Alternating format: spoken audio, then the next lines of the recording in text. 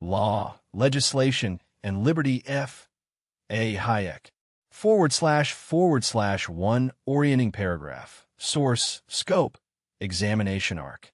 // front matter. Right last, place at start. Abstract. F. A. Hayek's Law, Legislation, and Liberty, 1973 to 1979, is a three-volume treatise arguing that the preservation of a free society depends on three fundamental insights that have never been adequately expounded. The first is that a self-generating or spontaneous order and an organization are distinct, and that their distinctiveness is related to two different kinds of rules or laws. The second is that social or distributive justice has meaning only within an organization. It is meaningless in, and wholly incompatible with, that spontaneous order which Adam Smith called the Great Society. The third is that the predominant model of liberal democratic institutions, in which the same representative body lays down the rules of just conduct and directs government, necessarily leads to a gradual transformation of the spontaneous order of a free society into a totalitarian system. Hayek proposes a radical institutional reform, the division of representative assemblies into three distinct bodies, each democratically constituted, but each designed for its particular function, and traces the consequences of failing to recover the rule of law against the demands of egalitarian social justice. Executive summary. Central thesis.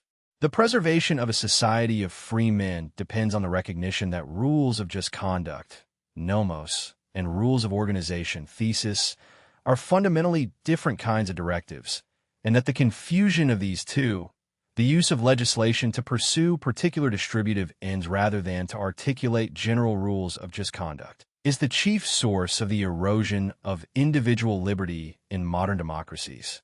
When the same representative body both makes the rules and directs the government, law ceases to mean universal and uniform rules of just conduct and becomes instead an instrument for conferring discretionary powers on those in office. The remedy is a constitutional reconstruction that separates the task of laying down general rules from the task of directing government, thereby restoring the rule of law and dethroning politics from the position of supreme authority it has usurped. Foundational observations. Spontaneous order versus organization. The most important distinction in social theory is between a self-generating order whose formation requires no one to possess the knowledge that would be needed to direct it, and an organization whose functioning depends on someone directing its members toward particular ends. Every society is in fact a mixture of both, but the confusion of the two, the attempt to direct a spontaneous order as if it were an organization, is the root of the chief errors in political thought. Social justice as a mirage. The concept of social or distributive justice, which demands that the results of market processes be distributed according to some principle of fairness, is meaningless when applied to a spontaneous order. In such an order, no one directs the outcomes. They are the unintended consequence of countless individual actions governed by abstract rules. To demand justice of these outcomes is to demand the impossible, the direction of an order that by its nature cannot be directed. Nomos versus thesis. Rules of just conduct, nomos, are general, abstract, and negative. They prohibit certain actions but do not direct anyone toward particular ends. Rules of organization, thesis, are specific, positive, and hierarchical. They tell members of an organization what to do in pursuit of its purposes. The rule of law consists in the predominance of nomos. Its erosion occurs when legislation increasingly takes the form of thesis. The three-tiered assembly. Hayek's institutional proposal divides representative assemblies into three bodies. A legislative assembly concerned with articulating general rules of just conduct, a governmental assembly organized on party lines to direct current affairs, and a constitutional assembly to maintain the framework of the Constitution itself. This separation prevents the confusion of lawmaking with government direction and restores the meaning of the rule of law. Cultural evolution and the three sources of human values. Human values are not solely innate, as sociobiology claims, nor solely rationally designed, as constructivism holds. but are largely the product of cultural evolution, a process of selective transmission in which rules and practices that prove beneficial for the growth of orderly human groups were preserved and transmitted across generations. The deliberate destruction of these cultural traditions, whether by scientific error or ideological enthusiasm, threatens the foundations of civilization itself. Significance and recommendation. Law, legislation, and liberty is indispensable for anyone who seeks to understand the intellectual foundations of the free society and the institutional mechanisms by which it can be preserved. It is required reading for constitutional lawyers, political philosophers, economists, and all citizens who wish to grasp why unlimited democratic government tends toward the erosion of the very freedoms it was meant to protect. The book should be read in conjunction with Hayek's earlier The Constitution of Liberty, 1960, which provides the philosophical framework that the three-volume treatise extends and deepens. Its arguments are as relevant today as when they were first published, perhaps more so, in an era when the demand for distributive justice and the expansion of government direction have accelerated far beyond what Hayek himself could have foreseen. / Body. Volume 1. Rules and Order. Introduction. The project of liberal constitutionalism has manifestly failed in its own terms. The separation of powers has not prevented governments from acquiring by constitutional means precisely those powers which the Constitution was meant to deny them. Constitutionalism, which ought to mean limited government, has been reconciled with unlimited majority rule.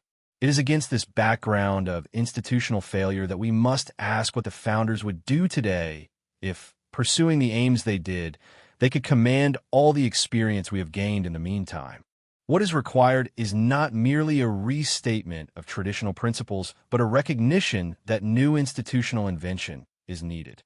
Three developments in particular have undermined the ideals of a free society: the loss of the belief in a justice independent of personal interest, the consequent use of legislation to authorize coercion to achieve particular results for specific persons or groups, and the fusion in the same representative assemblies of the task of articulating the rules of just conduct with that of directing government. The preservation of a society of free men depends on three fundamental insights to which the three main parts of this work are devoted.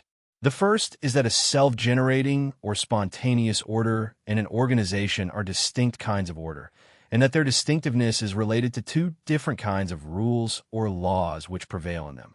The second is that social or distributive justice has meaning only within an organization, but is meaningless in and wholly incompatible with the spontaneous order which Adam Smith called the Great Society. The third is that the predominant model of liberal democratic institutions, in which the same representative body both lays down the rules of just conduct and directs government, necessarily leads to a gradual transformation of the spontaneous order of a free society into a totalitarian system conducted in the service of some coalition of organized interests.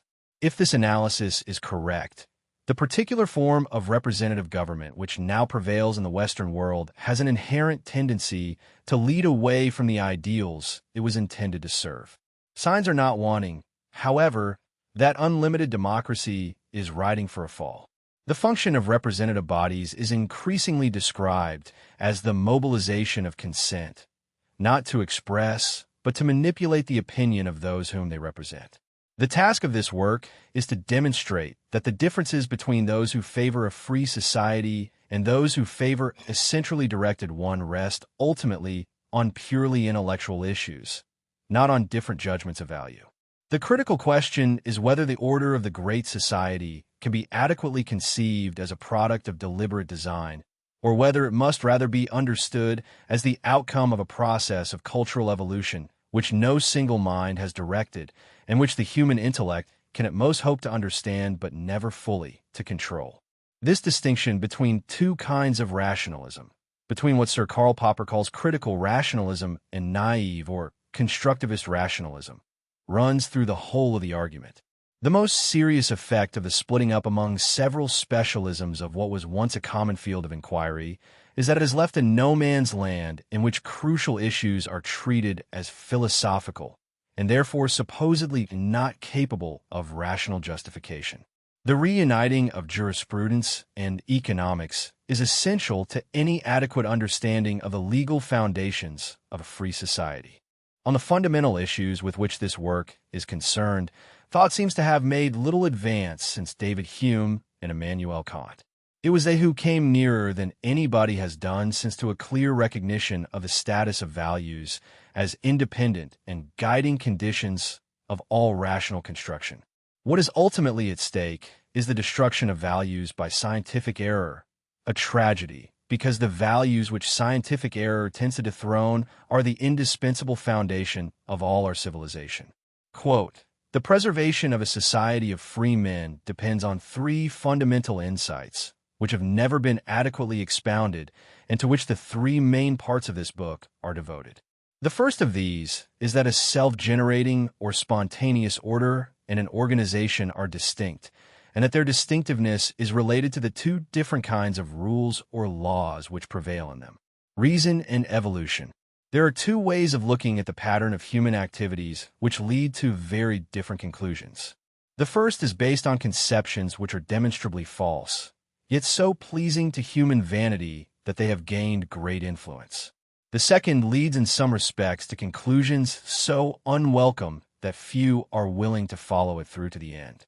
Yet the effect of allowing ourselves to be deluded by the first view has always been that man has actually limited the scope of what he can achieve. For it has always been the recognition of the limits of the possible which has enabled man to make full use of his powers. Construction and evolution. The first view holds that human institutions will serve human purposes only if they have been deliberately designed for these purposes, and always that we should so redesign society that all our actions will be wholly guided by known purposes.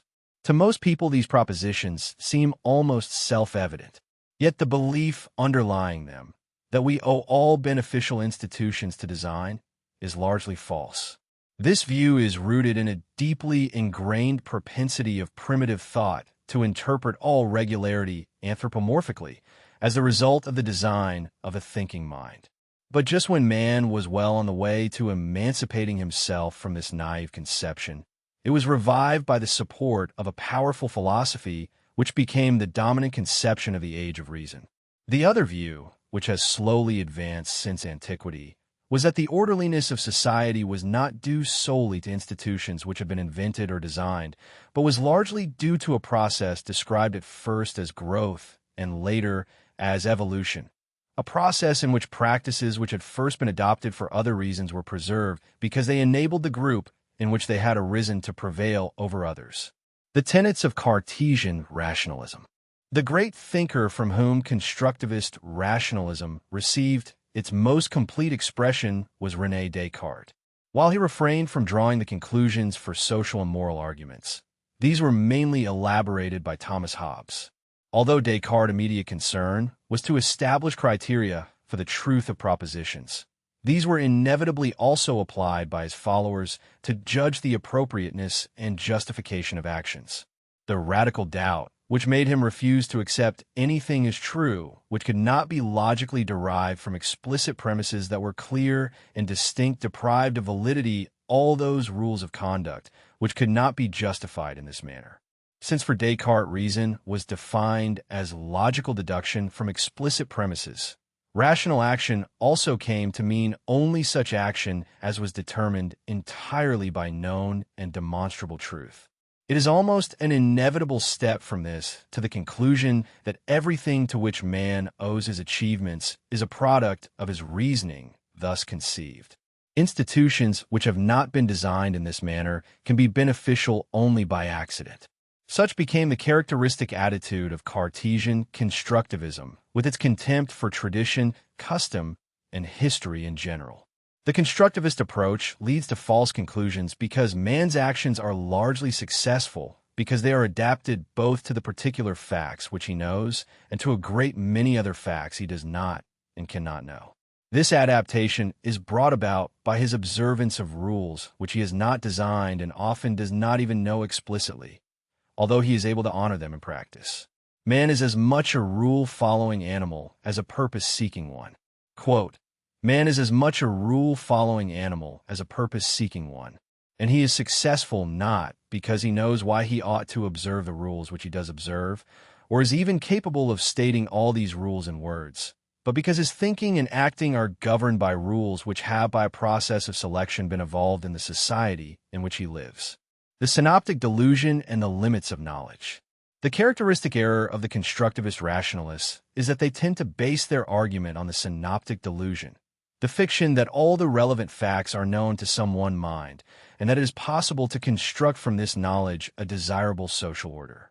Those who are fascinated by the beautiful plans which result from such an approach, because they are so orderly, so visible, so easy to understand, are the victims of this delusion. The fact of our irremediable ignorance of most of the particular facts which determine the processes of society is, however, the reason why most social institutions have taken the form they actually have. The structure of human activities constantly adapts itself and functions through adapting itself to millions of facts which in their entirety are not known to anybody. In the great or open society where millions of men interact, it is not so much the greater knowledge that the individual can acquire as the greater benefit he receives from the knowledge possessed by others. The chief reason why modern man has become so unwilling to admit that the constitutional limitations on his knowledge form a permanent barrier to the possibility of a rational construction of the whole of society is his unbounded confidence in the powers of science, a confidence that rests on a misconception of the tasks and powers of science. Synoptic delusion, the fiction that all the relevant facts are known to some one mind, and that it is possible to construct from this knowledge of the particulars a desirable social order. The constructivist rationalists are its chief victims, for they assume away the central problem of social order, the dispersion of knowledge among millions of individuals, in order to proceed with their plans. Fragmentation of knowledge. The fact that each member of society can have only a small fraction of the knowledge possessed by all, and that each is therefore ignorant of most of the facts on which the working of society rests. It is the utilization of much more knowledge than anyone can possess, and the fact that each moves within a coherent structure, most of whose determinants are unknown to him, that constitutes the distinctive feature of all advanced civilizations. Quote, civilization rests on the fact that we all benefit from knowledge which we do not possess. And one of the ways in which civilization helps us to overcome that limitation on the extent of individual knowledge is by conquering ignorance, not by the acquisition of more knowledge, but by the utilization of knowledge which is and remains widely dispersed among individuals. The concurrent evolution of mind and society. The errors of constructivist rationalism are closely connected with Cartesian dualism, the conception of an independently existing mind substance which stands outside the cosmos of nature. The fact is that this mind is an adaptation to the natural and social surroundings in which man lives, and that it has developed in constant interaction with the institutions which determine the structure of society. Mind is as much the product of the social environment as something that has in turn acted upon and altered these institutions. The cultural heritage into which man is born consists of a complex of practices or rules of conduct which have prevailed because they made a group of men successful, but which were not adopted because it was known that they would bring about desired effects. Man acted before he thought and did not understand before he acted. Learning from experience is a process not primarily of reasoning, but of the observation, spreading, transmission, and development of practices which have prevailed because they were successful. The mind does not so much make rules as consist of rules of action. Two attributes of these rules must be stressed. The first is that they are observed in action without being known to the acting person in articulated form. The second is that such rules come to be observed because in fact they give the group in which they are practiced superior strength, and not because this effect is known to those who are guided by them.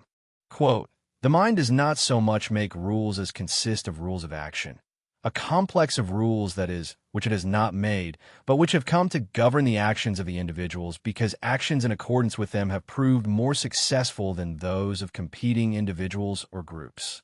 The false dichotomy of natural and artificial. The discussion of the problems with which we are concerned was long hampered by the universal acceptance of a misleading distinction introduced by the ancient Greeks: the division of phenomena between those which are natural and those which are artificial. The true significance of the evolutionary view is precisely that it provides us with a category between the natural and the artificial, a category of phenomena which are the result of human action but not of human design. The whole tradition of social thought has been misled by this confusion. It is not merely that many important social institutions have been erroneously regarded as natural and therefore unalterable, but even more that many which are the result of human action but not of human design have been treated as artificial and therefore subject to redesign. The systematic development of the evolutionary approach took place mainly through the work of the Scottish philosophers Hume, Smith, and their contemporaries.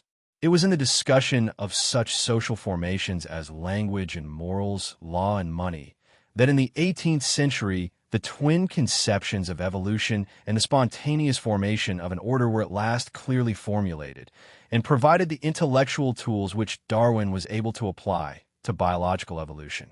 The other great misunderstanding which has led to a discrediting of the theory of social evolution is the belief that the theory of evolution consists of laws of evolution.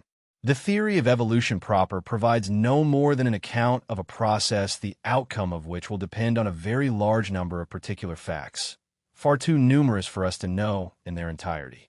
The persistence of constructivism in current thought. It is difficult to appreciate fully the extent to which the constructivist fallacy has during the last 300 years determined the attitudes of many of the most independent and courageous thinkers.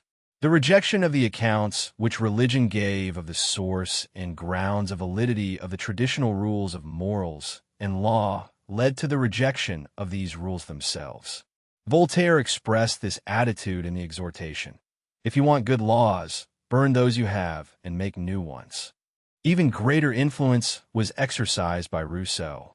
The refusal to recognize as binding any rules of conduct whose justification had not been rationally demonstrated became, in the 19th century, an ever-recurring theme. The best description of this state of mind is found in the account given by Lord Keynes in a talk entitled My Early Beliefs. Quote, "We entirely repudiated a personal liability on us to obey general rules. We claimed the right to judge every individual case on its merits and the wisdom, experience, and self-control to do so successfully. This was a very important part of our faith, violently and aggressively held, and for the outer world it was our most obvious and dangerous characteristic. We repudiated entirely customary morals, conventions, and traditional wisdom. We were, that is to say, in the strict sense of the term, immoralists. We recognized no moral obligation, no inner sanction to conform or obey. Before heaven, we claimed to be our own judge in our own case." Our anthropomorphic language. How deeply the erroneous constructivist or intentionalist interpretation pervades our thinking about the phenomena of society is seen when we consider the meaning of many of the terms which we have to use in referring to them. Most of the errors against which we shall have to argue are so deeply built into our language that the use of established terms will lead the unwary almost necessarily to wrong conclusions. We shall find that such current notions as that society acts or treats, rewards or remunerates persons, or that it values or owns or controls objects or services, or is responsible for or guilty of something, or that it has a will or purpose, can be just or unjust, or that the economy distributes or allocates resources, all suggest a false intentionalist interpretation. We shall see that such confusions are at the root of the basic conceptions of highly influential schools of thought, which have wholly succumbed to the belief that all rules or laws must have been invented or explicitly agreed upon by somebody. Only when it is wrongly assumed that all rules of just conduct have deliberately been made by somebody do such sophisms become plausible as that all power of making laws must be arbitrary, or that there must always exist an ultimate sovereign source of power from which all law derives. This is especially true of legal positivism, which proves on examination to be entirely based on the constructivist fallacy. Reason and abstraction. The aspects of the Cartesian tradition which we have described as constructivism are often also referred to simply as rationalism, and this is apt to give rise to a misunderstanding. It has become customary to speak of its early critics, especially Bernard Mandeville and David Hume, as anti-rationalists, and this has conveyed the impression that these anti-rationalists were less concerned to achieve the most effective use of reason. The fact is, however, that the so-called anti-rationalists insist that to make reason as effective as possible requires an insight into the limitations of the powers of conscious reason and into the assistance we obtain from processes of which we are not aware, an insight which constructivist rationalism lacks. Thus, if the desire to make reason as effective as possible is what is meant by rationalism, we are ourselves rationalists. If, however, the term means that conscious reason ought to determine every particular action, then such rationalism seems to us very unreasonable. The characteristic property of constructivist rationalism is that it is not content with abstraction, that it does not recognize that abstract concepts are a means to cope with the complexity of the concrete, which our mind is not capable of fully mastering. Evolutionary rationalism, on the other hand, recognizes abstractions as the indispensable means of the mind which enable it to deal with a reality it cannot fully comprehend. We never act and could never act in full consideration of all the facts of a particular situation, but always by singling out as relevant only some aspects of it. Abstraction is not something which the mind produces by processes of logic from its perception of reality, but rather a property of the categories with which it operates, not a product of the mind, but rather what constitutes the mind. Quote, if the desire to make reason as effective as possible is what is meant by rationalism, I am myself a rationalist. If, however, the term means that conscious reason ought to determine every particular action, I am not a rationalist, and such rationalism seems to me to be very unreasonable. The revolt against reason. The constructivist rationalism, which knows no bounds to the applications of conscious reason, has historically again and again given birth to a revolt against reason. Indeed, this development, in which an overestimation of the powers of reason leads through disillusionment to a violent reaction against the guidance by abstract reason, is not in the least paradoxical, but almost inevitable. The illusion that leads constructivist rationalists regularly to an enthronement of the will consists in the belief that reason can transcend the realm of the abstract and by itself is able to determine the desirability of particular actions. The rationalist revolt against reason is usually directed against the abstractness of thought. It will not recognize that all thought must remain abstract to various degrees, and that therefore it can never by itself fully determine particular actions. Reason is merely a discipline, an insight into the limitations of the possibilities of successful action, which often will tell us only what not to do. The reliance on the abstract is thus not a result of an overestimation, but rather of an insight into the limited powers of our reason. It is the overestimation of the powers of reason which leads to the revolt against the submission to abstract rules. Constructivist rationalism rejects the demand for this discipline of reason because it deceives itself that reason can directly master all the particulars. The hubris of reason manifests itself in those who believe that they can dispense with abstraction and achieve a full mastery of the concrete, and thus positively master the social process. The desire to remodel society after the image of individual man, which since Hobbes has governed rationalist political theory, leads to a striving not merely to be, but to make everything rational. Constructivist rationalism, the intellectual tradition descending from Descartes and elaborated by Hobbes, which holds that all social institutions are, and ought to be, the product of deliberate design. That reason, defined as logical deduction from explicit premises, is the sole legitimate guide to action, and that tradition, custom, and inherited rules are at best impediments to rational reconstruction of society. This tradition, though it promises unlimited power to realize human wishes, has in practice limited man's capacity for achievement by denying him the assistance of evolved rules whose rationale he cannot fully articulate. Evolutionary, critical, rationalism. The tradition, descending from Hume and developed by Mandeville, Smith, and in the 20th century by Popper, which recognizes that reason is always embedded in a framework of rules and institutions it did not create and cannot fully comprehend, that the mind is as much a product of social evolution as its instrument, and that the proper task of reason is not to redesign society from scratch, but to understand and revise particular rules within the framework of evolved order. This rationalism insists that the desire to make reason as effective as possible requires an insight into its limitations. Quote, "The hubris of reason manifests itself in those who believe that they can dispense with abstraction and achieve a full mastery of the concrete, and thus positively master the social process.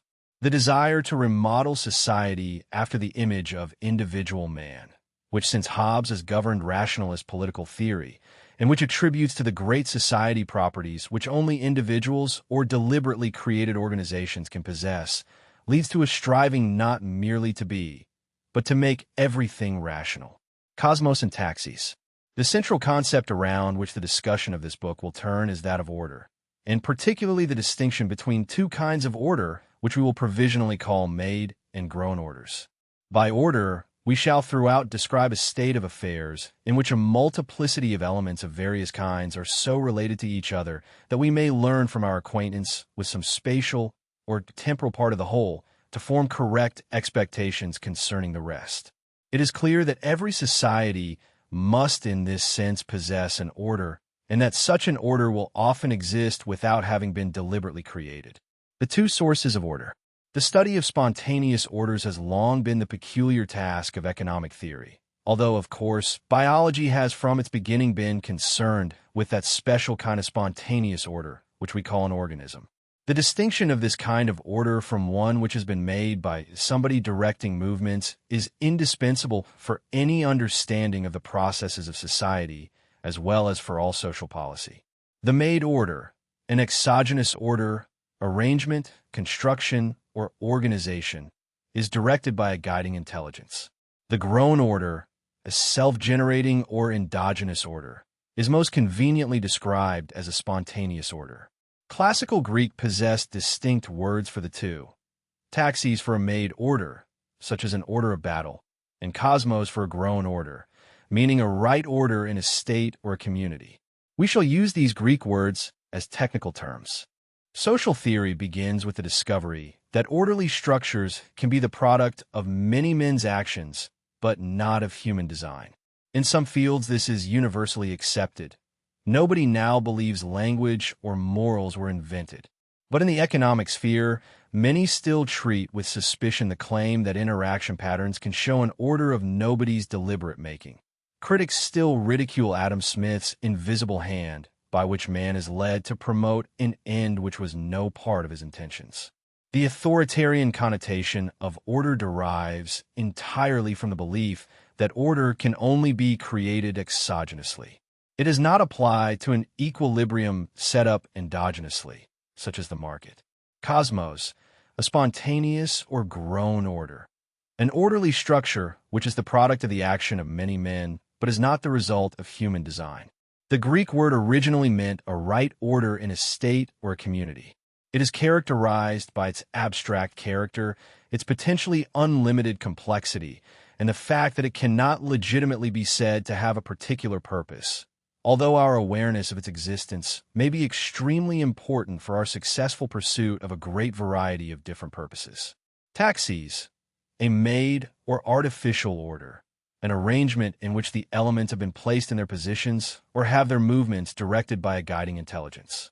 Such an order is necessarily concrete, limited in complexity, and serves a particular purpose of the maker.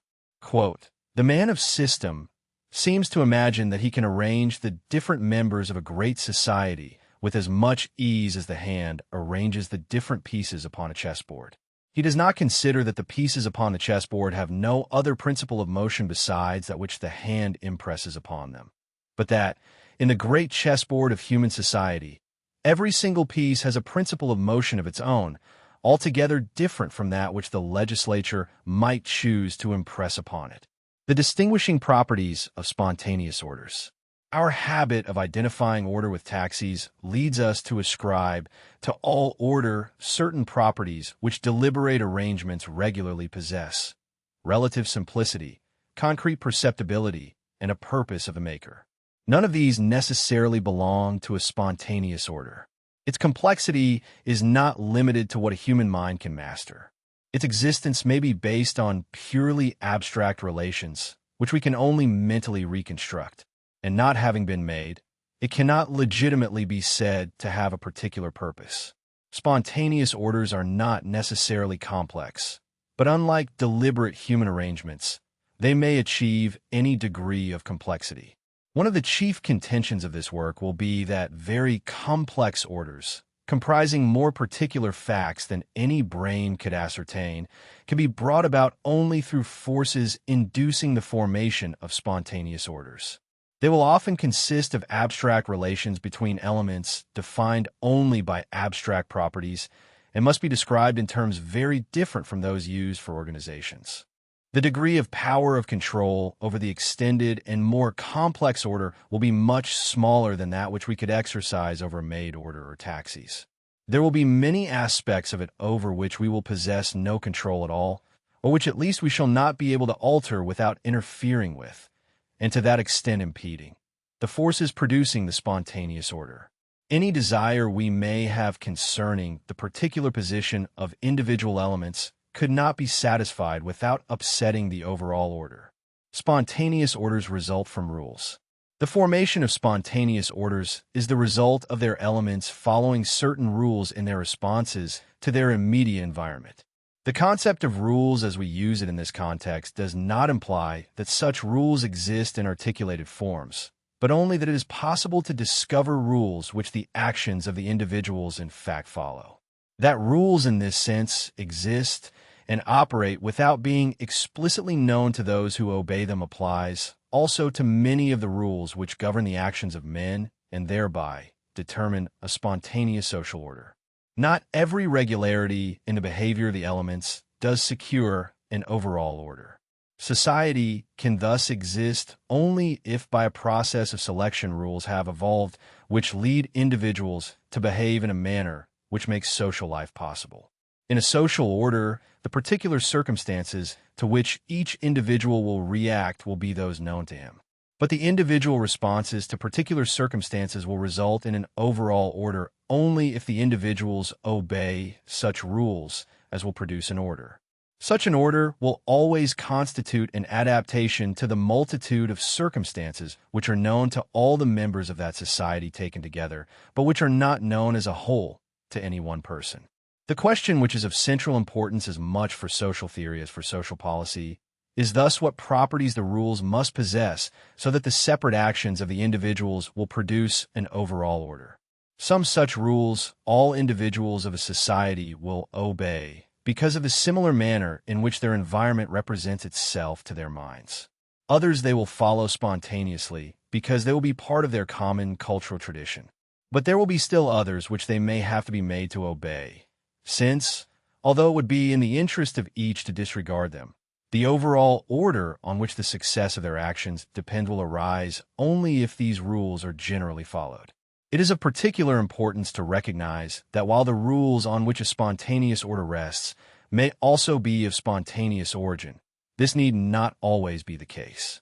Although undoubtedly an order originally formed itself spontaneously because the individuals followed rules which had not been deliberately made but had arisen spontaneously, people gradually learned to improve those rules, and it is at least conceivable that the formation of a spontaneous order relies entirely on rules that were deliberately made. The spontaneous character of the resulting order must therefore be distinguished from the spontaneous origin of the rules on which it rests. Quote, "Society can thus exist only if by a process of selection rules have evolved which lead individuals to behave in a manner which makes social life possible. It should be remembered that for this purpose selection will operate as between societies of different types.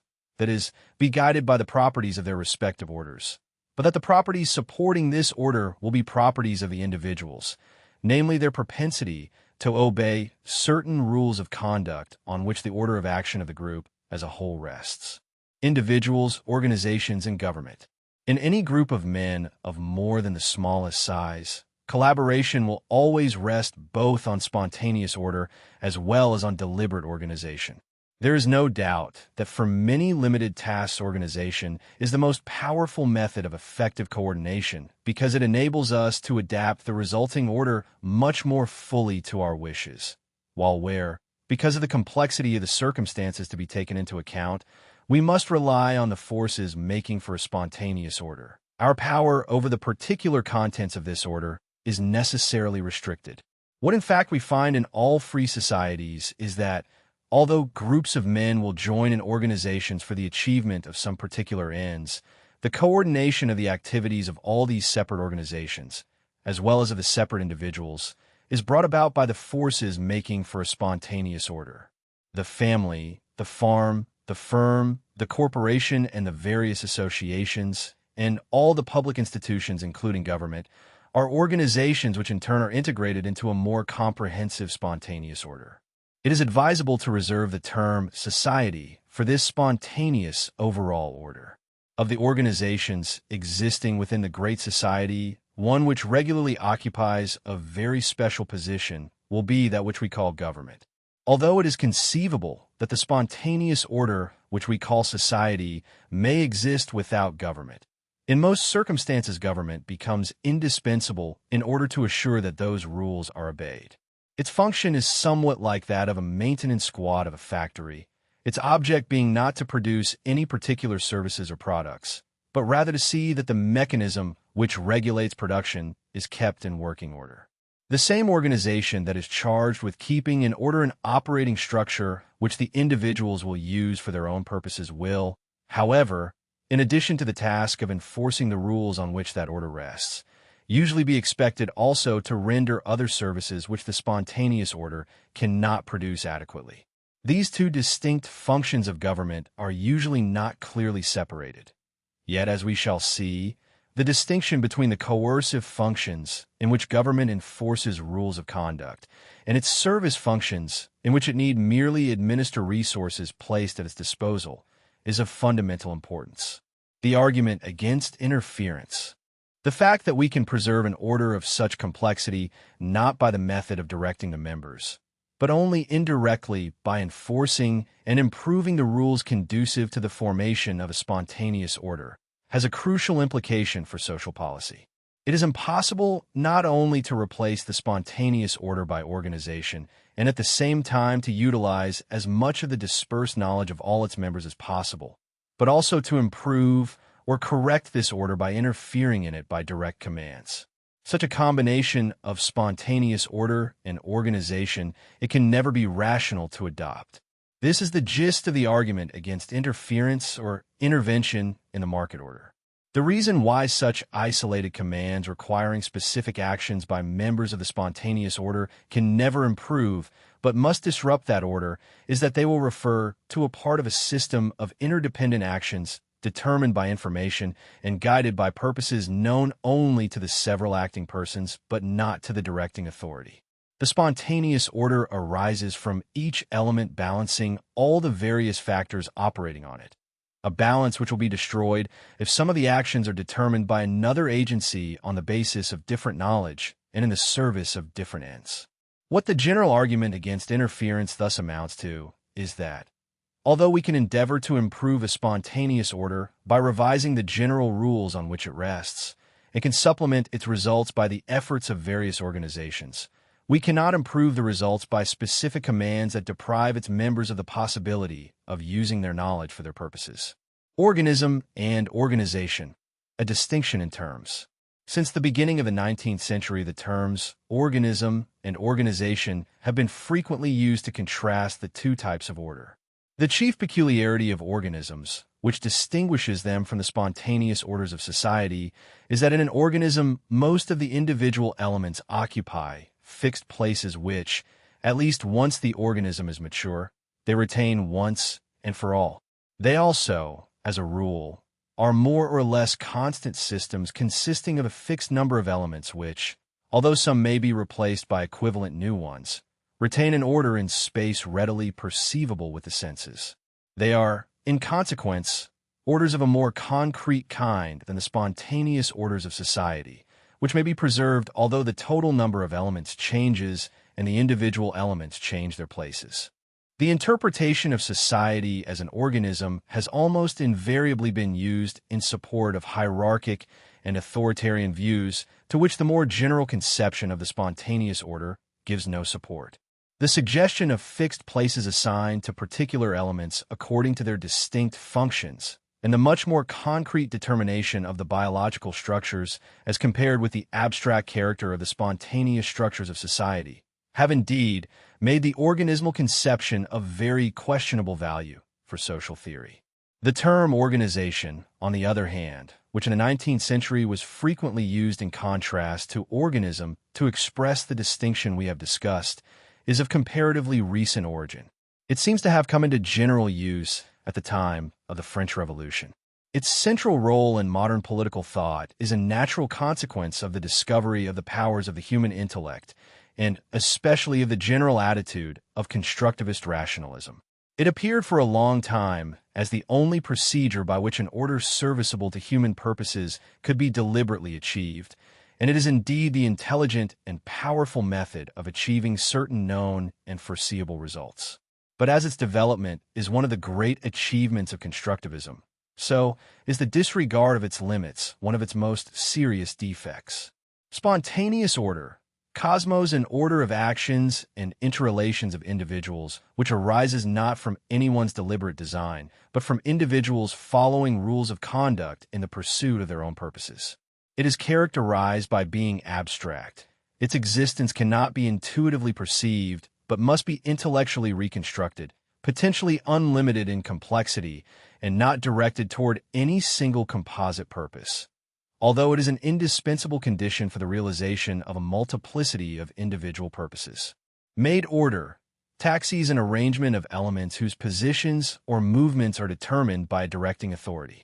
Unlike a spontaneous order, a taxis is necessarily concrete, limited in complexity to what the directing mind can survey, and directed toward the achievement of specific, foreseeable purposes of the maker.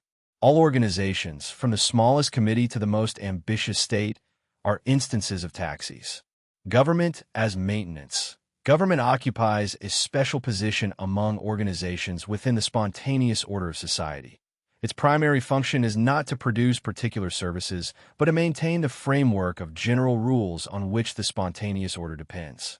This function is analogous to that of a maintenance squad, whose task is to keep the machinery in working order, not to determine what the machinery will produce.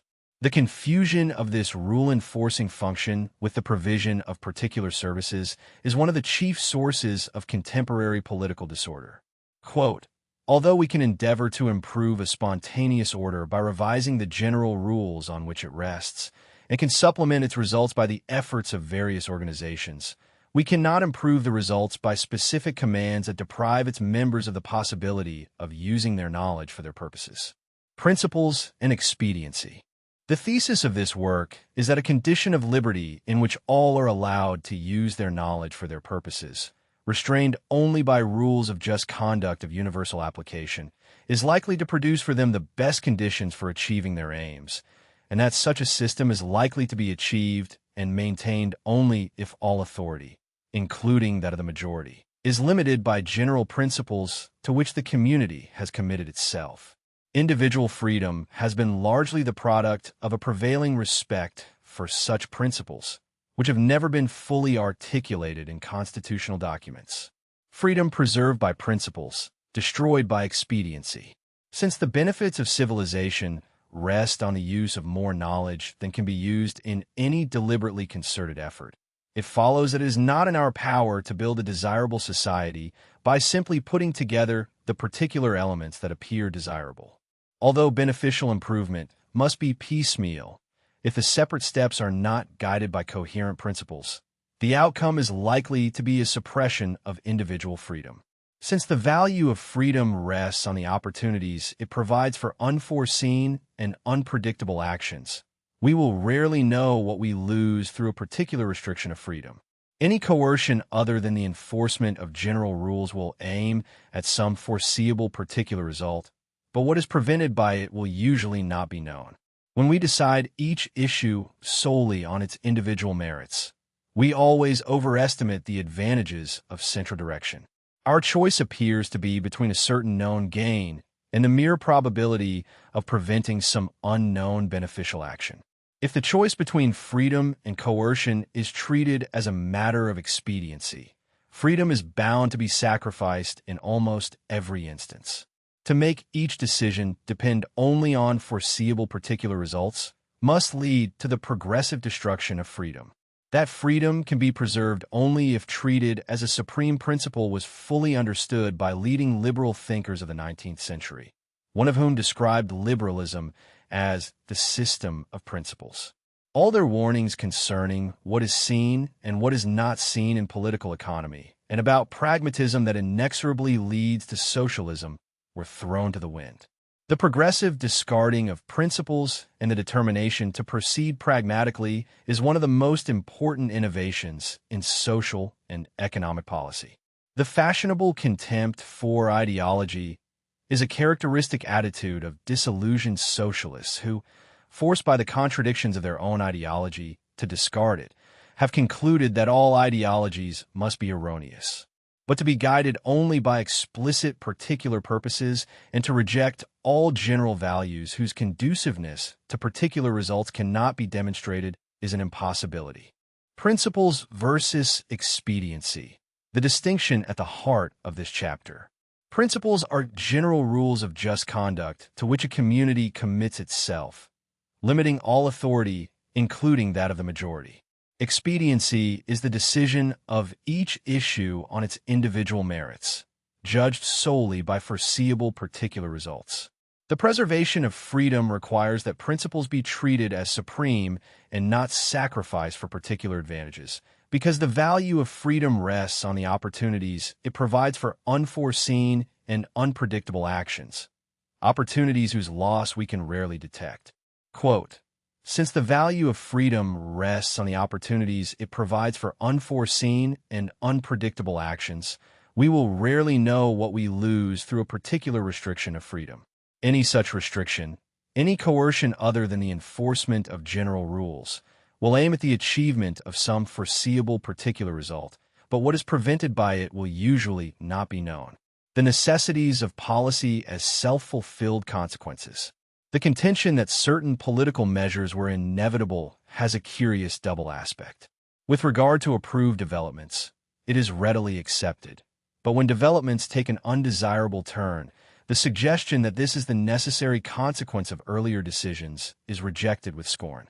The idea that we cannot build a desirable social order like a mosaic by selecting whatever parts we like best seems intolerable to modern man.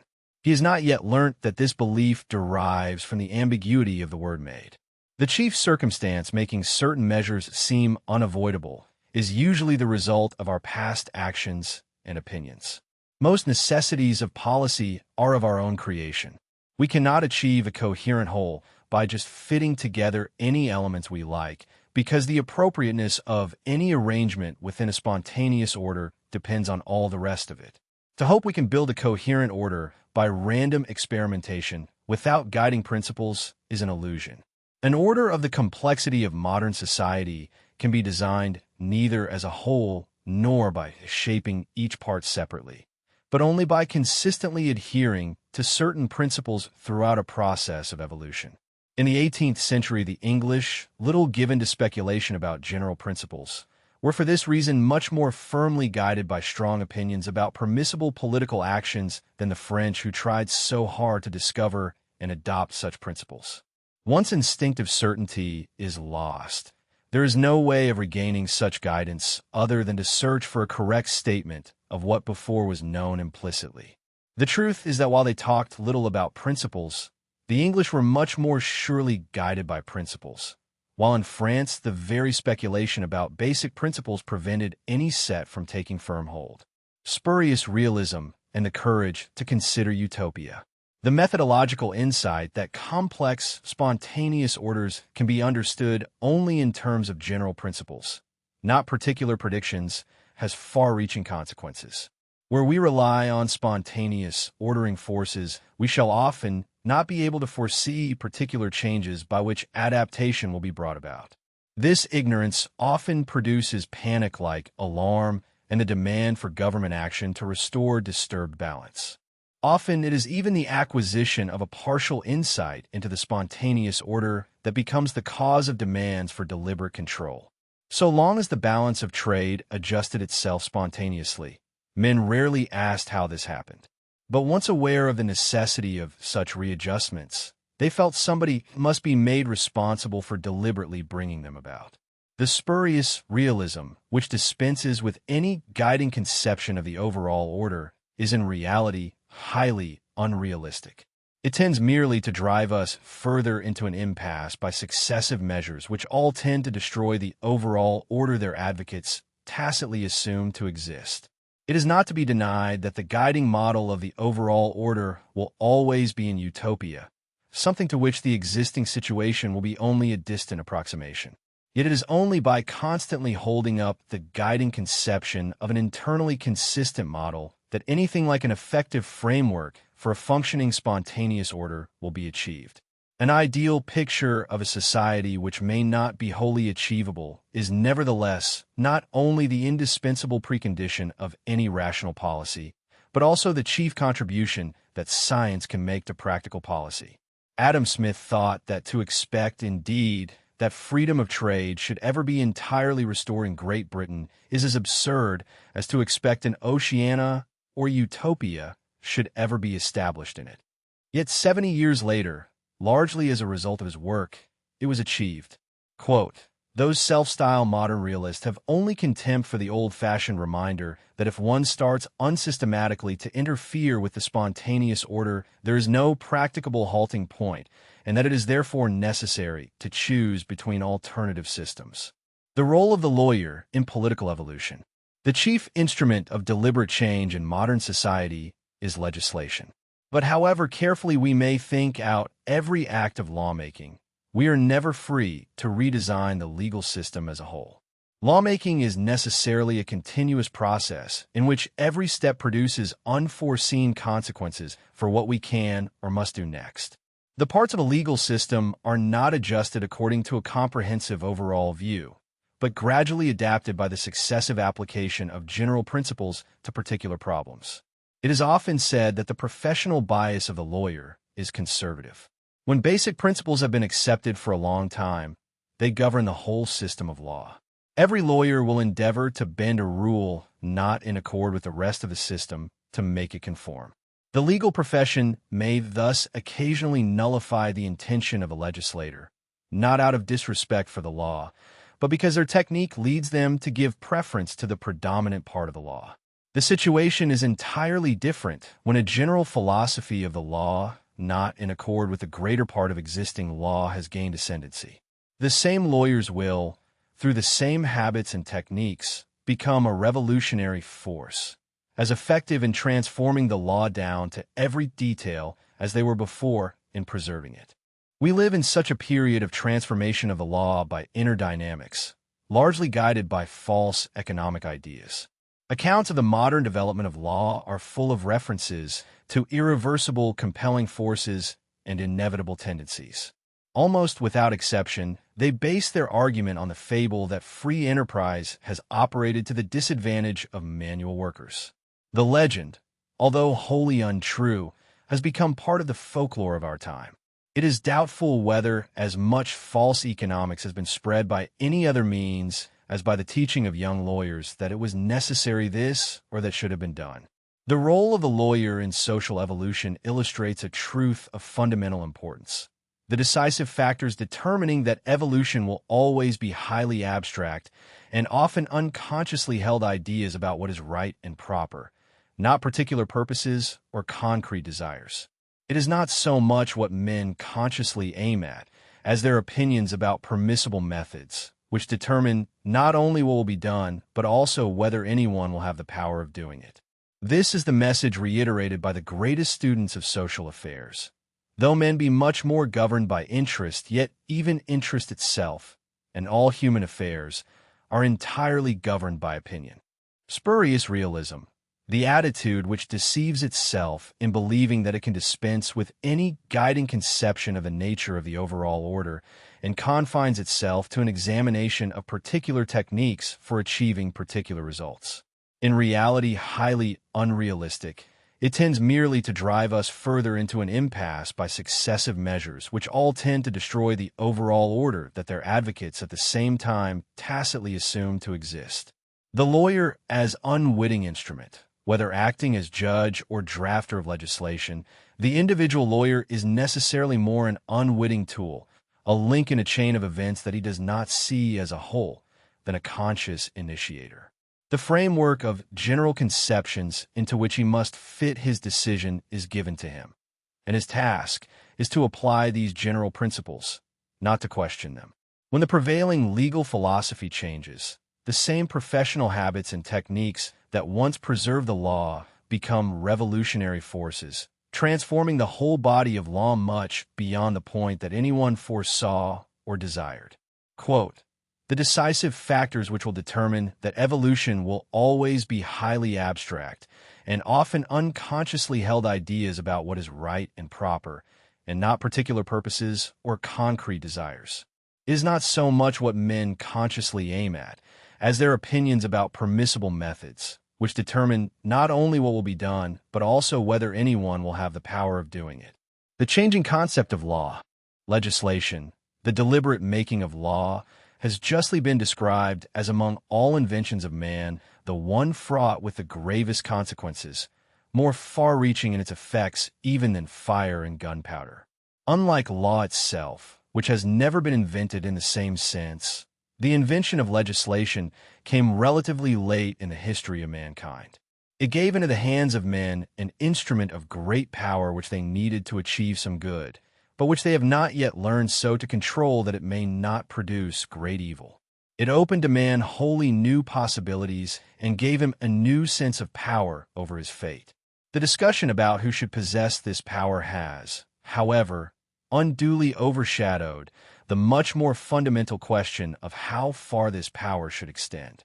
It will certainly remain an exceedingly dangerous power, so long as we believe that it will do harm only if wielded by bad men.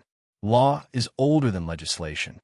Law in the sense of enforced rules of conduct is undoubtedly coeval with society. Only the observance of common rules makes the peaceful existence of individuals in society possible.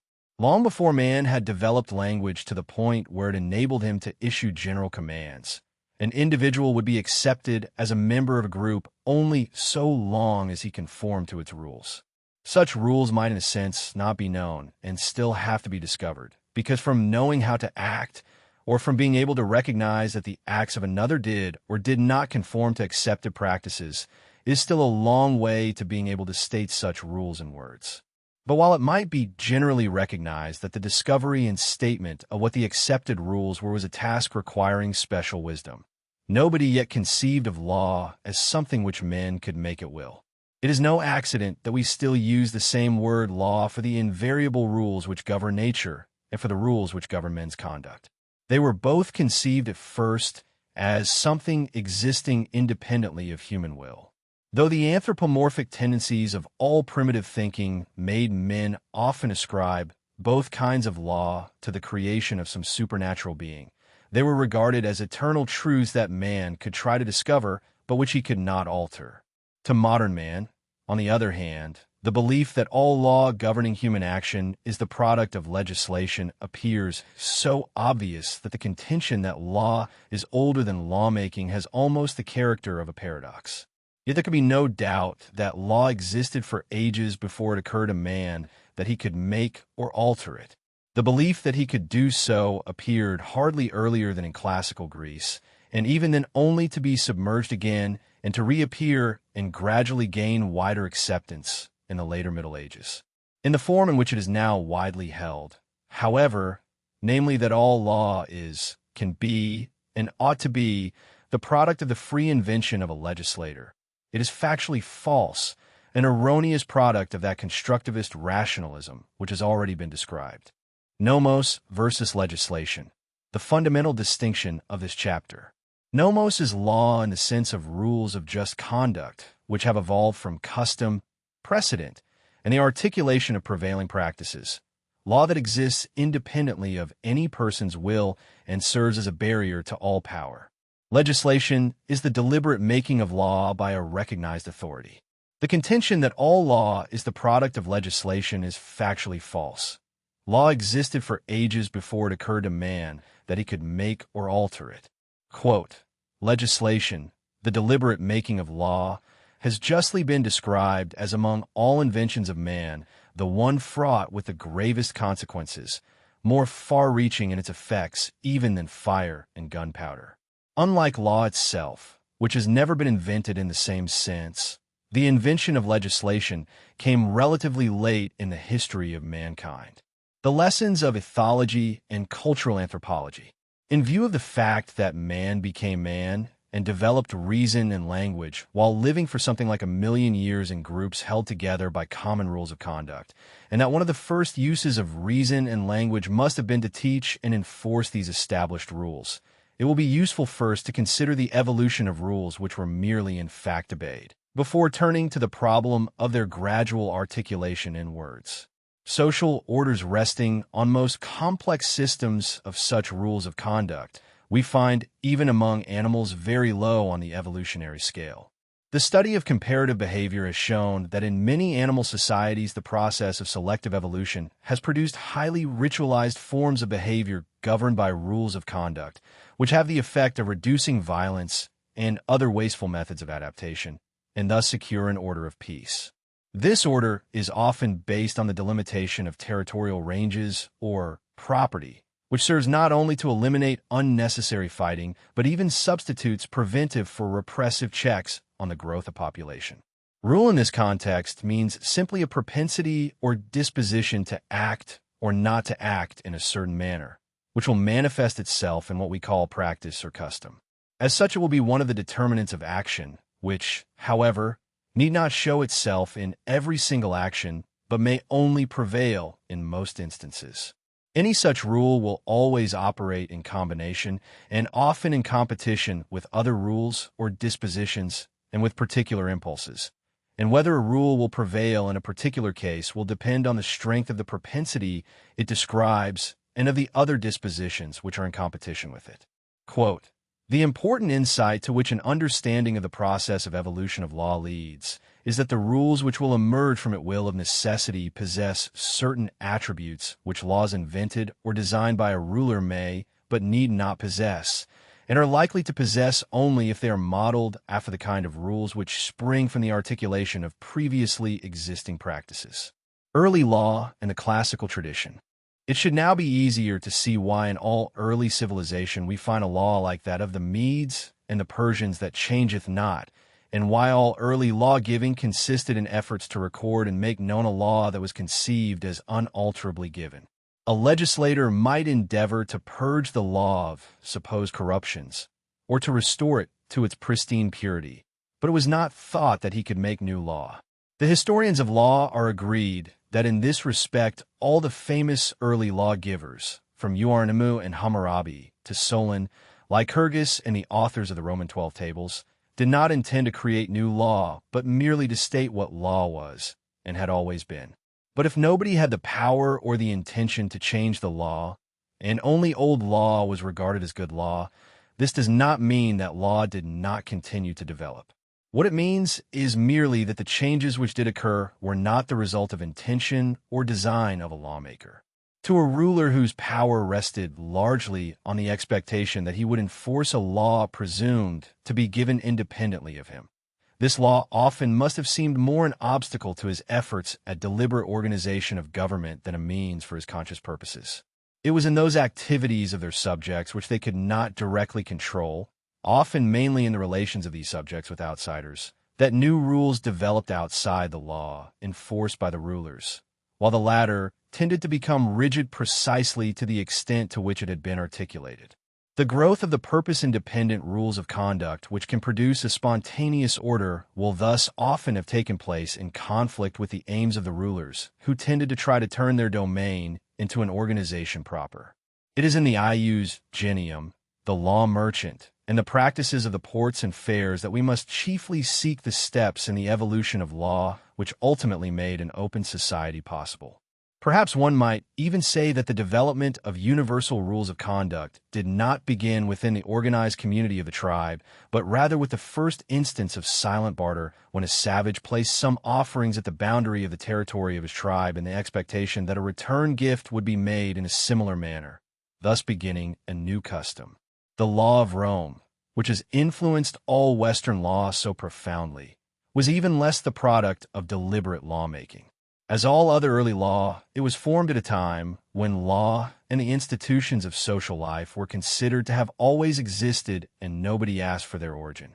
The idea that law might be created by men is alien to the thinking of early people. In fact, the classical Roman civil law, on which the final compilation of Justinian was based, is almost entirely the product of law finding by jurists, and only to a very small extent the product of legislation, by a process very similar to that by which later the English common law developed, and differing from it mainly in that the decisive role was played by the opinions of legal scholars rather than the decisions of judges. A body of law grew up through the gradual articulation of prevailing conceptions of justice, rather than by legislation. The only country that succeeded in preserving the tradition of the Middle Ages and built on the medieval liberties, the modern conception of liberty under the law, was England. This was partly due to the fact that England escaped a wholesale reception of the late Roman law, and with it the conception of law as the creation of some ruler.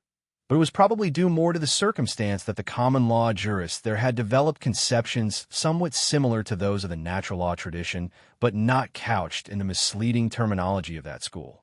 What prevented the development of a highly centralized absolute monarchy was the deeply entrenched tradition of a common law that was not conceived as the product of anyone's will, but rather as a barrier to all power, including that of the king. A tradition which Edward Coke was to defend against King James I and Francis Bacon. The distinction between rules of just conduct and rules of organization. The distinction between the universal rules of just conduct, the nomos, and the rules for the organization of government, the thesis, is one which the whole tradition of legal positivism has obscured.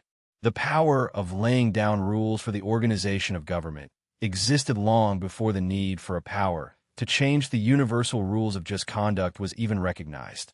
Rulers faced with the task of enforcing a given law and of organizing defense and various services had long experienced the necessity of laying down rules for their officers or subordinates, and they would have made no distinction as to whether these rules were of a purely administrative character or subsidiary to the task of enforcing justice. It was in connection with rules of the organization of government that the deliberate making of laws became a familiar and everyday procedure. Every new undertaking of a government or every change in the structure of government required some new rules for its organization. The laying down of such new rules thus became an accepted procedure long before anyone contemplated using it for altering the established rules of just conduct. But when the wish to do so arose, it was almost inevitable that the task was entrusted to the body which had always made laws in another sense, and often had also been asked to testify as to what the established rules of just conduct were. This confusion of two fundamentally different kinds of rules under the single term legislation is the source of much of the intellectual confusion that pervades contemporary legal and political thought. The rules of just conduct, the nomos, are general, abstract, and purpose-independent. They define a protected domain for each individual and enable a spontaneous order to form itself. The rules of organization, the thesis, are necessarily particular, concrete, and directed to specific purposes. They concern the internal structure and operations of the apparatus of government. When the same body that makes rules of organization also makes rules of just conduct, the result is an inevitable tendency for the character of the latter to be infected by the character of the former.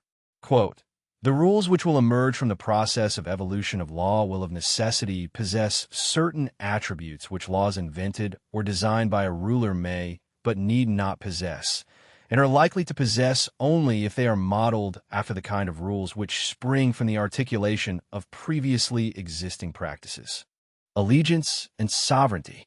The authority of a legislator always rests, however, on something which must be clearly distinguished from an act of will on a particular matter in hand, and can therefore also be limited by the source from which it derives its authority. This source is a prevailing opinion that the legislator is authorized only to prescribe what is right, where this opinion refers not to the particular content of the rule, but to the general attributes which any rule of just conduct must possess.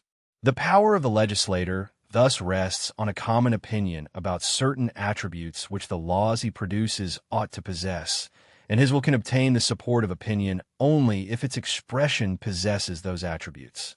So long as the legislator satisfies the expectation that what he resolves will possess those attributes, he will be free so far as the particular contents of its resolutions are concerned, and will in this sense be sovereign.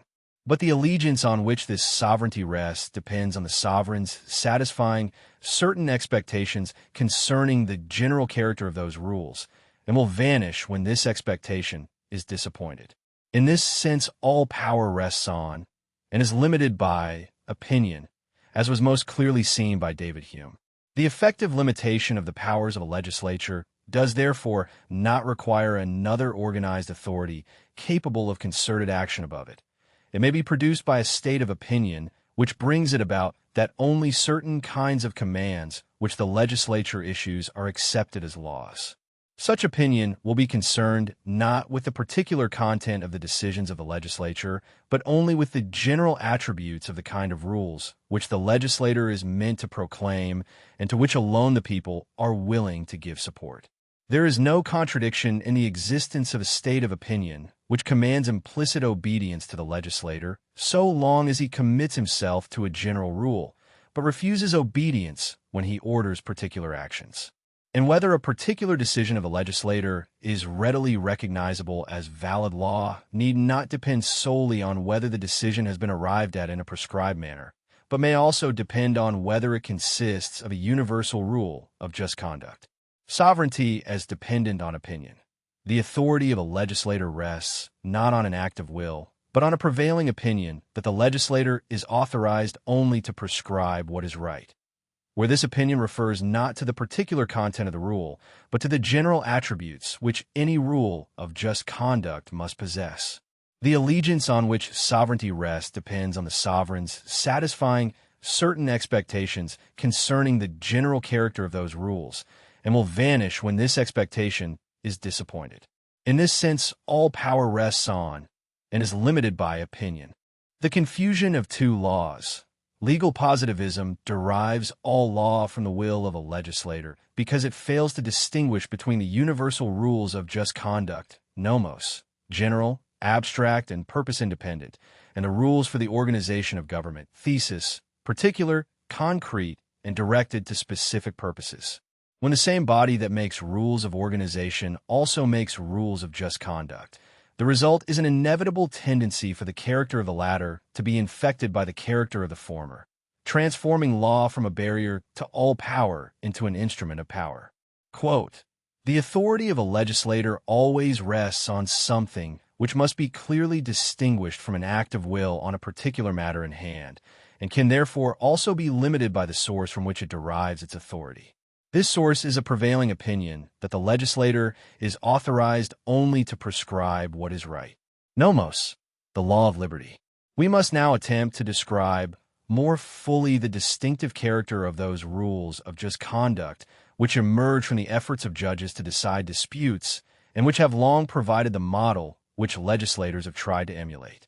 It has already been pointed out that the ideal of individual liberty seems to have flourished chiefly among people where, at least for long periods, judge-made law predominated.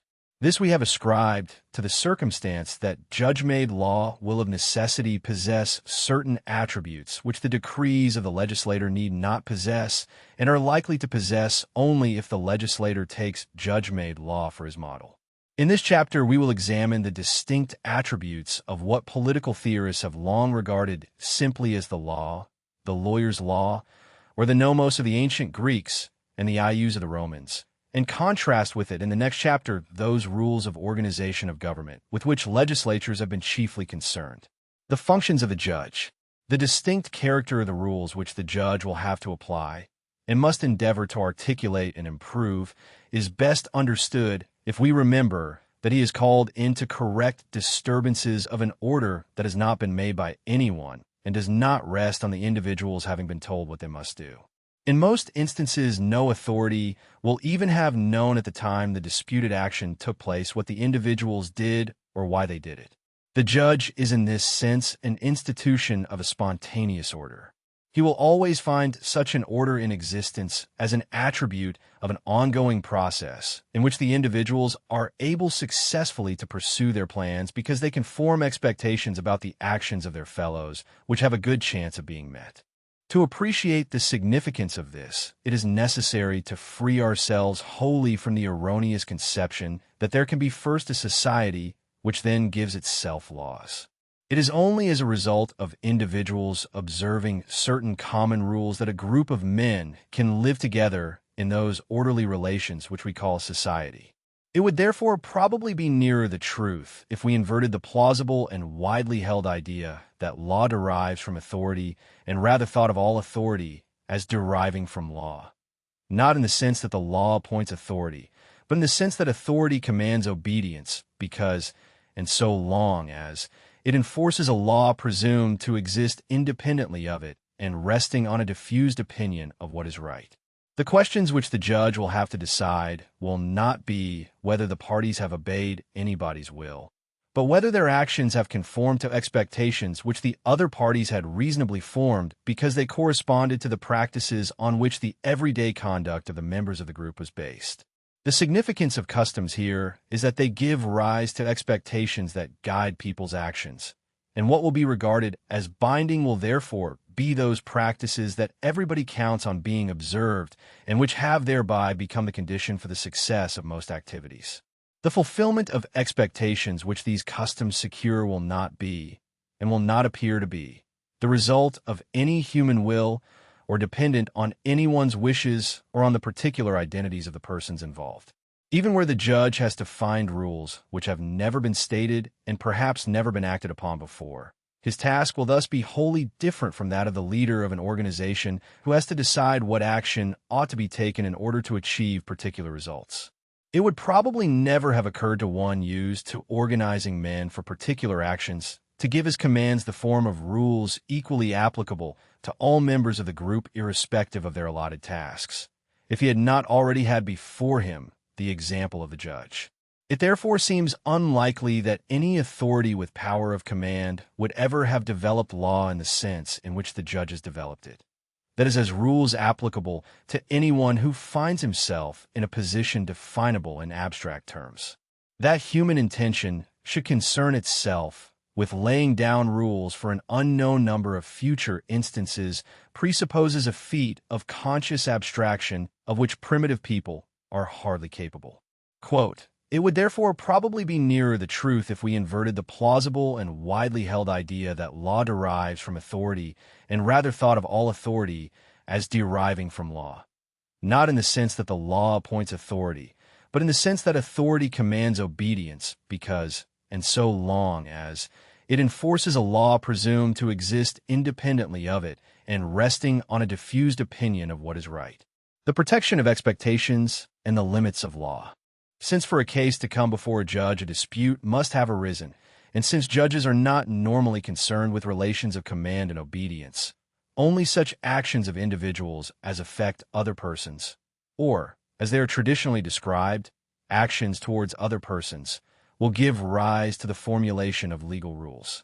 Actions which are clearly not of this kind, such as what a person does alone within his four walls, or even the voluntary collaboration of several persons in a manner which clearly cannot affect or harm others, can never become the subject of rules of conduct that will concern a judge. But what are actions towards others, and to what extent can conflict between them be prevented by rules of conduct? The law evidently cannot prohibit all actions which may harm others, not only because no one can foresee all the effects of any action, but also because most changes of plans which new circumstances suggest to some are likely to be to the disadvantage of some others. The protection against disappointment of expectations which the law can give in an ever-changing society will always be only the protection of some expectations, but not of all. And some harm knowingly caused to others is even essential for the preservation of a spontaneous order.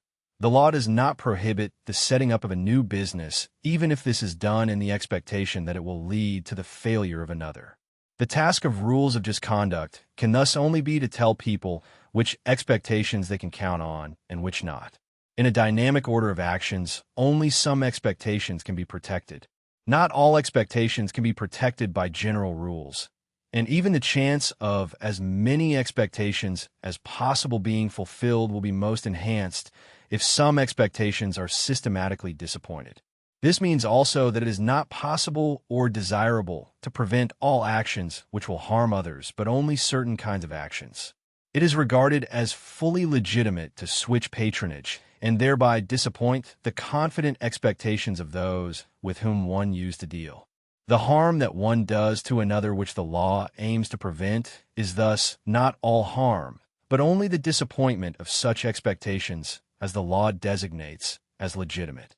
Only in this way can do not harm others be made a rule with meaningful content for a group of men who are allowed to pursue their own aims on the basis of their own knowledge. What can be secured to each is not that no other person will interfere with the pursuit of his aims, but only that he will not be interfered with in the use of certain means. It would decrease rather than increase certainty if the individuals were prevented from adjusting their plans of action to new facts whenever they became known to them. In fact, many of our expectations can be fulfilled only because others constantly alter their plans in the light of new knowledge. If all our expectations concerning the actions of particular other persons were protected, all those adjustments to which we owe it that in constantly changing circumstances somebody can provide for us what we expect would be prevented. Which expectations ought to be protected must therefore depend on how we can maximize the fulfillment of expectations as a whole. Quote, "The harm that one does to another which the law aims to prevent is thus not all harm, but only the disappointment of such expectations as the law designates as legitimate. Only in this way can do not harm others be made a rule with meaningful content for a group of men who are allowed to pursue their own aims on the basis of their own knowledge. Protected domains and the trinity of law, liberty, and property. The main reason why it is so difficult to see that rules of conduct serve to enhance the certainty of expectations is that they do so not by determining a particular concrete state of things, but by determining only an abstract order which enables its members to derive from the particulars known to them expectations that have a good chance of being correct. This is all that can be achieved in a world where some of the facts change in an unpredictable manner, and where order is achieved by the individuals adjusting themselves to new facts whenever they become aware of them. What can remain constant in such an overall order, which continually adjusts itself to external changes and provides the basis of predictions, can only be a system of abstract relationships and not its particular elements. Such a condition can evidently be achieved only by protecting some and not all expectations. And the central problem is which expectations must be assured in order to maximize the possibility of expectations in general being fulfilled. This implies a distinction between such legitimate expectations which the law must protect and others which it must allow to be disappointed. And the only method yet discovered of defining a range of expectations which will be thus protected, and thereby reducing the mutual interference of people's actions with each other's intentions, is to demarcate for every individual a range of permitted actions by designating ranges of objects over which only particular individuals are allowed to dispose and from the control of which all others are excluded. In other words, rules are required which make it possible at each moment to ascertain the boundary of the protected domain of each, and thus to distinguish between the meum and the tuum. The understanding that good fences make good neighbors, that is, that men can use their own knowledge in the pursuit of their own ends without colliding with each other only if clear boundaries can be drawn between their respective domains of free action, is the basis on which all known civilization has grown. Property, in the wide sense in which it is used to include not only material things but the life, liberty, and estates of every individual, is the only solution men have yet discovered to the problem of reconciling individual freedom with the absence of conflict. Law, liberty, and property are an inseparable trinity. There can be no law in the sense of universal rules of conduct, which does not determine boundaries of the domains of freedom by laying down rules that enable each to ascertain where he is free to act. Protected domain, the range of objects and actions over which each individual is allowed to dispose and for the control of which all others are excluded. The delineation of these domains by abstract rules is the method by which the law maximizes the coincidence of expectations in a society of free individuals. It is through the protection of these domains, not through the protection of all expectations, that the spontaneous order of a free society is maintained. Law, liberty, and property, the inseparable trinity. There can be no law in the sense of universal rules of conduct, which does not determine boundaries of the domains of freedom by laying down rules that enable each to ascertain where he is free to act. Property, in the wide sense including life, liberty, and estates, is the only solution men have yet discovered to the problem of reconciling individual freedom with the absence of conflict. Quote, property, in the wide sense in which it is used to include not only material things, but the life, liberty, and estates of every individual, is the only solution men have yet discovered to the problem of reconciling individual freedom with the absence of conflict. Law, liberty, and property are an inseparable trinity. The purpose of law, the insight that the law serves, or is the necessary condition for, the formation of a spontaneous order of actions, though vaguely present in much of legal philosophy, is thus a conception which has been difficult to formulate precisely without the explanation of that order provided by social theory, particularly economics.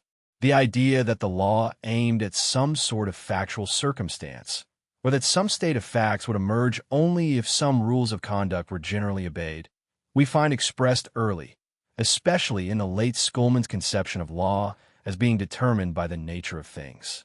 But to conceive as a goal an abstract order, the particular manifestation of which no one could predict, and which was determined by properties no one could precisely define, was too much at variance with what most people regarded as an appropriate goal of rational action.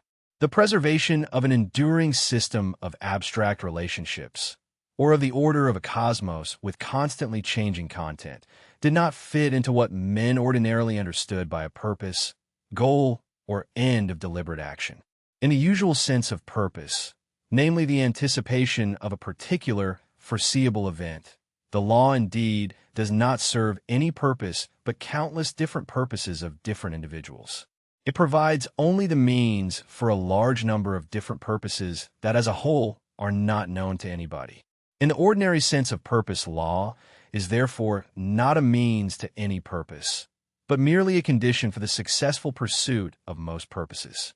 Of all multi-purpose instruments, it is probably the one after language which assists the greatest variety of human purposes. It certainly has not been made for any one known purpose, but rather has developed because it made people who operated under it more effective in the pursuit of their purposes. The confusion between these two conceptions of the purpose of law shows itself clearly in the history of legal philosophy. From Immanuel Kant's emphasis on the purposeless character of the rules of just conduct, to the utilitarians from Bentham to I. Hearing who regard purpose as the central feature of law, the ambiguity of the concept of purpose has been a constant source of confusion. If purpose refers to concrete foreseeable results of particular actions, the particularistic utilitarianism of Bentham is certainly wrong.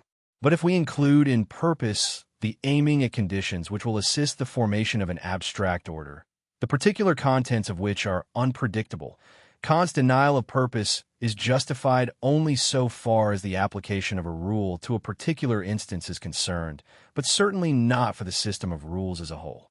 The central insight is wholly contained in Hume's emphasis on the fact that the benefit arises from the whole scheme or system, only from the observance of the general rule, without taking into consideration any particular consequences which may result from the determination of these laws in any particular case which offers.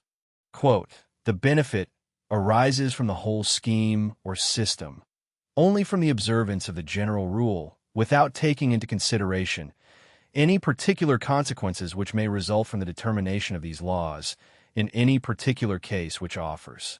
The judge is organ of the spontaneous order. The order that the judge is expected to maintain is thus not a particular state of things, but the regularity of a process which rests on some of the expectations of the acting persons being protected from interference by others.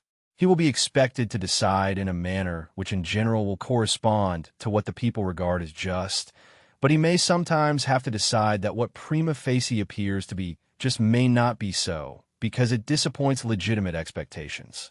Here he will have to draw his conclusions not exclusively from articulated premises, but from a sort of situational logic, based on the requirements of an existing order of actions, which is at the same time the undesigned result and the rationale of all those rules which he must take for granted. If the judge finds that a rule counted on by a litigant in forming his expectations is false, even though it may be widely accepted and might even be universally approved if stated, this will be because he discovers that in some circumstances it clashes with expectations based on other rules. We all thought this to be a just rule, but now it proves to be unjust is a meaningful statement, describing an experience in which it becomes apparent that our conception of the justice or injustice of a particular rule is not simply a matter of opinion or feeling, but depends on the requirements of an existing order to which we are committed. An order which in new situations can be maintained only if one of the old rules is modified or a new rule is added.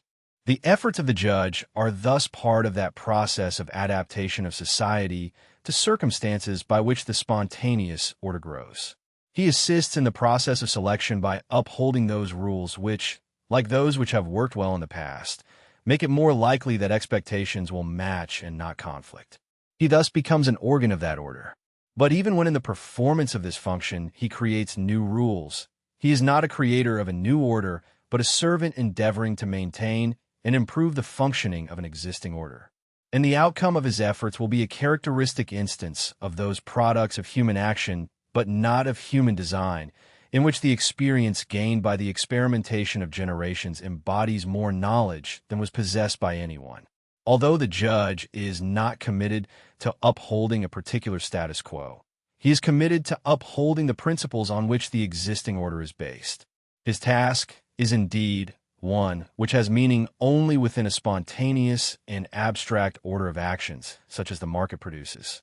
He must thus be conservative in the sense only that he cannot serve any order that is determined not by rules of individual conduct, but by the particular ends of authority. A judge cannot be concerned with the needs of particular persons or groups, or with reasons of state, or the will of government, or with any particular purposes which an order of actions may be expected to serve. Within any organization in which the individual actions must be judged by their serviceability to the particular ends at which it aims, there is no room for the judge.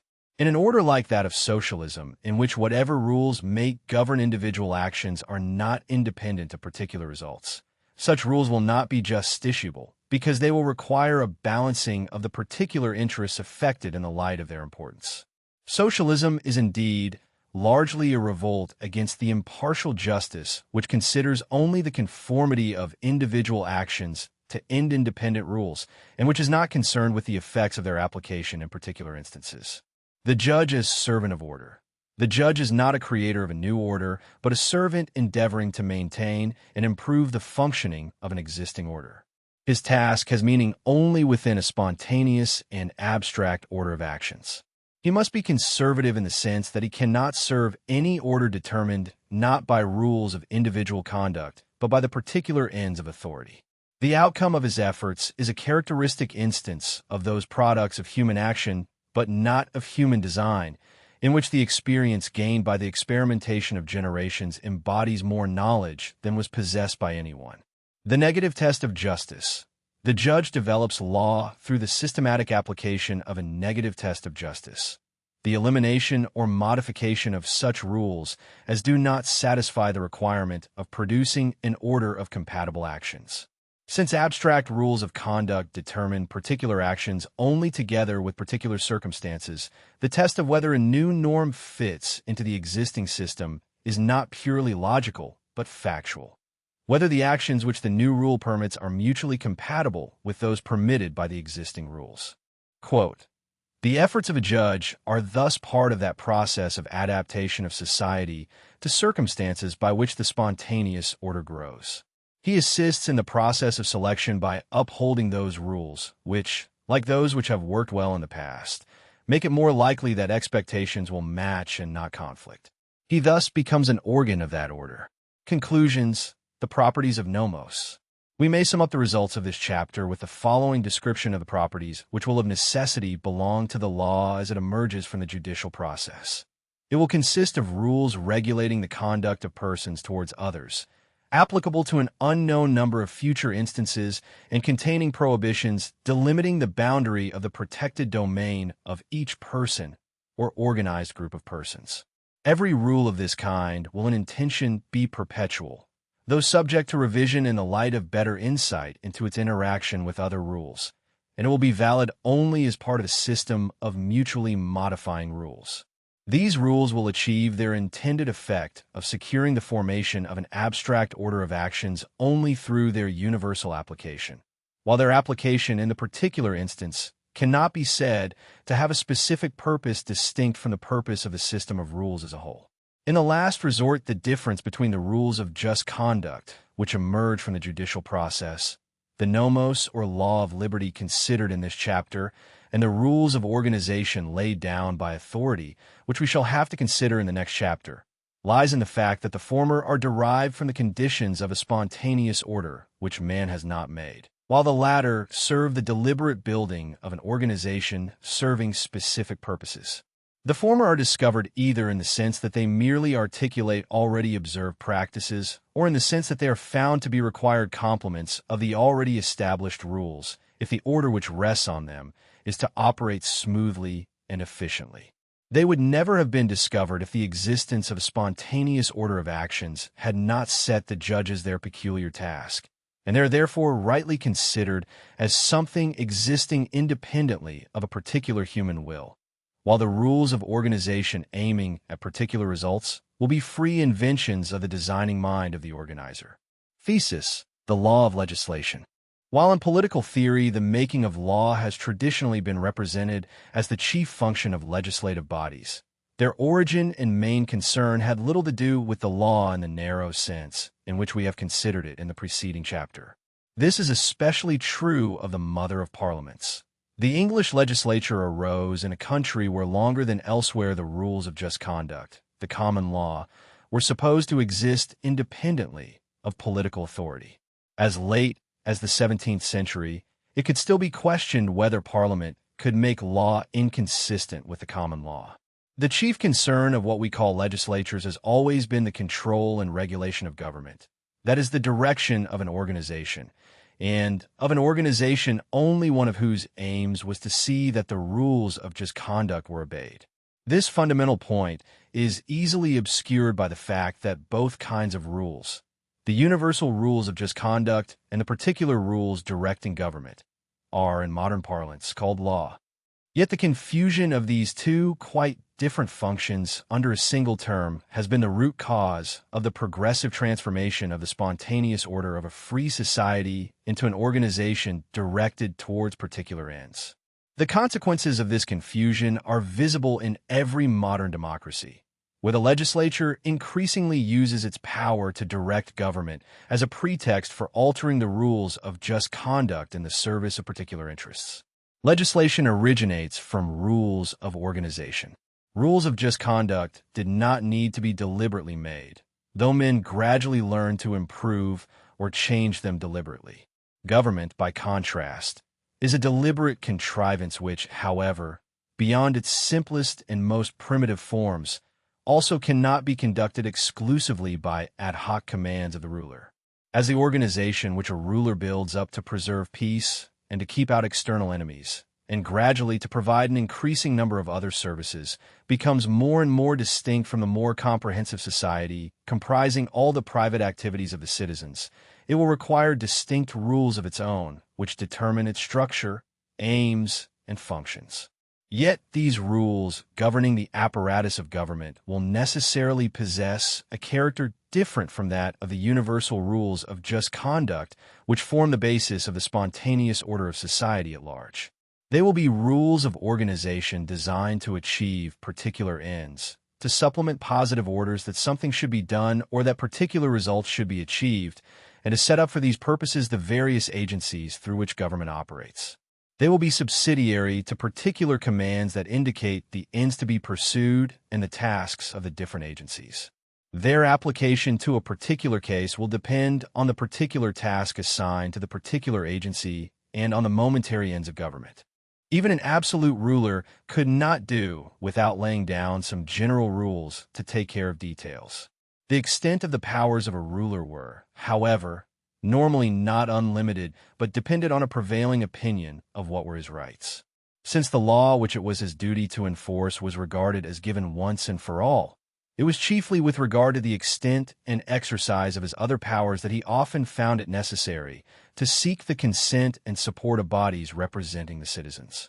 Thus, even when the nomos was regarded as given and more or less unchangeable, the ruler would often need authorization for special measures for which he wanted the collaboration of his subjects. The most important of such measures would be taxation, and it was from a need to obtain consent to taxes that parliamentary institutions arose.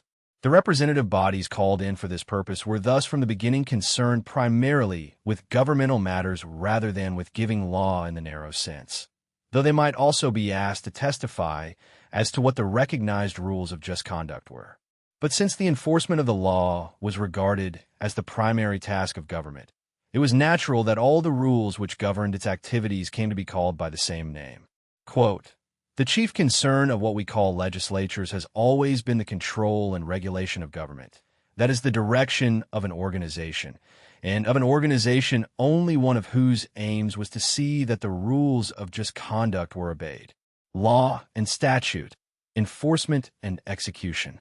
Because the chief activity of all legislatures has always been the direction of government, it was generally true that for lawyers law parliament has neither time nor taste. It would not have mattered if this had led only to lawyers law being neglected by the legislatures and its development left to the courts. But it often led to the lawyers law being changed incidentally and even inadvertently in the course of decisions on governmental measures and therefore in the service of particular purposes. Any decision of the legislature which touches on matters regulated by the nomos will, at least for the case in hand, alter and supersede that law. As a governing body, the legislature is not bound by any law, and what it says concerning particular matters has the same force as a general rule and will supersede any such existing rule. The difference in meaning between law, as it is applied to the nomos, and law, as it is used for all the other theses which emerge from legislation, comes out most clearly if we consider how differently the law relates to its application in the two cases. A rule of conduct cannot be carried out or executed as one carries out an instruction.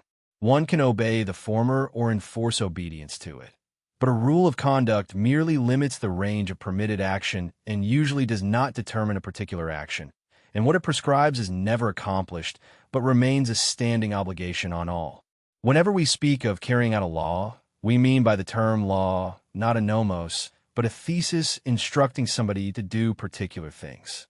It follows that the lawgiver whose laws are to be executed stands in a wholly different relation to those who are to execute them from the relation in which a lawgiver, who prescribes rules of just conduct, stand to those who have to observe them. The first kind of rules will be binding only on the members of the organization, which we call government, while the latter will restrict the range of permitted actions for any member of the society. A statute, thesis, passed by a legislature may have all the attributes of nomos, and is likely to have them if deliberately modeled after the nomos. But it need not, and in most of the cases where legislation is wanted, it cannot have this character. Although such law has to be executed by those to whom it is addressed, it does not thereby become law in the sense of rules of just conduct. Nomos versus thesis revisited the distinction between the two kinds of law is now sharpened by their relation to enforcement. Nomos is obeyed or enforced as a standing obligation that limits the range of permitted action without determining any particular action. Thesis is executed as an instruction to do particular things.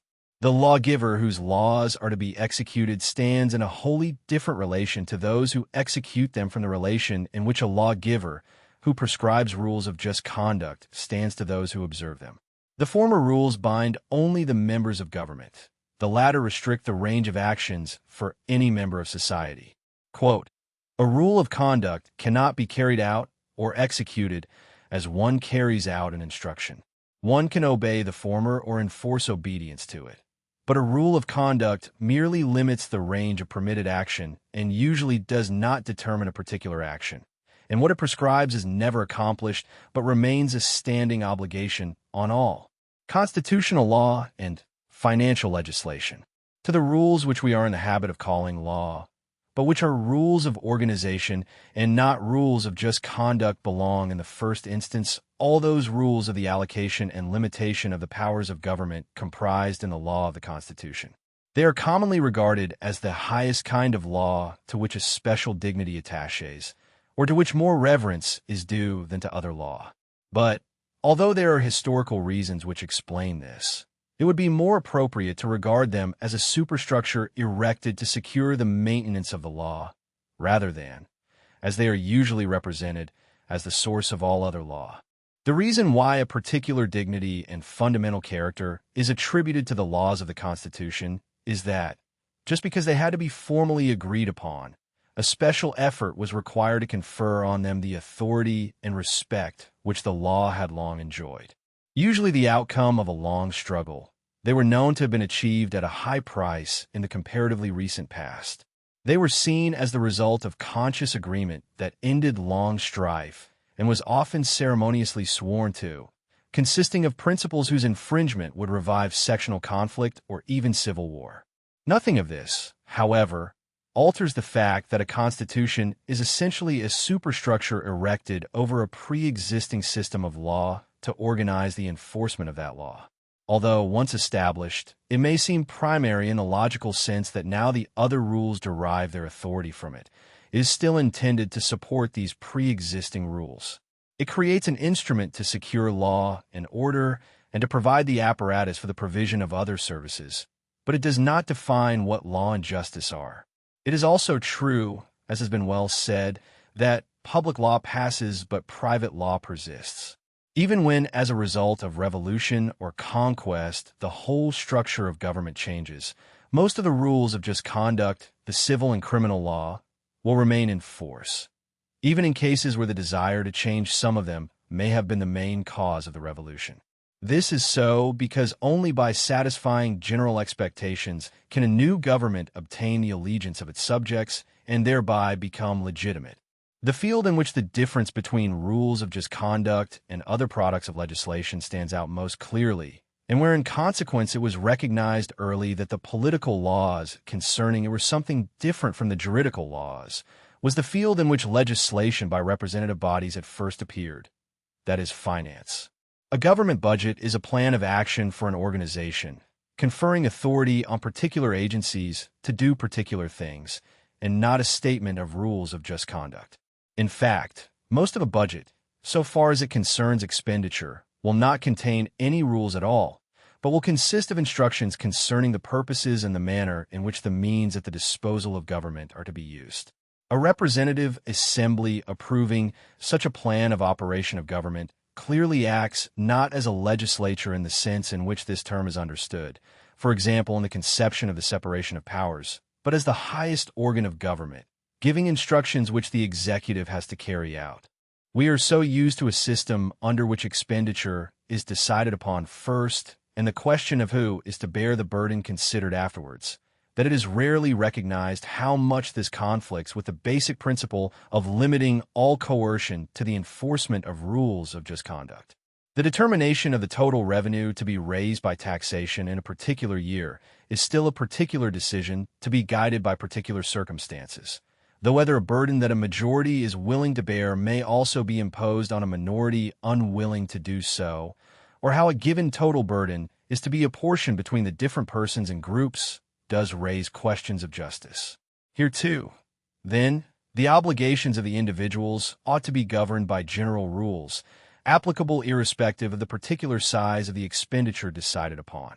Indeed, by rules which ought to be unalterably given to those who have to decide on expenditure. Administrative law, the police power, and the measures of policy.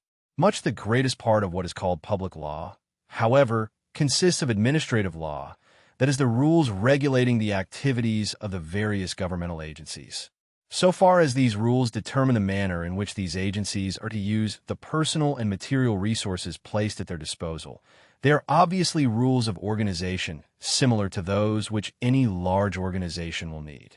The term administrative law is, however, used also with two other meanings: to describe the regulations laid down by administrative agencies, which are binding not only for the officers of these agencies, but also for private citizens dealing with these agencies, and to describe administrative powers over persons and property, not consisting of universal rules of just conduct, but aiming at particular foreseeable results, and therefore necessarily involving discrimination and discretion. In the legal tradition of the English-speaking world, it used to be assumed that in their relation to the private citizens, the administrative authorities were under the same rules of general, common, or statute law, and subject to the same jurisdiction of the ordinary courts as any private citizen. As the services which government renders to the citizens develop, a need for regulations of the use of these services obviously arises. The conduct on roads and other public places provided for general use cannot be regulated by the assignment of individual domains, but requires rules determined by consideration of expediency. Though such rules for the use of institutions provided for the public will be subject to requirements of justice, mainly in the sense that they ought to be the same for all, they do not aim at justice. The rule of the road, requiring that we drive on the left or on the right, is therefore not really an example of a true rule of just conduct. Like other rules for the use of public institutions, it ought to be the same for all, or at least aim at securing the same benefits for all users, but it does not define just conduct. Where government is concerned with providing particular services, most of them of the kind which have recently come to be described as the infrastructure of the economic system, the fact that such services will often aim at particular effects raises difficult problems. Particular actions of this sort are usually described as measures of policy, and the crucial point is that there can be no equality before measure, as there is equality before the law. Most measures of this sort will be aimed, in the sense that, although their effects cannot be confined to those who are prepared to pay for the services provided by them, they will yet benefit only some more or less clearly discernible group, and not all citizens equally. The defraying out of a common purse of the costs of services which will benefit only some of those who have contributed to it will usually be agreed upon by the rest only on the understanding that other requirements of theirs will be met in the same manner, so that a rough correspondence of burdens to benefits will result. In the discussion of the organization of such services with approximately determinable beneficiaries, particular interests will regularly be in conflict, and a reconciliation will only be attainable by compromise, which is quite different from what happens in a discussion of general rules of conduct that aim at an abstract order with largely unpredictable benefits. Measures of policy, particular governmental actions aiming at particular effects and benefiting only some more or less clearly discernible group. There can be no equality before measure, as there is equality before the law. The defraying out of a common purse of the costs of such services will usually be agreed upon only on the understanding that a rough correspondence of burdens to benefits will result. It is important that the authorities who will be in charge of such matters, even if they are democratic or representative bodies, should, in determining particular services, be subject to general rules of conduct and not be in a position themselves to rewrite the rules of the game as they go along. Quote, "There can be no equality before a measure, as there is equality before the law." Most measures of this sort will be aimed, in the sense that, although their effects cannot be confined to those who are prepared to pay for the services provided by them. They will yet benefit only some more or less clearly discernible group, and not all citizens equally. The transformation of private law into public law. If in the course of the last 100 years the principle that in a free society coercion is permissible only to secure obedience to universal rules of just conduct has been abandoned, this is largely because the confusion of the two kinds of law has permitted the instruments of organization to be used for purposes foreign to their original function. The legislature, which in the English tradition had primarily been concerned with the control of government, found that the power it possessed to lay down binding rules could be used for the purpose of altering the rules of just conduct. And because the legislature was regarded as the supreme authority, it was assumed that whatever it laid down must be law. The result has been a progressive transformation of the spontaneous order of a free society into an organization directed towards particular ends. The chief danger against which we ought to guard ourselves is that the belief that these instructions to government, because they are also called laws, supersede or modify the general rules applicable to everybody. This confusion is the root of much of the contemporary political disorder. When the same body that makes rules of organization also makes rules of just conduct, the result is an inevitable tendency for the character of the latter to be infected by the character of the former. The rules of just conduct, which ought to be general, abstract, and purpose-independent, become particular, concrete, and directed to specific purposes. Law, which was meant to be a barrier to all power, becomes an instrument for the use of power. The task of organizing particular services necessarily produces an entirely different conception of the nature of the rules to be laid down from that produced by the task of providing rules as the foundation of a spontaneous order. Yet it is the attitude fostered by the former which has come to dominate the conception of the aims of legislation. Since the deliberate construction of rules is concerned mainly with rules of organization, the thinking about the general principles of legislation has also fallen almost entirely into the hands of public lawyers. That is, of the specialists in organization who often have so little sympathy with lawyers' law that one hesitates to describe them as lawyers. It is they who in modern times have almost wholly dominated the philosophy of law and who, through providing the conceptual framework of all legal thinking and through their influence on judicial decisions, have profoundly affected also the private law.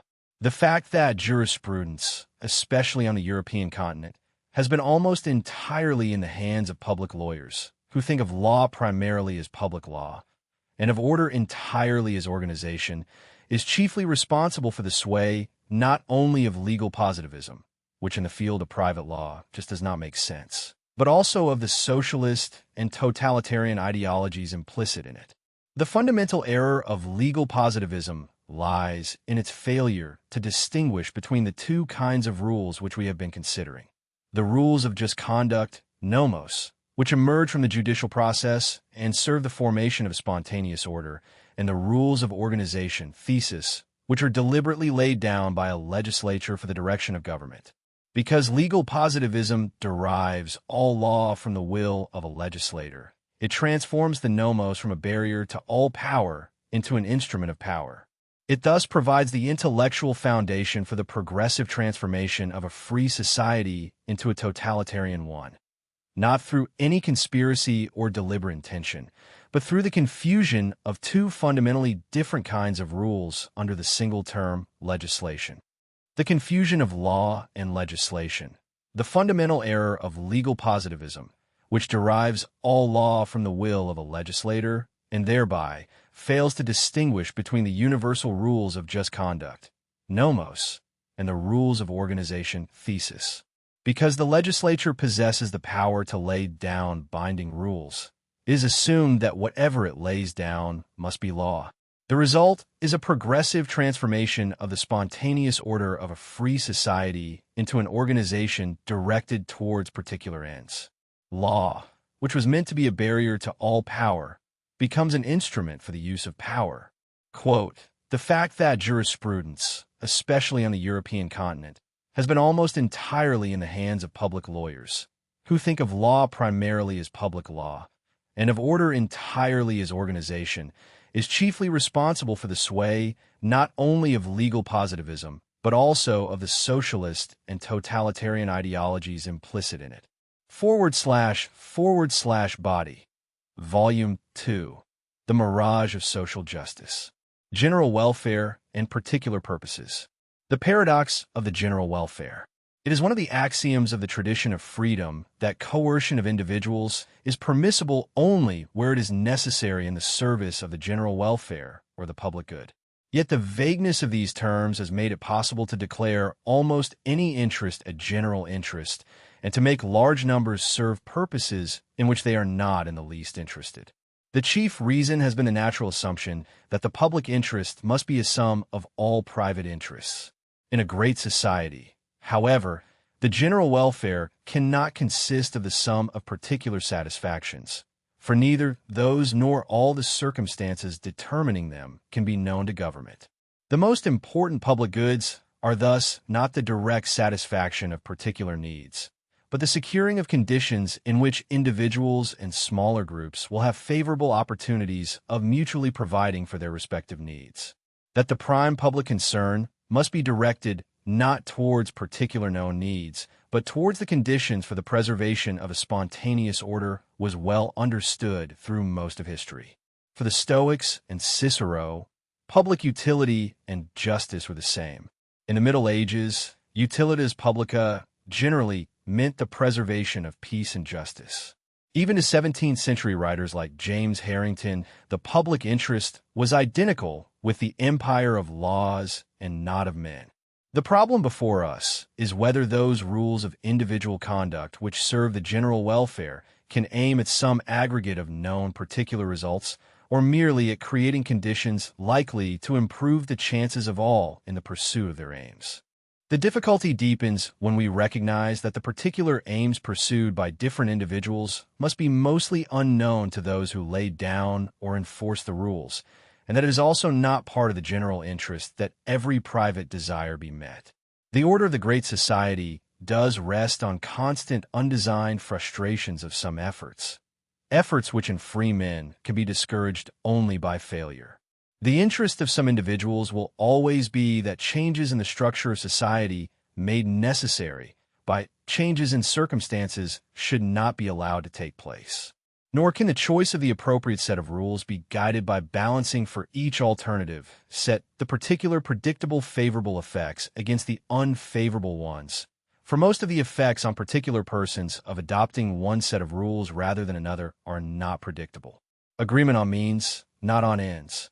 It was the discovery that an order definable only by certain abstract characteristics would assist in the pursuit of a great multiplicity of different ends which persuaded people pursuing wholly different ends to agree on certain multi-purpose instruments. Such agreement became possible not only in spite of, but also because the particular results it would produce could not be foreseen. It is only because we cannot predict the actual result of adopting a particular rule that we can assume it to increase everyone's chances equally. When in agreeing on such a rule, we say that it is better for all of us if, we mean not that we are certain it will benefit all of us, but that it gives us all a better chance, though some will certainly be worse off than they would have been under a different rule. The rules of conduct which prevail in a great society are thus not designed to produce particular foreseen benefits for particular people, but are multi-purpose instruments developed as adaptations to certain kinds of environment. This adaptation takes place not through anticipation of particular needs, but on the past experience that certain kinds of situations are likely to occur. The result of such past experience is preserved not as a recollection of particular events, but as an appreciation of the abstract features common to classes of situations. This knowledge of general and abstract features, and not knowledge of particular facts, is what enables us to adapt our conduct to an order in which we are yet ignorant of the particular circumstances. Will and opinion, ends and values. As the range of persons extends among whom some agreement is necessary to prevent conflict, there will necessarily be less and less agreement on particular ends. Agreement will increasingly be possible only on certain abstract aspects of the kind of society in which they wish to live. This is a consequence of the fact that the more extensive society becomes, the fewer will be the particular facts known to or the particular interests shared by all members of that society. For the greater part of the population, it is probably true that there are very few common elements in the assortment of particular concrete events which become known to them. But though there can exist little agreement on concrete and particular acts, there may still exist, if they belong to the same culture or tradition, a far-reaching similarity in their opinions, an agreement which concerns not particular events but certain abstract features of social life. To bring this out clearly is made difficult by the vagueness of the expressions at our disposal. We shall distinguish the main terms in question in pairs, of which the first will always refer to a particular event, while the second will describe general or abstract features. Will and opinion. We shall call will only the aiming at a particular concrete result, which, together with the known particular circumstances of the moment, will suffice to determine a particular action. In contrast, we shall call opinion the view about the desirability or undesirability of different forms of actions or actions of certain kinds, which leads to the approval or disapproval of the conduct of particular persons according as they do or do not conform to that view. Such opinions, referring only to the manner of acting, would therefore not be sufficient fully to determine a particular action except in combination with concrete ends. An act of will determines what shall be done at a particular moment, while an opinion will tell us merely what rules to observe when the occasion arises. The distinction is related to that between a particular impulse evoking action and a mere disposition to act in a certain manner.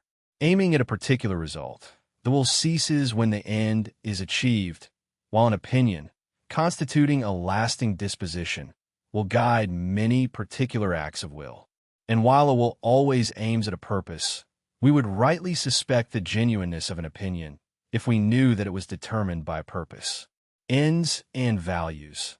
We shall similarly distinguish between particular ends, i.e., particular expected effects which motivate particular actions, and values, which term we shall understand to refer to generic classes of events defined by certain attributes and generally regarded as desirable. By desirable, in this connection, we thus mean more than that a particular action is in fact desired by somebody on a particular occasion. It is used to describe a lasting attitude of one or more persons towards a kind of event. We shall accordingly say that, e.g., the law or the rules of just conduct serve not concrete or particular ends but abstract and generic values, namely the preservation of a kind of order. Commands and rules. There exists a close relationship between the distinction within each of these pairs of terms and the distinction between a command and a rule. A command regularly aims at a particular result or particular foreseen results, and together with the particular circumstances known to him who issues or receives the command will determine a particular action.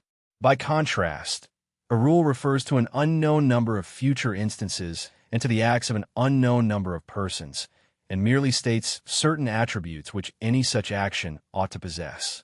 The observance of rules, or the holding of common values, may secure that a pattern or order of actions will emerge which will possess certain abstract attributes, but it will not be sufficient to determine the particular manifestation of the pattern or any one particular event or result.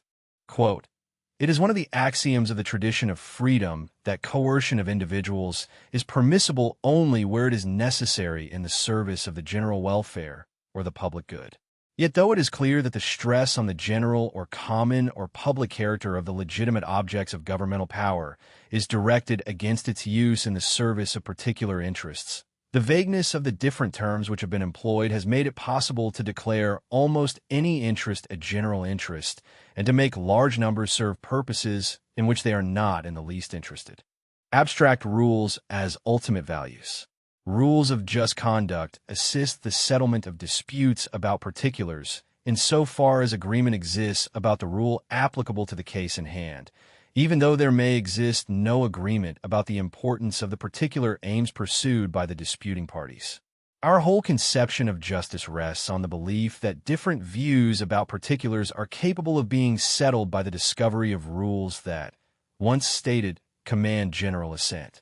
The resolution of this apparent paradox is that the enforcement of those abstract rules serves the preservation of an equally abstract order whose particular manifestations are largely unpredictable, and that this order will be preserved only if it is generally expected that those rules will be enforced in all cases, irrespective of the particular consequences some may foresee.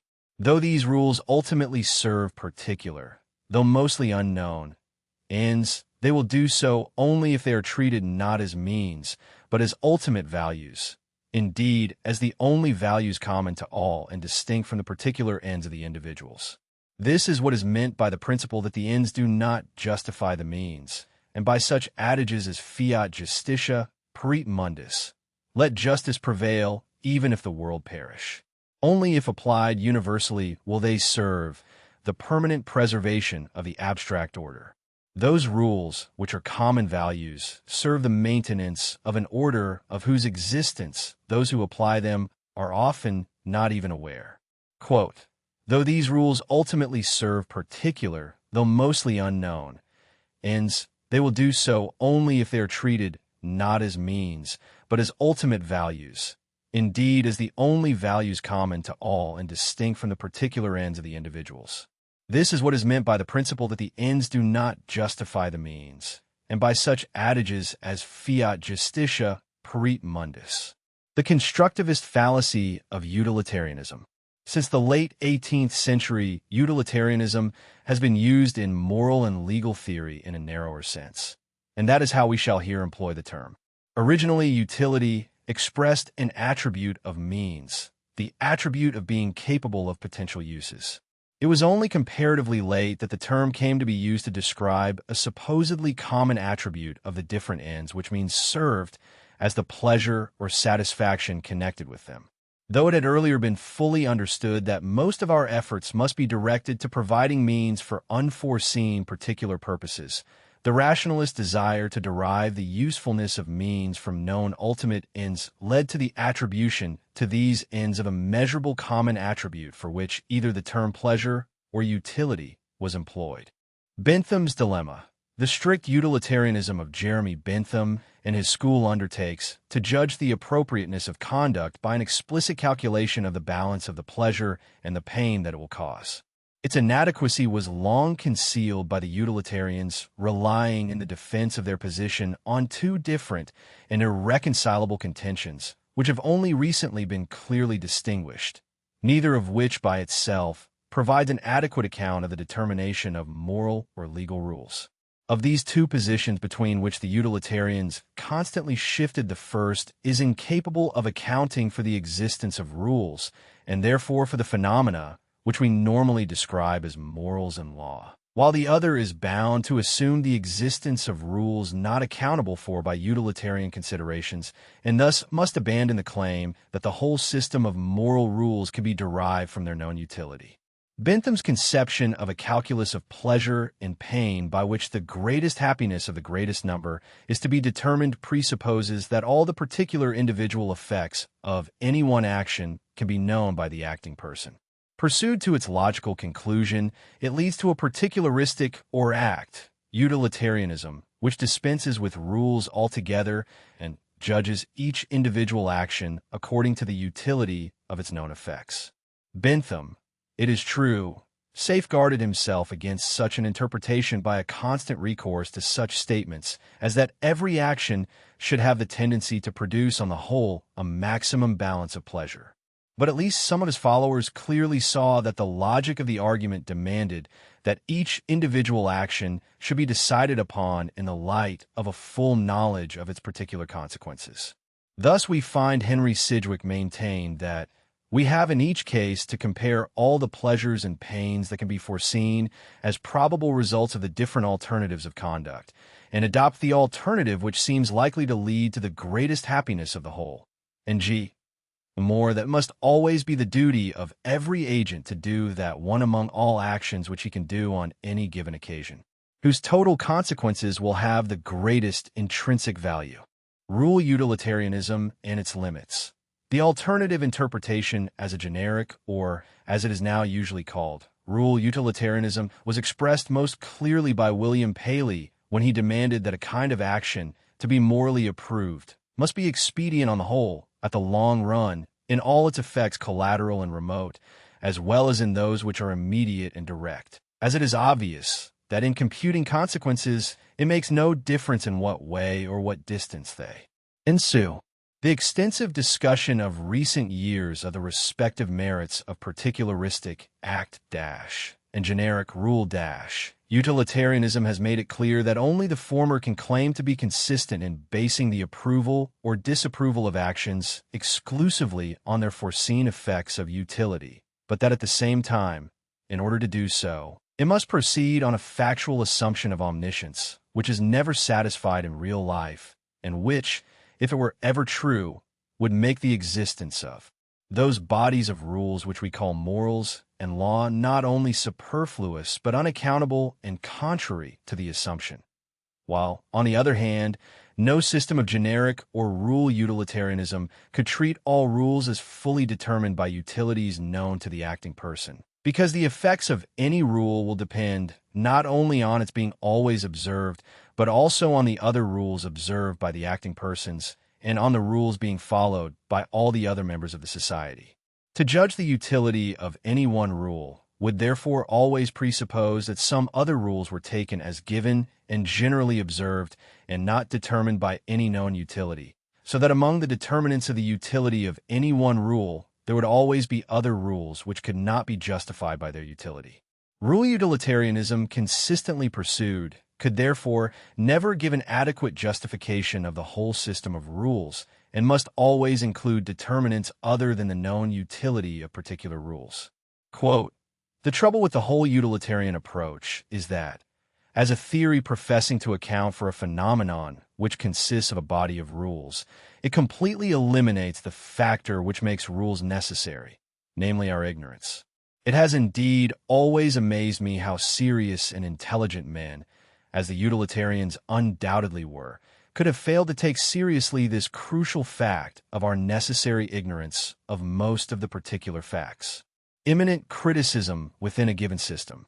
Since any established system of rules of conduct will be based on experiences which we only partly know and will serve an order of action in a manner which we only partly understand, we cannot hope to improve it by reconstructing anew the whole of it.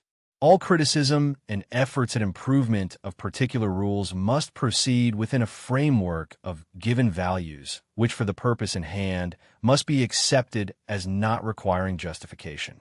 We shall call imminent criticism this sort of criticism that moves within a given system of rules and judges particular rules in terms of their consistency with all other recognized rules. This is the only basis for a critical examination of moral or legal rules once we recognize the irreducibility of the whole existing system to known specific effects. It may at first seem puzzling that something that is the product of tradition should be capable of both being the object and the standard of criticism. But we do not maintain that all tradition is sacred and exempt from criticism, merely that the basis of criticism of any one product of tradition must always be other products of tradition which we either cannot or do not want to question. We can never reduce a system of rules to a purposive construction, but must always stop with our criticism at something that has no better ground for existence than that it is the accepted basis of the particular tradition. We can always only tinker with parts of a given whole, but never entirely redesign it. Generalization and universalizability. Closely connected with the test of internal consistency as a means of developing a system of rules of conduct are the questions commonly discussed under the headings of generalization or universalization. In fact, used as a test of the appropriateness of a rule, the possibility of its generalization or universalization amounts to a test of consistency or compatibility with the rest of the accepted system of rules or values. It is usually interpreted as referring to the question of what would be the consequences if everybody did a certain thing. But most actions, except the most ordinary ones, would become obnoxious if everybody performed them. The necessity of generally forbidding or enjoining a certain kind of action, like rules in general, follows from our ignorance of what the consequences of a kind of action have in particular instances. When we now turn to the more interesting question of what is meant when it is asked whether such a generalization is possible or whether something can be made a general rule, it is evident that the possibility referred to is not a physical possibility or impossibility, nor the practical possibility of generally enforcing obedience to such a rule. The appropriate interpretation is suggested by the manner in which Immanuel Kant approached the problem, namely by asking whether we can want or will that such a rule be generally applied. Here the obstacle to generalization, which is contemplated, is evidently itself a moral one, and this must mean a conflict with some other rule or value which we are not prepared to sacrifice. In other words, the test of universalizability applied to any one rule will amount to a test of compatibility with the whole system of accepted rules. Quote, "Since any established system of rules of conduct will be based on experiences which we only partly know and will serve an order of action in a manner which we only partly understand, we cannot hope to improve it by reconstructing anew the whole of it. If we are to make full use of all the experience which has been transmitted only in the form of traditional rules, all criticism and efforts at improvement of particular rules must proceed within a framework of given values, which for the purpose in hand must be accepted as not requiring justification. Rules must be applied through the long run. The facts that rules are a device for coping with our ignorance of the effects of particular actions, and that the importance we attach to these rules is based both on the magnitude of the possible harm they serve to prevent and the probability that it will be inflicted if they are disregarded, show that such rules will perform their function only if they are adhered to for long periods. The maintenance of a spontaneous order must therefore always aim at results in the long run, in contrast to rules of organization serving known particular purposes which must essentially aim at predictable short-run results. The idea that a structure whose surveyable parts show no recognizable design, and where we do not know why particular things happen, should be a more effective foundation for the successful pursuit of our ends than a deliberately constructed organization is so contrary to the ideas of constructivist rationalism that it will become generally accepted only with the spreading of an evolutionary or critical rationalism that is aware not only of the powers, but also of the limits of reason, and recognizes that this reason itself is a product of social evolution. The demand for pellucid order, which would satisfy the constructivists, must lead to a destruction of an order much more comprehensive than any we can deliberately construct. Freedom means that in some measure we entrust our fate to forces which we do not control. And this seems intolerable to those constructivists who believe that man can master his fate. Quote, "Predominant concern with the visible short-run effects thus progressively leads to a dirigist organization of the whole society. Indeed, what will certainly be dead in the long run if we concentrate on immediate results is freedom. A nomocratic society must confine coercion wholly to the enforcement of rules serving a long-run order." The quest for justice. Justice as an attribute of human conduct. We have chosen the term rules of just conduct to describe those end-independent rules which serve the formation of a spontaneous order, in contrast to the independent rules of organization. The former are the nomos, which is at the basis of a private law society and makes an open society possible. The latter are the public law, which determines the organization of government. We have still to examine the vexing question of the relation between justice and law.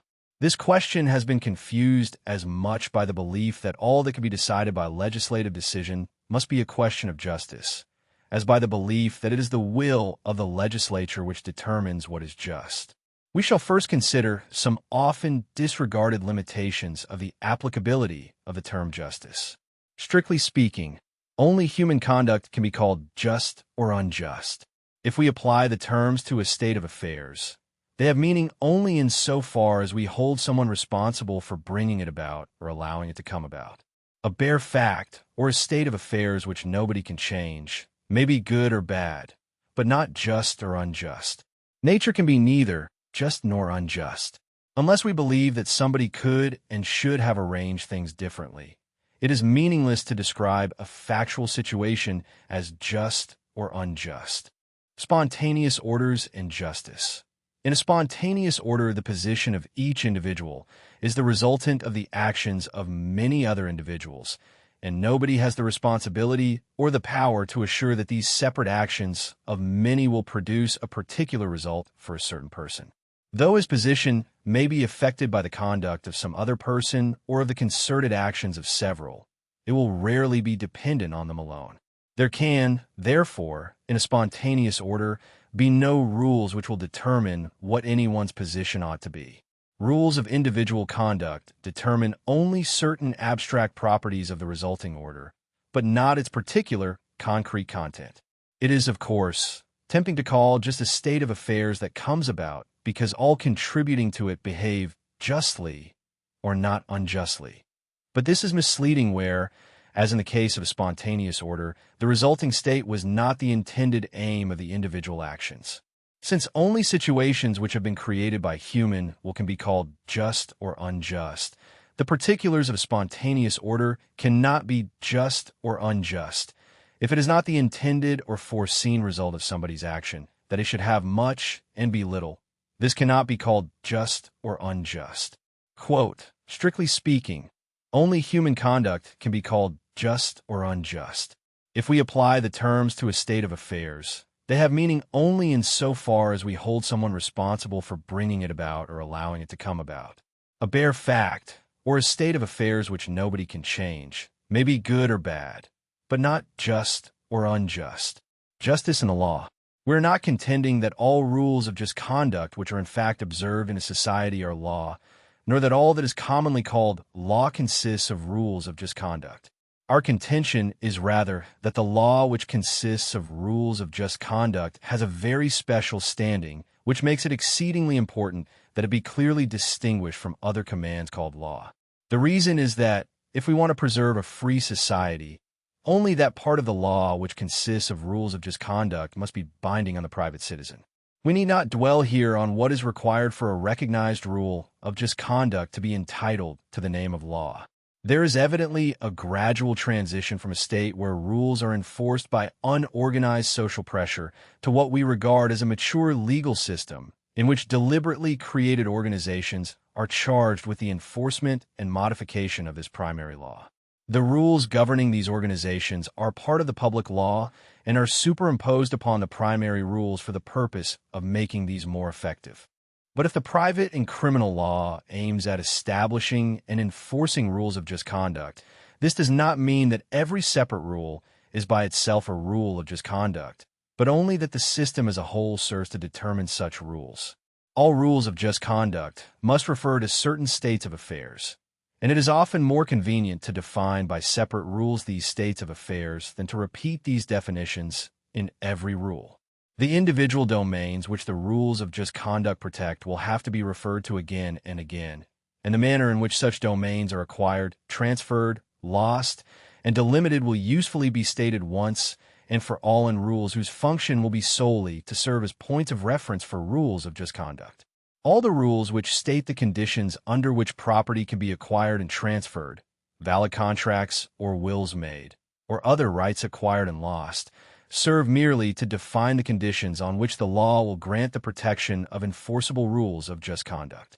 Quote, the law which consists of rules of just conduct has a very special standing, which not only makes it desirable that it have a distinct name, such as nomos, but also makes it exceedingly important that it be clearly distinguished from other commands called law, so that in developing this sort of law, its characteristic properties are clearly seen. Rules of just conduct as prohibitions of unjust conduct.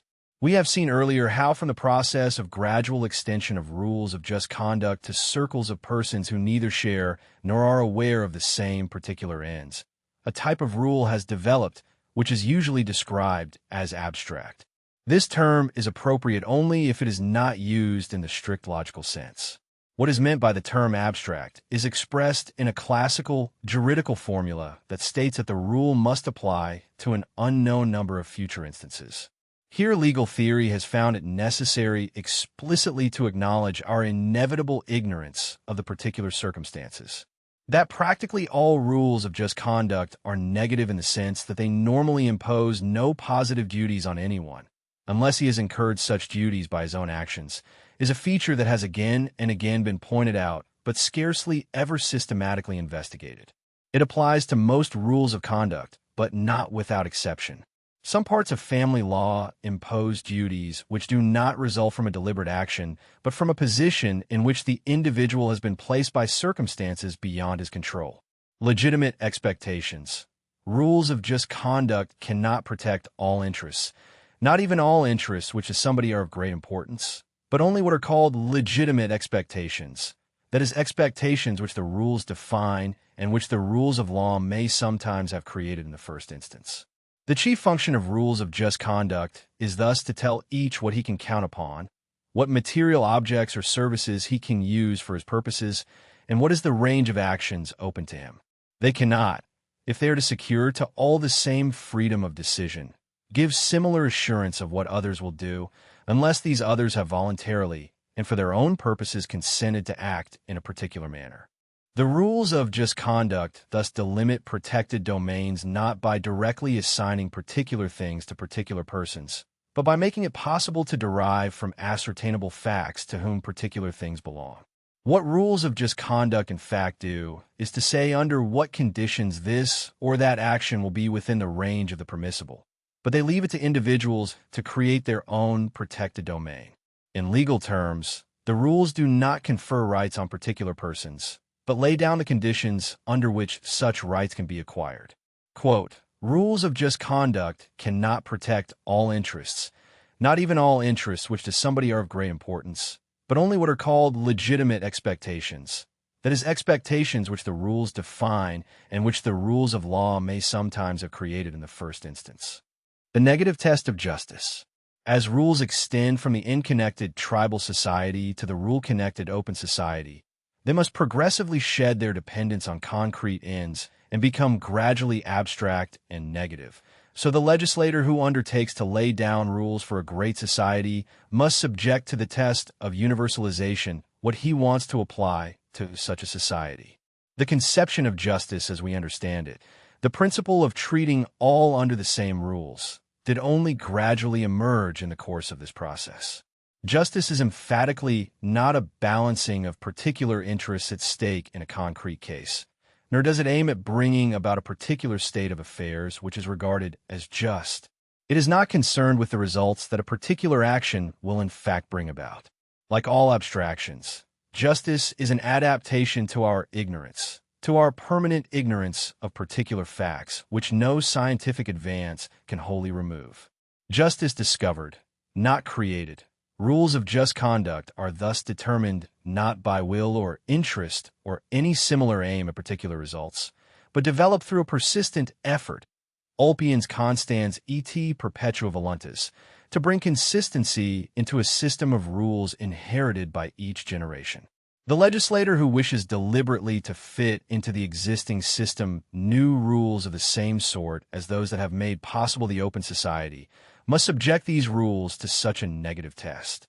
Those who are entrusted with the task of articulating, interpreting, and developing the existing body of rules of just conduct will thus always have to find answers to definite problems, and not to impose their unfettered will.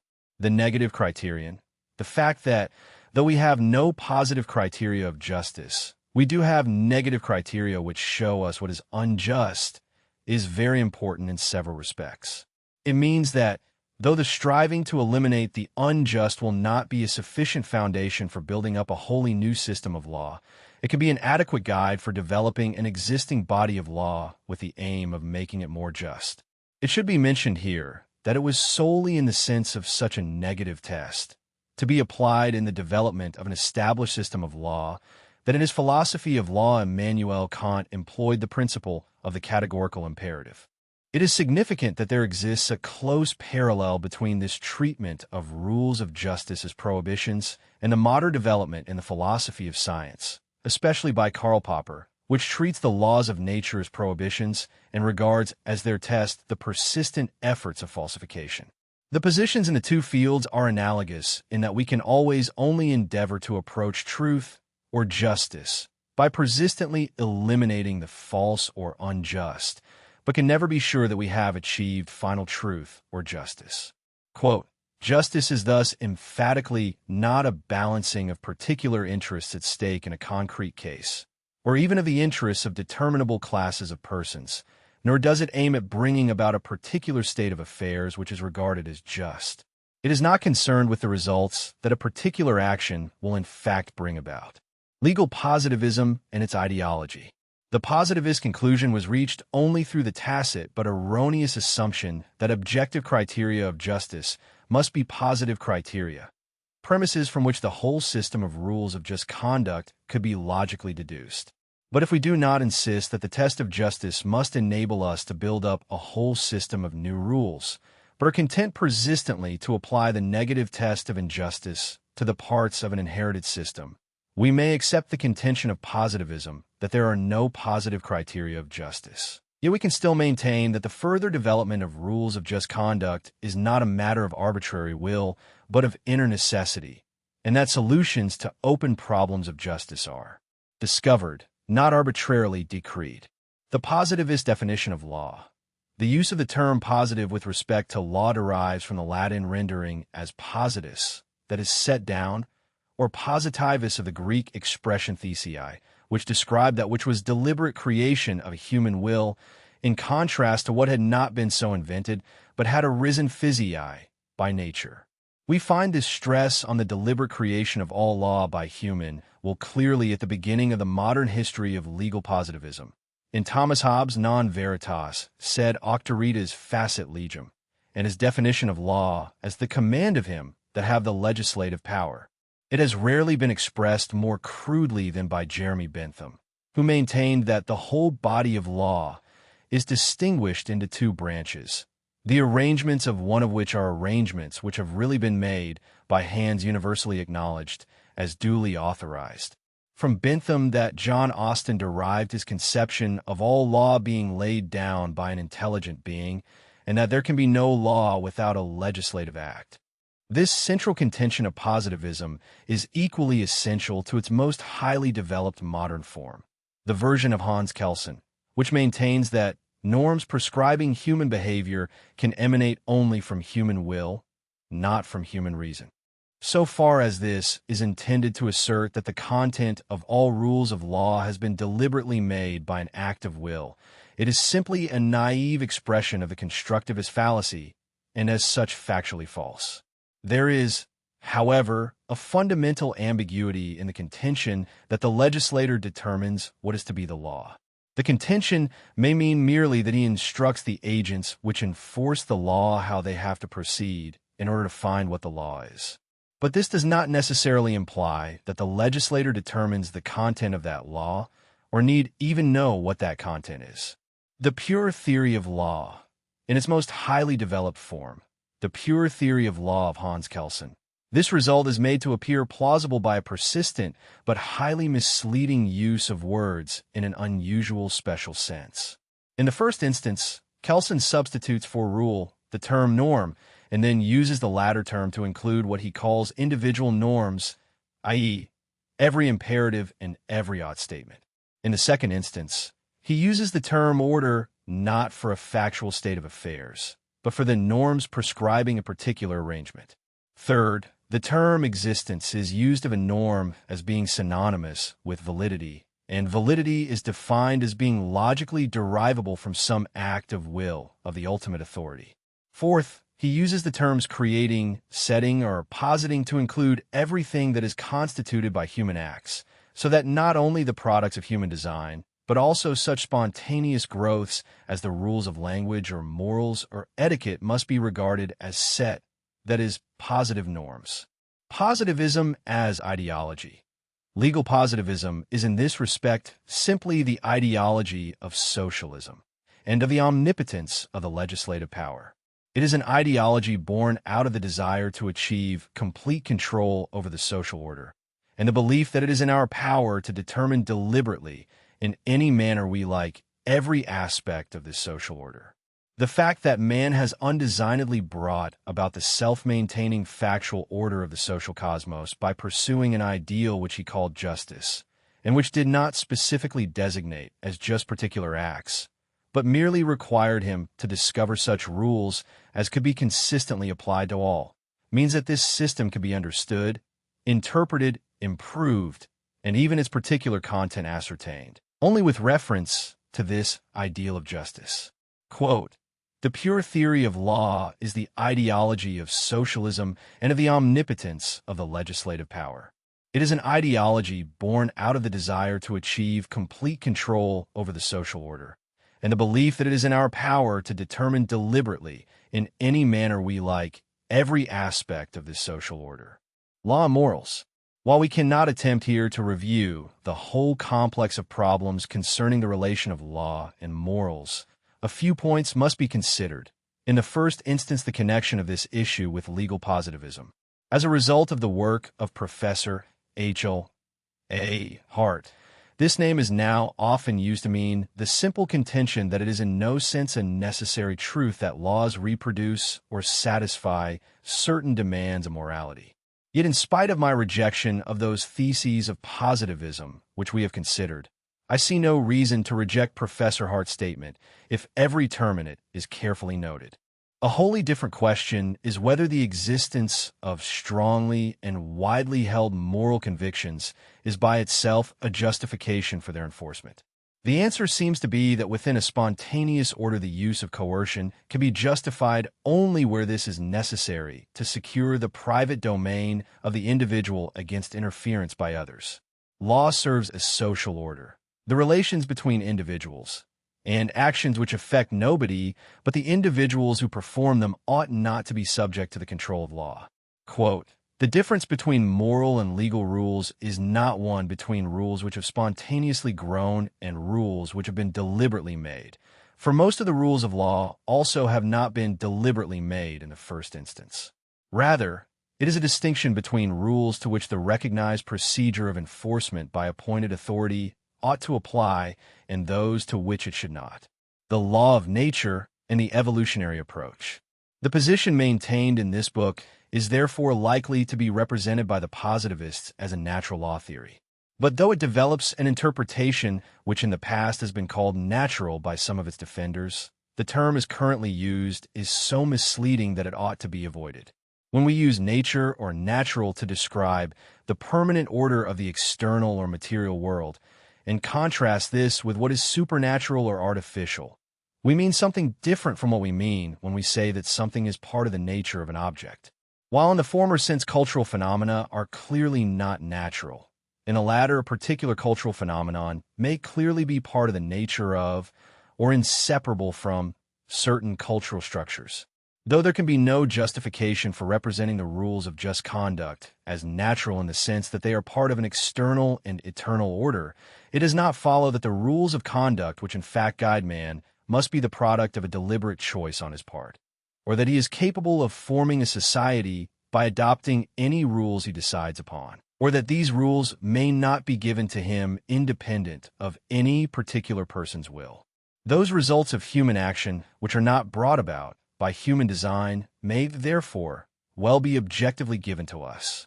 The evolutionary approach to law, which is here defended, has thus as little to do with the rationalist theories of natural law as with legal positivism.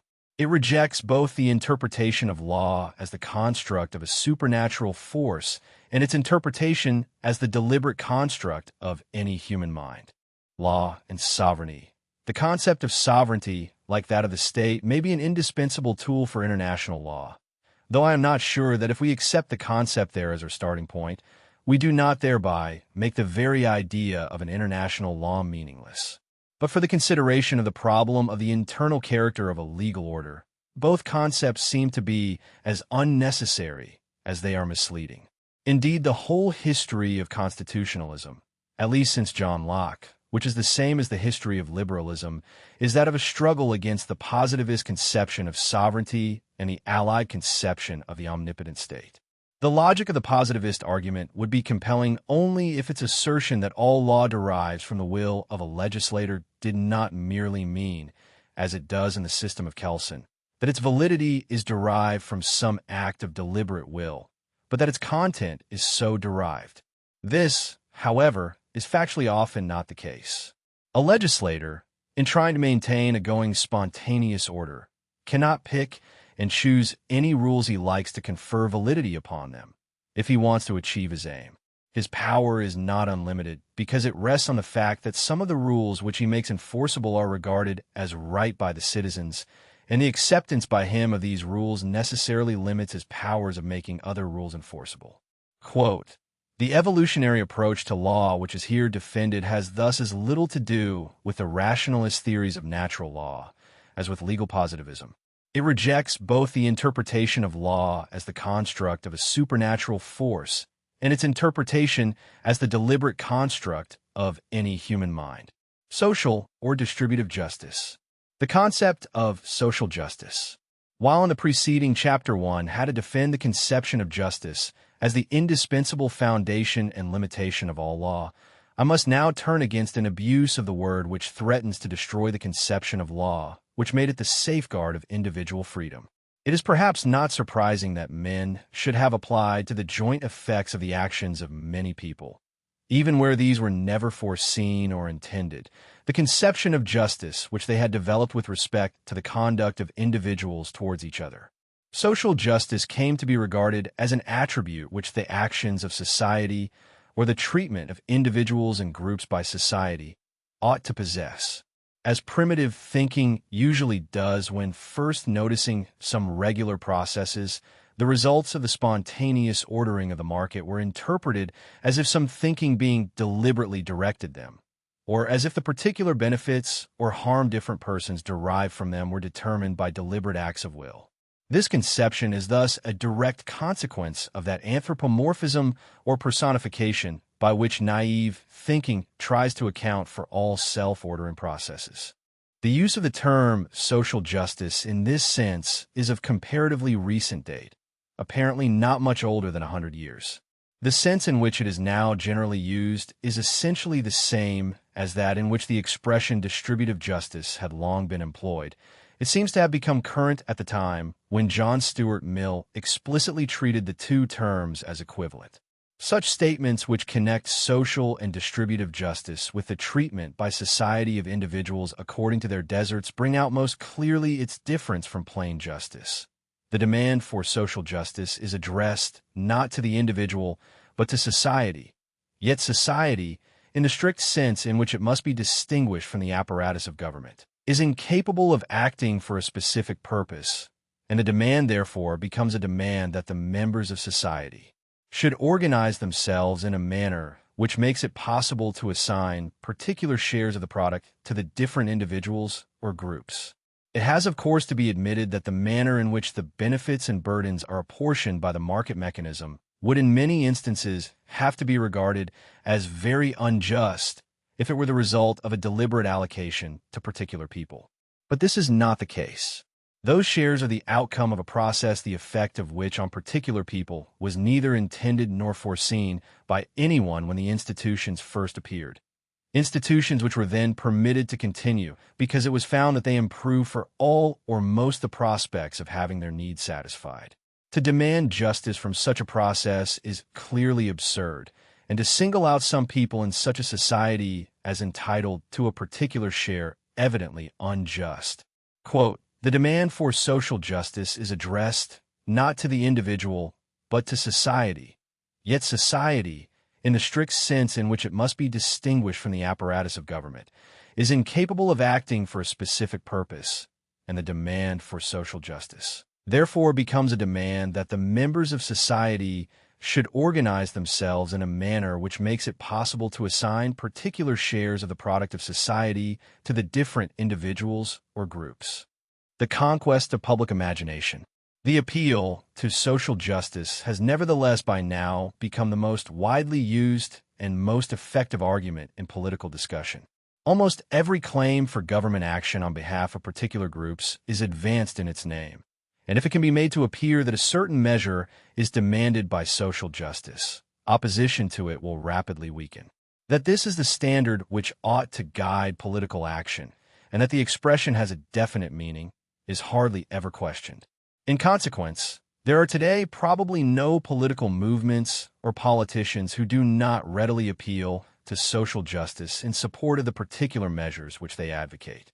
It can scarcely be denied that the demand for social justice has already, in a great measure, transformed the social order in a direction which those who called for it never foresaw.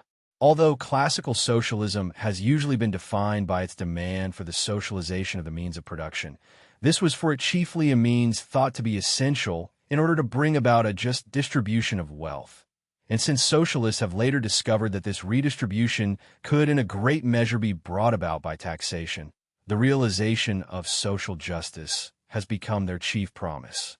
The main difference between the order of society at which classical liberalism aimed and the sort of society into which it is now being transformed is that the former was governed by principles of just individual conduct, while the new society is to satisfy the demands for social justice. That the former demanded just action by individuals, while the latter more and more places the duty of justice on authorities with power to command people what to do.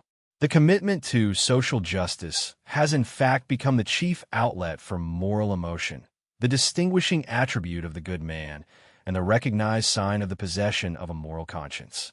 Though people may occasionally be perplexed to say which of the conflicting claims advanced in its name are valid, scarcely anyone doubts that the expression has a definite meaning and points to grave defects of the existing social order which urgently call for correction.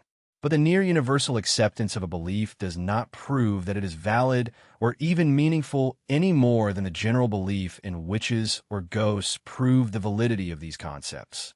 What we have to deal with in the case of social justice is simply a quasi-religious superstition of the kind, which we should respectfully leave in peace, so long as it merely makes those happy who hold it, but which we must fight when it becomes the pretext of coercing other men. And the prevailing belief in social justice is at present probably the gravest threat to most other values of a free civilization. Moral and religious beliefs can destroy a civilization, and where such doctrines prevail, not only the most cherished beliefs, but also the most revered moral leaders may become grave dangers to the values which the same people regard as unshakable. Against this threat, we can protect ourselves only by subjecting even our dearest dreams of a better world to ruthless rational dissection. What is not sufficiently recognized is that in order to give this phrase meaning a complete change of the whole character of the social order will have to be effected, and that some of the values which used to govern it will have to be sacrificed. Quote, "What we have to deal with in the case of social justice is simply a quasi-religious superstition of the kind, which we should respectfully leave in peace, so long as it merely makes those happy who hold it, but which we must fight when it becomes the pretext of coercing other men. And the prevailing belief in social justice is at present probably the gravest threat to most other values of a free civilization. The inapplicability of justice to spontaneous processes. It is now necessary clearly to distinguish between two wholly different problems which the demand for social justice raises in a market order. The first is whether within an economic order based on the market the concept of social justice has any meaning or content whatever. The second is whether it is possible to preserve a market order while imposing upon it some pattern of remuneration based on the assessment of the performance or the needs of different individuals or groups by an authority possessing the power to enforce it. The answer to each of these questions is a clear no. Yet it is the general belief in the validity of the concept of social justice which drives all contemporary societies into greater and greater efforts of the second kind. The more dependent the position of individuals or groups is seen to become on the actions of government, the more they will insist that the governments aim at some recognizable scheme of distributive justice. And the more governments try to realize some preconceived pattern of desirable distribution, the more they must subject the position of the different individuals and groups to their control. So long as the belief in social justice governs political action, this process must progressively approach nearer and nearer to a totalitarian system. The contention that in a society of free men, the concept of social justice is strictly empty and meaningless will probably appear as quite unbelievable to most people.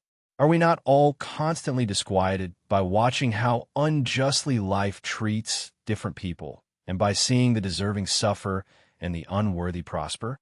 The first insight, which should shake this certainty, is that we experience the same feelings also with respect to differences in human fates for which clearly no human agency is responsible, and which it would therefore clearly be absurd to call injustice.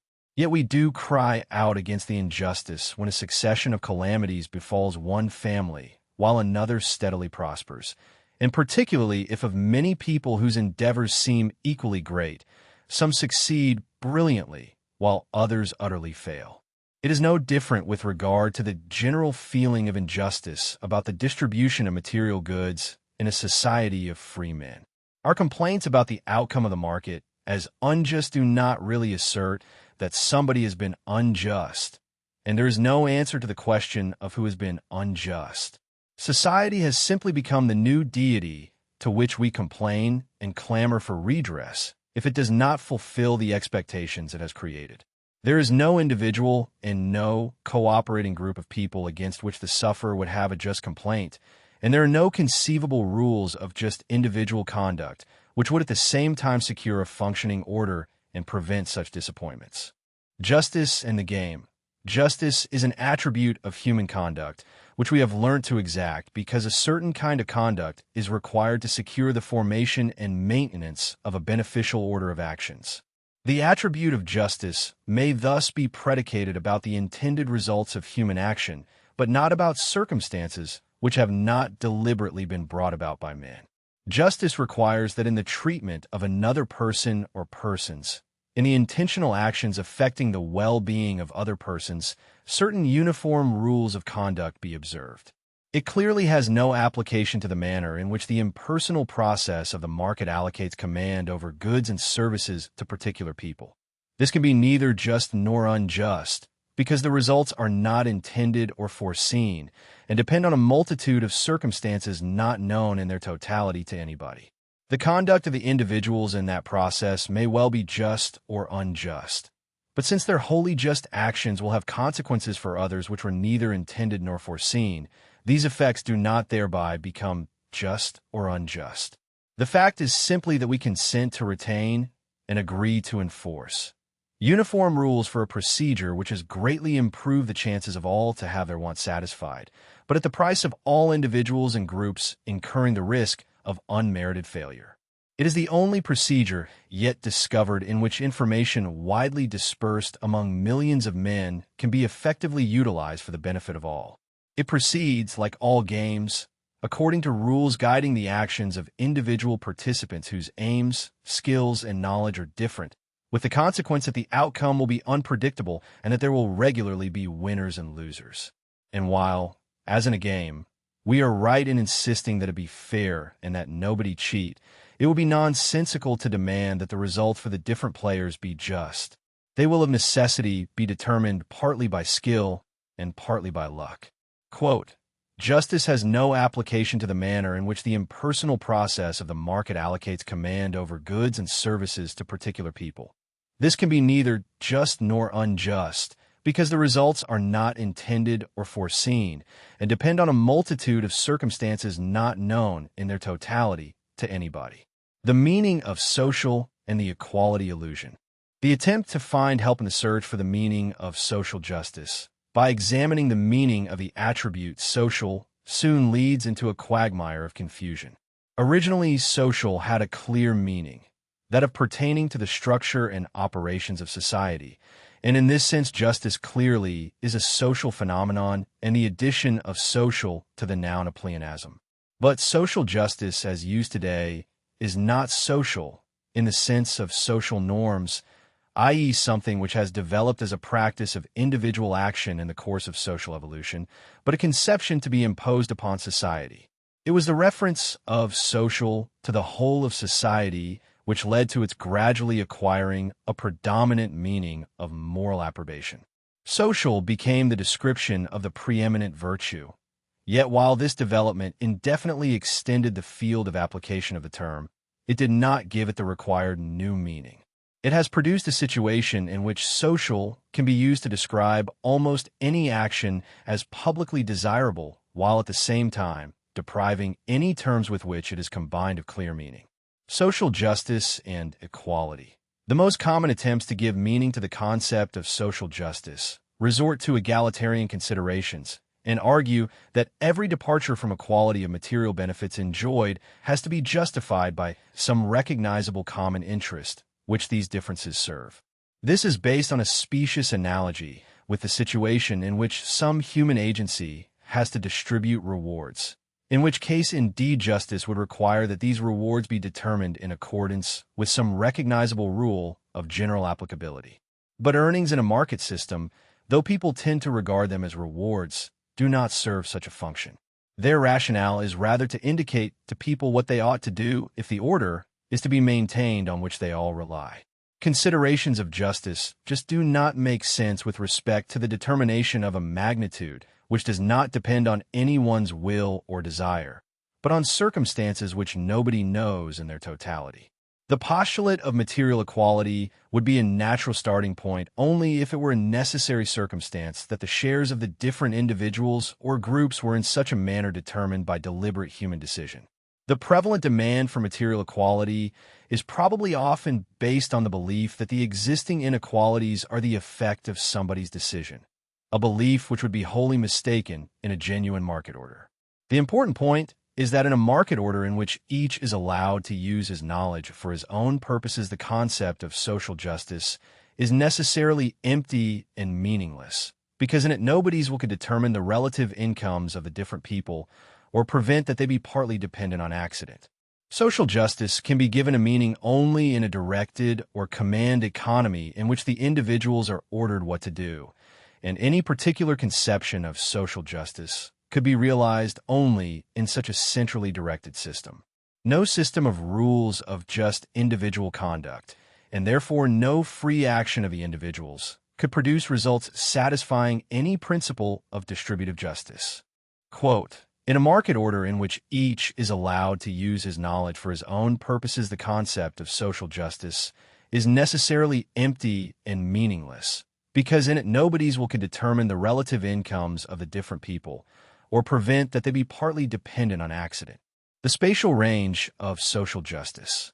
The moral feelings which express themselves in the demand for social justice derive from an attitude which in more primitive conditions the individual developed towards the fellow members of the small group to which he belonged. Towards the personally known member of one's own group, it may well have been a recognized duty to assist him and to adjust one's actions to his needs. The situation is wholly different in the great or open society, where the products and services of each benefit mostly persons he does not know. The greater productivity of such a society rests on a division of labor extending far beyond the range any one person can survey, and this extension has been made possible by conceding to the stranger the same protection of rules of just conduct which apply to the relations to the known members of one's own small group. What is usually not understood is that this extension of the same rules to the relations to all other men requires an attenuation at least of some of the rules which are enforced in the relations to other members of the smaller group. If the legal duties towards strangers are to be the same as those towards the neighbors or inhabitants of the same village, the latter duties will have to be reduced to such as can also be applied to the stranger. A system of rules intended for an open society and meant to be applicable to all others must have a somewhat smaller content than one to be applied in a small group. Especially a common agreement on what is the due status or material position of the different members is likely to develop only in the relatively small group in which the members will be familiar with the character and importance of each other's activities. Demands for the realization of social justice are usually addressed to national governments, but it is doubtful whether in any but the smallest countries standards can be applied nationally which are derived for the condition of the particular locality with which the individual is familiar, and fairly certain that few men would be willing to concede to foreigners the same right to a particular income that they tend to recognize in their fellow citizens. Indeed, the transition from the small group to the great or open society requires a reduction of the range of duties we owe to all others. Our inherited moral emotions are in part inapplicable to the open society, and the kind of moral socialism that is possible in the small group may well be impossible in the great society. It may at first seem paradoxical that the advance of morals should lead to a reduction of specific obligations towards others. Yet whoever believes that the principle of equal treatment of all men is more important than special help to visible suffering must wish it. The great moral adventure on which modern man has embarked when he launched into the open society is threatened when he is required to apply to all his fellow men rules which are appropriate only to the fellow members of a tribal group. Quote, "The great moral adventure on which modern man has embarked when he launched into the open society is threatened when he is required to apply to all his fellow men rules which are appropriate only to the fellow members of a tribal group. The resentment of lost positions and the illusion of desert. The appeal to social justice, which in practice has probably had the greatest influence, is based on the idea that people are to be protected against an unmerited descent from the material position to which they have become accustomed. No other consideration of social justice has probably exercised as widespread an influence as the strong and almost universal belief that it is unjust to disappoint legitimate expectations of wealth. Where expectations are disappointed, and in consequence the rewards of effort are often disproportionate to the sacrifice incurred, this will be regarded as an injustice without any attempt to show that those affected had a claim in justice to the particular income which they expected. The frequent recurrence of such undeserved strokes of misfortune affecting some group is, however, an inseparable part of the steering mechanism of the market. It is the manner in which the cybernetic principle of negative feedback operates to maintain the order of the market. It is only through such changes which indicate that some activities ought to be reduced that the efforts of all can be continuously adjusted to a greater variety of facts than can be known to any one person or agency, and that utilization of dispersed knowledge is achieved on which the well-being of the great society rests. It is a necessary part of that process of constant adaptation to changing circumstances on which the mere maintenance of the existing level of wealth depends, that some people should have to discover by bitter experience that they have misdirected their efforts and are forced to look elsewhere for a remunerative occupation.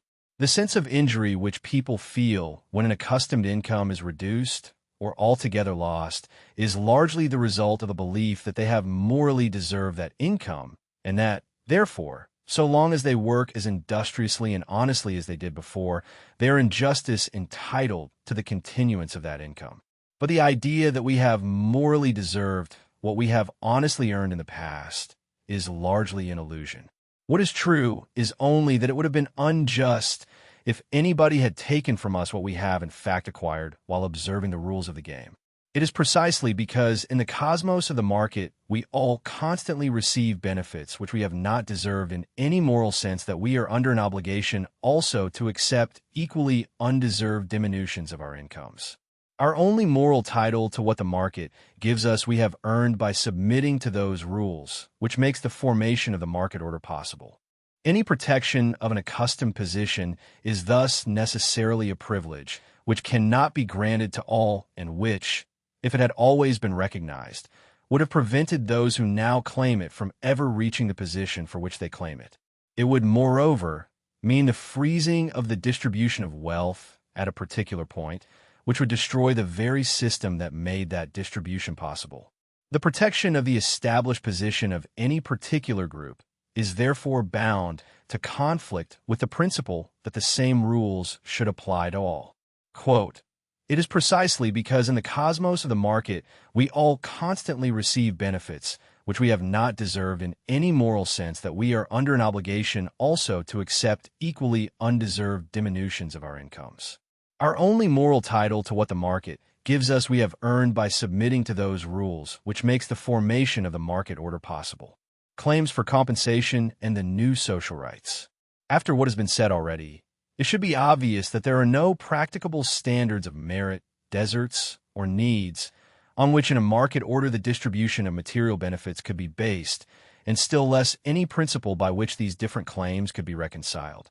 I shall therefore confine myself to considering two arguments in which the appeal to social justice is very commonly used. The circumstance which is usually pointed out to demonstrate the injustice of the existing market order is that the most unpleasant jobs are commonly also the worst paid. But the situation is entirely different, where people earn their living by selling their services to whoever pays best for them. Here, the sacrifice brought by a particular person in rendering the service is wholly irrelevant, and all that counts is the marginal value the services have to those to whom they are rendered.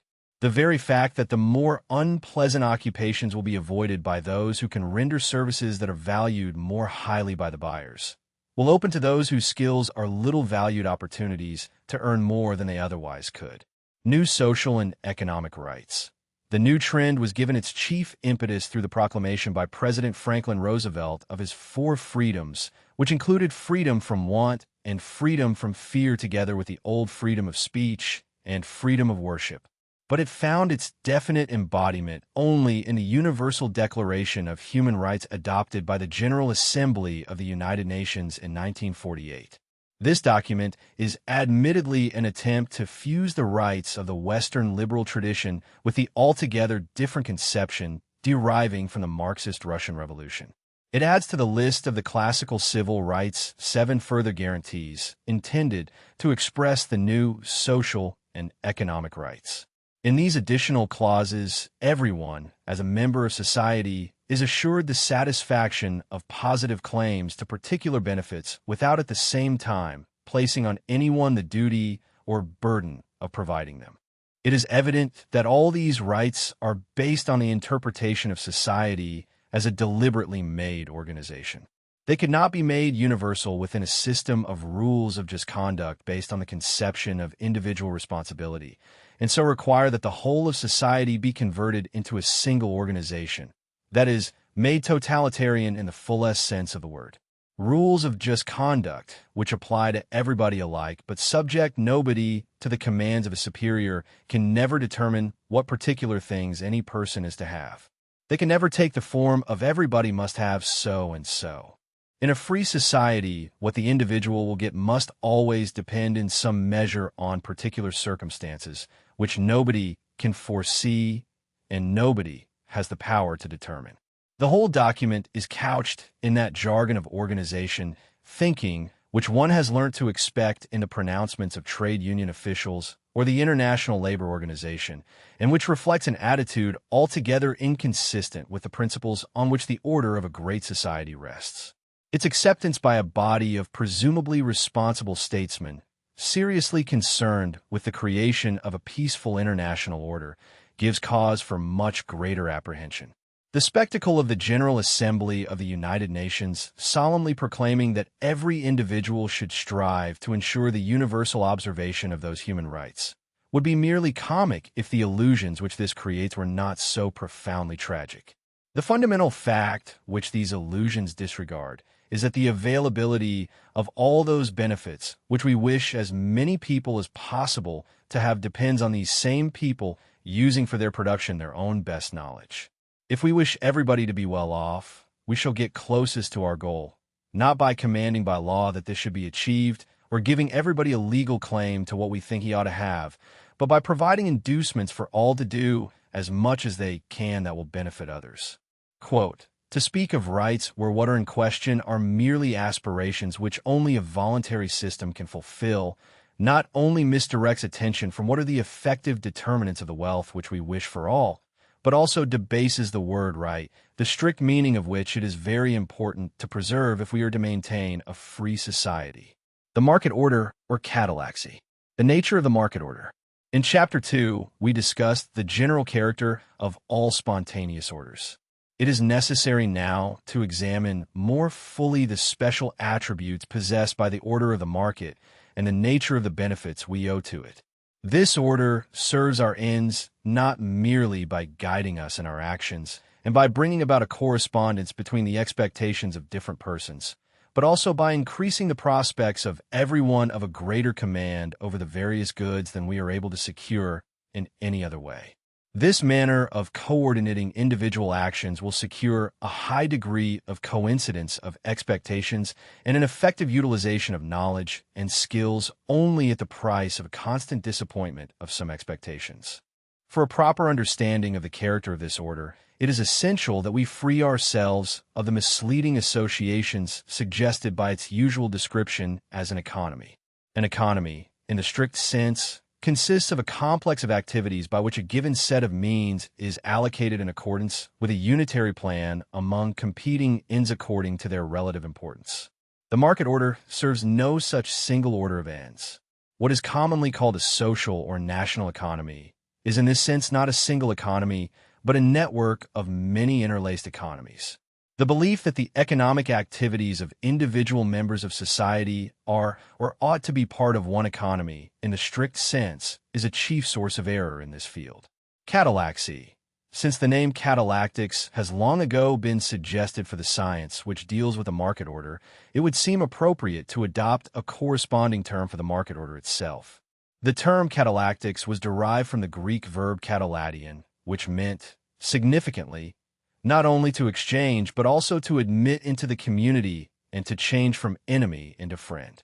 From this, we can form an English term catalaxy, which we shall use to describe the order brought about by the mutual adjustment of many individual economies in a market.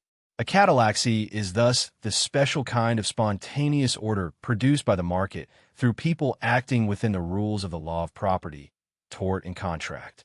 Quote, a catalaxy is the special kind of spontaneous order produced by the market through people acting within the rules of the law of property, tort, and contract. A free society is pluralistic. It is often made a reproach to the Great Society and its market order that it lacks an agreed ranking of ends. This, however, is in fact its great merit, which makes individual freedom and all it values possible. The Great Society arose through the discovery that men can live together in peace and mutually benefiting each other without agreeing on the particular aims which they severally pursue. The decisive step which made such peaceful collaboration possible in the absence of concrete common purposes was the adoption of barter or exchange. It was the simple recognition that different persons had different uses for the same things, and that often each of two individuals would benefit if he obtained something the other had, in return for his giving the other what he needed. There was no need for the parties to agree on the purposes which this transaction served. In a catalaxy, they are induced to contribute to the needs of others without caring or even knowing about them. In the Great Society, we all contribute not only to the satisfaction of needs of which we do not know, but sometimes even to the achievement of ends of which we would disapprove if we knew about them. That we assist in the realization of other people's aims without sharing them or even knowing them, and solely in order to achieve our own aims, is the source of strength of the Great Society. So long as collaboration presupposes common purposes, people with different aims are necessarily enemies.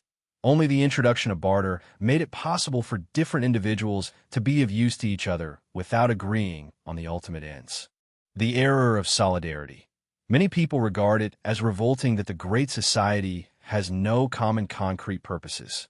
The prevailing moral tradition, much of which still derives from the unconnected tribal society, makes people often regard this circumstance as a moral defect of the Great Society, which ought to be remedied. Yet it was the very restriction of coercion to the observance of the negative rules of just conduct that made possible the integration into a peaceful order of individuals and groups which pursued different ends. And it is the absence of prescribed common ends which makes a society of free men all that it has come to mean to us. A great society has nothing to do with, and is in fact irreconcilable with solidarity, in the true sense of unitedness in the pursuit of known common goals. Most of the knowledge on which we rely in the pursuit of our ends is the unintended byproduct of others exploring the world in different directions from those we pursue ourselves. It would never have become available to us if only those ends were pursued which we regarded as desirable. To make it a condition for the membership of a society that one approved of and deliberately supported, the concrete ends which one's fellow members serve would eliminate the chief factor which makes for the advancement of such a society. Quote, the Great Society arose through the discovery that men can live together in peace and mutually benefiting each other without agreeing on the particular aims which they severally pursue. The discovery that by substituting abstract rules of conduct for obligatory concrete ends made it possible to extend the order of peace beyond the small groups pursuing the same ends. Competition as a discovery procedure. We have already spoken of competition as a discovery procedure. This term is appropriate because the effect of competition is that it will bring to light facts which would not otherwise have become known to anybody. And because it is in this way that in a market economy prices come to reflect those circumstances and that knowledge which is dispersed among millions of persons. It is of the essence of this process that it provides inducements which will induce individuals to engage in actions which they otherwise would not undertake, and thereby to produce the information which only they can possess. The importance of competition is that individuals will be induced to provide information which they alone possess and which could not be gathered by any central authority. If all information was in one hand, a planned economy might in theory work as well as a catalaxy. But this assumption is not only unreal, it is fundamentally opposed to the very insights which are the basis of the competitive order. The argument in favor of the competitive system is precisely that the information required for the economical use of dispersed resources is, at any particular moment, available only in the form of dispersed, fragmentary, and often contradictory knowledge held by separate individuals, and that no central authority can possess this knowledge, which can be utilized only through a process of competition which will bring it to the surface in the form of prices. Competition operates as a discovery procedure not only by giving anyone who has the opportunity to exploit special circumstances the possibility to do so profitably, but also by conveying to the other parties the information that there is some such opportunity. Even more important is the information about the possibility of doing so by a smaller outlay than is currently incurred of resources which are needed also elsewhere. Quote, competition operates as a discovery procedure not only by giving anyone who has the opportunity to exploit special circumstances the possibility to do so profitably, but also by conveying to the other parties the information that there is some such opportunity. The horizon of catalactic possibilities. By endeavoring to produce their outputs as cheaply as possible, the producers, in a sense, will indeed make the total product of the catalaxy as large as possible. The prices at which they can buy the different factors on the market will tell each which quantities of any two of them cost the same, because they bring elsewhere the same marginal return, and he will thereby be induced to adjust the relative amounts of any pair of factors he requires, so that such quantities will make the same marginal contributions to his output as will cost him the same amount of money. If this is generally done, and the marginal rates of substitution between any two factors have become the same in all their uses, the market has reached the horizon of catalactic possibilities. The horizon of catalactic possibilities would indicate the range of what are now usually described as Pareto optima, i.e., all the combinations of different goods which can be produced for which it is impossible so to rearrange production that some consumer gets more of something without in consequence anybody else getting less of anything. If there is no accepted order of rank of the different needs, there is no way of deciding which among the different combinations of goods corresponding to this horizon is larger than any other. Yet every one of these combinations is a maximum in the only sense in which, for a society which has no agreed hierarchy of ends, we can speak of a maximum at all. The effect of all this is that, while the share of each factor of production in the total output is determined by the instrumental necessities of the only known process by which we can secure a steady approach to that horizon, the material equivalent of any given individual share will be as large as it can possibly be made. Men can be allowed to act on their own knowledge and for their own purposes only if the reward they obtain is dependent in part on circumstances which they can neither control nor foresee. In this sense, freedom is inseparable from rewards which often have no connection with merit and are therefore felt to be unjust. Quote, while the share of each player in the game of catalaxy will be determined partly by skill and partly by chance, the content of the share which is allocated to him by that mixed game of chance and skill will be a true maximum. Rules of just conduct protect material domains, not market values.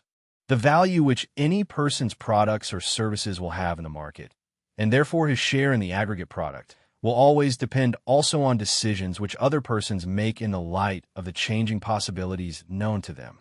A particular share in the total output can therefore be assured to any person only by requiring particular other persons to buy from him at a certain price. This is clearly incompatible with the principle that coercion is to be limited to the enforcement of uniform rules of just conduct equally applicable to all. Rules of just conduct which are independent cannot determine what anyone must do, but only what he must not do. In other words, rules of just conduct can enable us merely to determine which particular things belong to particular persons, but not what these things will be worth or what benefit they will confer on those to whom they belong. They tell each individual only what are the particular things he can count on being able to use, but not what the results of his use will be so far as these depend on the exchange of the product of their efforts with others. It is clearly misleading to express this by saying that the rules of just conduct allocate particular things to particular people. They state the conditions under which any person can acquire or give up particular things, but do not by themselves definitely determine the particular conditions in which he will find himself. In a sense, it is even true that such a system gives to those who already have.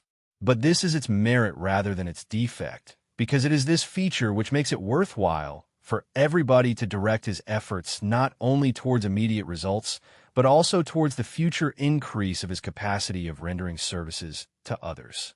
It is the possibility of acquisition for the purpose of improving the capacity for future acquisition, which engenders a continuous overall process in which we do not at every moment have to start from scratch. Quote, rules of just conduct can enable us merely to determine which particular things belong to particular persons, but not what these things will be worth, or what benefit they will confer on those to whom they belong. The disappointment of expectations and the logic of adaptation. The abstract rule of conduct can, and, in order to secure the formation of a spontaneous order, should, thus protect only the expectation of command over particular physical things and services, and not the expectations concerning their market value. This is a point of central importance which is frequently misunderstood. Though it is the aim of law to increase certainty, it can eliminate only certain sources of uncertainty, and it would be harmful if it attempted to eliminate all uncertainty. It can protect expectations only by prohibiting interference with a man's property, not by requiring others to take particular actions. The conditions which prevailed earlier, however, are wholly irrelevant for what is appropriate after the external circumstances have changed. The past position of those who are now forced to descend from it was determined by the operation of the same process as that which now favors others. The action of the market takes account only of the conditions known to exist at present. It adapts relative values to them without regard to the past. In the context of an order, the advantage of which is that it continually adapts the use of resources to conditions unforeseen and unknown to most people. Bygones are forever bygones. The past conditions tell us nothing about what is appropriate now. Any discovery of more favorable opportunities for satisfying their needs by some will thus be a disadvantage to those on whose services they would otherwise have relied. Yet in this respect, the effects of new and more favorable opportunities for exchanging which appear for particular individuals are for society as a whole as beneficial as the discovery of new or hitherto unknown material resources. Of course, those who as a result will be deprived of their former customers will incur a loss which it would be in their interest to prevent. But like all others, they will have been profiting all the time from the repercussions of thousands of similar changes elsewhere, which release resources for a better supply of the market. Interference and privilege. Even in ordinary language, interference implies the operation of a process that proceeds by itself on certain principles because its parts obey certain rules. The aim of interference is always to bring about a particular result, which is different from that which would have been produced if the mechanism had been allowed unaided to follow its inherent principles. Interference, if the term is properly used, is therefore by definition an isolated act of coercion, undertaken for the purpose of achieving a particular result, and without committing oneself to do the same in all instances where some circumstances defined by a rule are the same. It is, therefore, always an unjust act in which somebody is coerced in circumstances where another would not be coerced, and for purposes which are not his own. Quote, bygones are forever bygones. The past conditions tell us nothing about what is appropriate now. In the context of an order, the advantage of which is that it continually adapts the use of resources to conditions unforeseen and unknown to most people. The new position is not an improvement over the past condition. It represents the same kind of adaptation to new circumstances as the former position did with respect to the circumstances which existed then. The good society, maximizing chances for the unknown person. Since rules of just conduct can affect only the chances of success of the efforts of men, the aim in altering or developing them should be to improve as much as possible the chances of anyone selected at random. Since in the long run, it cannot be predicted when and where the particular conjunction of circumstances will occur to which any rule refers, it must also be unknown who will benefit by such an abstract rule. Such universal rules can thus aim solely at increasing the chances of unknown persons. It is obvious that the endeavor to add indiscriminately to anyone's chances will not result in making everybody's chances the same. The chances will always depend not only on future events which the law does not control, but also on the initial position of any individual at the moment the rules in question are adopted. In a continuous process, this initial position will always be a result of preceding phases, and therefore be as much an undesigned fact and dependent on chance as the future development. The conclusion to which our considerations lead is that we should regard as the most desirable order of society one which we would choose if we knew that our initial position in it would be decided purely by chance. The best society would be that in which we would prefer to place our children if we knew that their position in it would be determined by lot. Very few people would probably in this case prefer a strictly egalitarian order. He would then very likely choose that type of industrial society which did not offer such delectable plums to a few, but offered better prospects to the great majority. Quote, we should regard as the most desirable order of society one which we would choose if we knew that our initial position in it would be decided purely by chance. The best society would be that in which we would prefer to place our children if we knew that their position in it would be determined by lot. The discipline of abstract rules and the emotions of the tribal society. The pursuit of unattainable goals. It is not enough to recognize that social justice is an empty phrase without determinable content. It has become a powerful incantation which serves to support deep-seated emotions that are threatening to destroy the great society. Unfortunately, it is not true that if something cannot be achieved, it can do no harm to strive for it. Like chasing any mirage, it is likely to produce results which one would have done much to avoid if one had foreseen them. Many desirable aims will be sacrificed in the vain hope of making possible what must forever elude our grasp. We live at present under the governance of two different and irreconcilable conceptions of what is right, and after a period of ascendancy of conceptions which have made the vision of an open society possible, we are relapsing rapidly into the conceptions of the tribal society from which we have been slowly emerging. We had hoped that with the defeat of the European dictators, we had banished the threat of the totalitarian state. But all we have achieved was to put down the first flare-up of a reaction, which is slowly spreading everywhere. Socialism is simply a reassertion of that tribal ethics whose gradual weakening had made an approach to the great society possible. The submergence of classical liberalism under the inseparable forces of socialism and nationalism is the consequence of a revival of those tribal sentiments. Most people are still unwilling to face the most alarming lesson of modern history, that the greatest crimes of our time have been committed by governments that had the enthusiastic support of millions of people who were guided by moral impulses. It is simply not true that Hitler or Mussolini, Lenin or Stalin appealed only to the worst instincts of their people. They also appealed to some of the feelings which also dominate contemporary democracies. Whatever disillusionment the more mature supporters of these movements may have experienced as they came to see the effects of the policies they had supported, there can be no doubt that the rank and file of the communist, National Socialist or fascist movements contain many men and women inspired by ideals not very different from those of some of the most influential social philosophers in the Western countries. Some of them certainly believed that they were engaged in the creation of a just society in which the needs of the most deserving or socially most valuable would be better cared for. They were led by a desire for a visible common purpose, which is our inheritance from the tribal society and which we still find breaking through everywhere. Quote, "The greatest crimes of our time have been committed by governments that had the enthusiastic support of millions of people who were guided by moral impulses. It is simply not true that Hitler or Mussolini, Lenin or Stalin appealed only to the worst instincts of their people. They also appealed to some of the feelings which also dominate contemporary democracies." The causes of the revival of organizational thinking.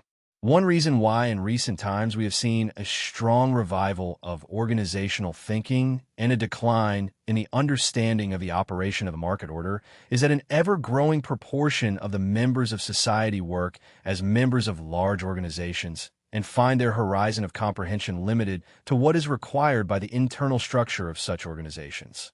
While the peasant and the independent craftsman, the merchant and the journeyman, were familiar with the market and, even if they did not understand its operation, had come to accept its dictates as the natural course of things. The growth of big enterprise and of the great administrative bureaucracies has brought it about that an ever-increasing part of the people spend their whole working life as members of large organizations and are led to think wholly in terms of the requirements of the organizational form of life. Even though in the pre-industrial society, the great majority also spent most of their lives within the familial organization, which was the unit of all economic activity. The heads of the households saw society as a network of family units connected by the markets. Today, organizational thinking increasingly dominates the activities of many of the most powerful and influential figures of modern society, the organizers themselves. The modern improvements in the technique of organization and the consequent increase of the range of particular tasks, which can be performed by means of large-scale organization far beyond what was possible before, have created the belief that there are no limits to what organization can achieve. Most people are no longer aware of the extent to which the more comprehensive order of society, on which depends the very success of the organizations within it, is due to ordering forces of an altogether different kind. The other main reason for the growing dominance of organizational thinking is that the success of the deliberate creation of new rules for purpose of organizations has in many respects been so great that men no longer recognize that the more comprehensive order within which the organizations operate rests on a different type of rules, which have not been invented with a definite foreseen purpose in mind, but are the product of a process of trial and error in the course of which more experience has been accumulated than any living person is aware of. The immoral consequences of morally inspired efforts. Though in the long perspective of Western civilization, the history of law is a history of a gradual emergence of rules of just conduct capable of universal application, its development during the last 100 years has become increasingly one of the destruction of justice by social justice, until even some students of jurisprudence have lost sight of the original meaning of justice. We have seen how the process has mainly taken the form of a replacement of the rules of just conduct by those rules of organization, which we call public law, is subordinating law, a distinction which some socialist lawyers are trying hard to obliterate. In substance, this has meant that the individual is no longer bound only by rules which confine the scope of his private actions, but has become increasingly subject to the commands of authority. The growing technological possibilities of control, together with the presumed moral superiority of society, whose members serve the same hierarchy of ends, have made this totalitarian trend appear under a moral guise. It is indeed the concept of social justice which has been the Trojan horse through which totalitarianism has entered. The values which still survive from the small and connected groups whose coherence depended upon them are, however, not only different from, but often incompatible with, the values which make possible the peaceful coexistence of large numbers in the open society. The belief that while we pursue the new ideal of this great society in which all human beings are regarded as equal, we can also preserve the different ideals of the small, closed society is an illusion. To attempt it leads to the destruction of the great society. The possibility of men living together in peace and to their mutual advantage without having to agree on common concrete aims, and bound only by abstract rules of conduct, was perhaps the greatest discovery mankind ever made. The capitalist system which grew out of this discovery, no doubt, did not fully satisfy the ideals of liberalism, because it grew up while legislators and governments did not really understand the modus operandi of the market, and largely in spite of the policies actually pursued. Socialism is not based merely on a different system of ultimate values from that of liberalism, which one would have to respect even if one disagreed. It is based on an intellectual error which makes its adherents blind to its consequences. This must be plainly said because the emphasis on the alleged difference of the ultimate values has become the common excuse of the socialists for shirking the real intellectual issue. Quote, "It is indeed the concept of social justice which has been the Trojan horse through which totalitarianism has entered. Socialism is not based merely on a different system of ultimate values from that of liberalism, which one would have to respect even if one disagreed. It is based on an intellectual error which makes its adherents blind to its consequences. Social justice as a disruptive force in the great society. Not only is it impossible for the great society to maintain itself while enforcing rules of social or distributive justice. For its preservation, it is also necessary that no particular groups holding common views about what they are entitled to should be allowed to enforce these views by preventing others to offer their services at more favorable terms. Though common interests of those whose position is affected by the same circumstances are likely to produce strong common opinions about what they deserve and will provide a motive for common action to achieve their ends, any such group action to secure a particular income or position for its members creates an obstacle to the integration of the great society and is therefore antisocial in the true sense of this word. It must become a divisive force because it produces not a reconciliation of, but a conflict between the interests of the different groups. As the active participants in the struggle for social justice well know, it becomes in practice a struggle for power of organized interests in which arguments of justice serve merely as pretexts. The chief insight we must hold on to is that not always when a group of people have strong views about what they regard as their claims in justice, does this mean that there exists, or can be found, a corresponding rule which, if universally applied, would produce a viable order. It is a delusion to believe that whenever a question is represented as one of justice, it must be possible to discover a rule capable of universal application which will decide that question. Nor does the fact that a law endeavors to meet somebody's claim for justice prove that it is a rule of just conduct. Group justice versus universal justice. All groups whose members pursue the same or parallel aims will develop common views about what is right for members of those groups.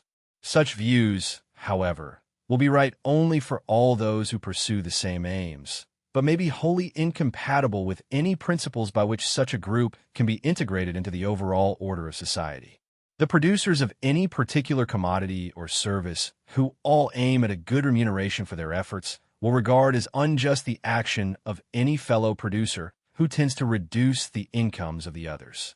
Yet it will be precisely the kind of actions by some members of the group that the rest regard as harmful, which will fit the activities of the members of the group into the overall pattern of the great society and thereby benefit all. It is certainly in itself not unjust if a barber in one city receives $3 for a haircut, while in another city only $2 is paid for the same work. But it would clearly be unjust if the barbers in the first prevented any from the second city from improving their position by offering their services in the first for, say, $chapter 2, verse 50, and thus, while improving their position, lowering the income of the first group. Yet it is precisely against such efforts that established groups are today permitted to combine in defense of their established position. The important fact which most people are reluctant to admit, yet which is probably true in most instances, is that Though the pursuit of the selfish aims of the individual will usually lead him to serve the general interest, the collective actions of organized groups are almost invariably contrary to the general interest. What in fact leads to the condemnation as antisocial of that pursuit of individual interests which contributes to the general interest, and to the commendation as social of the subservience to those sectional interests which destroy the overall order, are sentiments which we have inherited from earlier forms of society. The use of coercion in the service of this kind of social justice, meaning the interests of the particular group to which the individual belongs, will thus always mean the creation of particular preserves of special groups united against the outsiders, interest groups which exist because they are allowed to use force or pressure on government for the benefit of their members. Quote, though the pursuit of the selfish aims of the individual will usually lead him to serve the general interest, the collective actions of organized groups are almost invariably contrary to the general interest. What in fact leads to the condemnation as antisocial of that pursuit of individual interests which contributes to the general interest, and to the commendation as social of the subservience to those sectional interests which destroy the overall order, are sentiments which we have inherited from earlier forms of society. From the care of the most unfortunate to the protection of vested interests. We must not lose sight, however, of the fact that at the beginning of the striving for social justice stood the laudable desire to abolish destitution, and that the great society has brilliantly succeeded in abolishing poverty in the absolute sense. Nobody capable of useful work need today lack food and shelter in the advanced countries, and for those incapable of themselves earning enough, these necessities are generally provided outside the market. Poverty in the relative sense must of course continue to exist outside of any completely egalitarian society. So long as there exists inequality, somebody must be at the bottom of the scale. But the abolition of absolute poverty is not helped by the endeavor to achieve social justice. In fact, in many of the countries in which absolute poverty is still an acute problem, the concern with social justice has become one of the greatest obstacles to the elimination of poverty. In the West, the rise of the great masses to tolerable comfort has been the effect of the general growth of wealth and has been merely slowed down by measures interfering with the market mechanism. It has been this market mechanism which has created the increase of aggregate income, which also has made it possible to provide outside the market for the support of those unable to earn enough.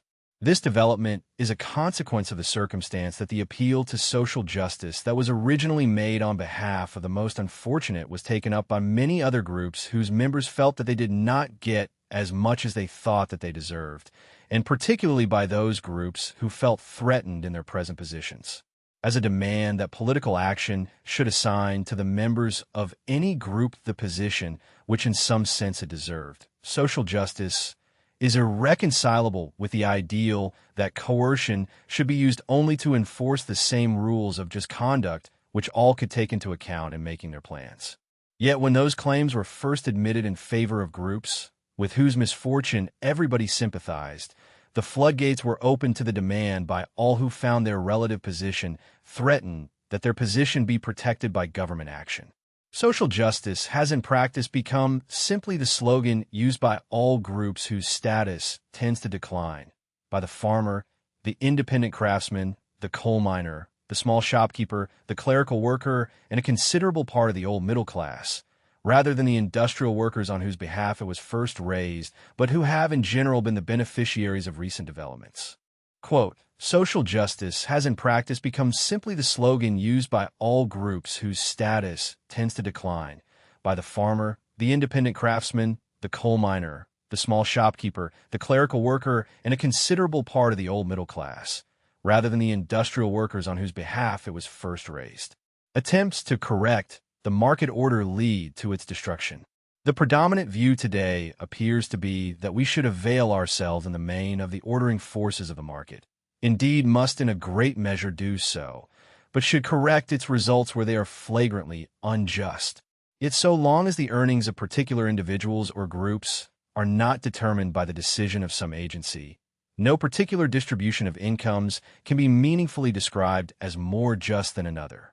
If we want to make it substantively, we can do so only by replacing the whole spontaneous order by an organization in which the share of each is fixed by some central authority.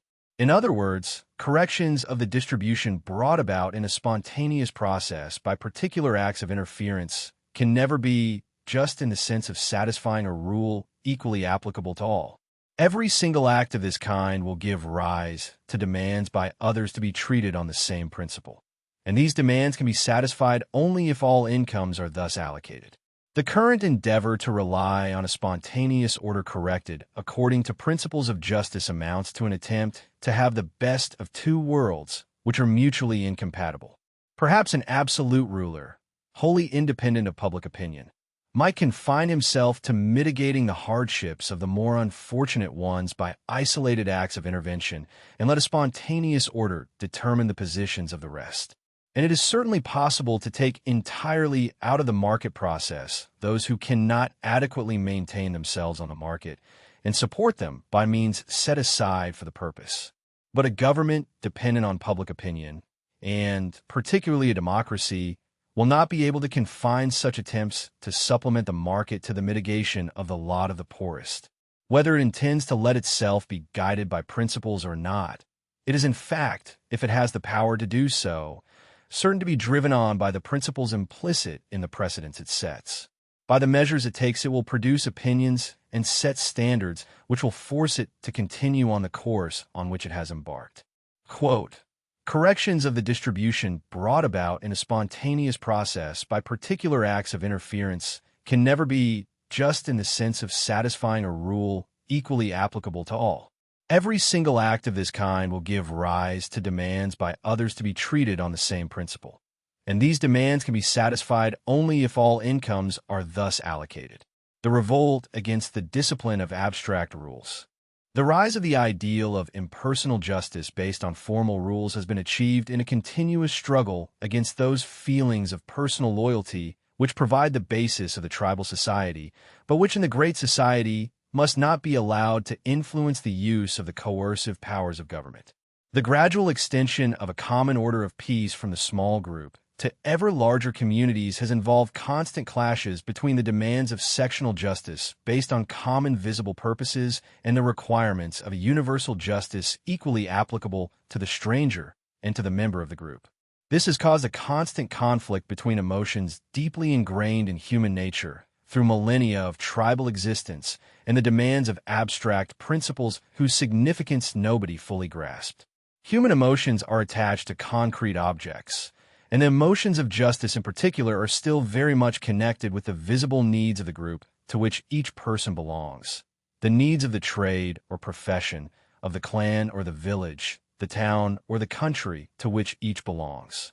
Only a mental reconstruction of the overall order of the great society enables us to comprehend that the deliberate aim at concrete common purposes, which to most people still appears as more meritorious and superior to blind obedience to abstract rules, would destroy that larger order in which all human beings count alike.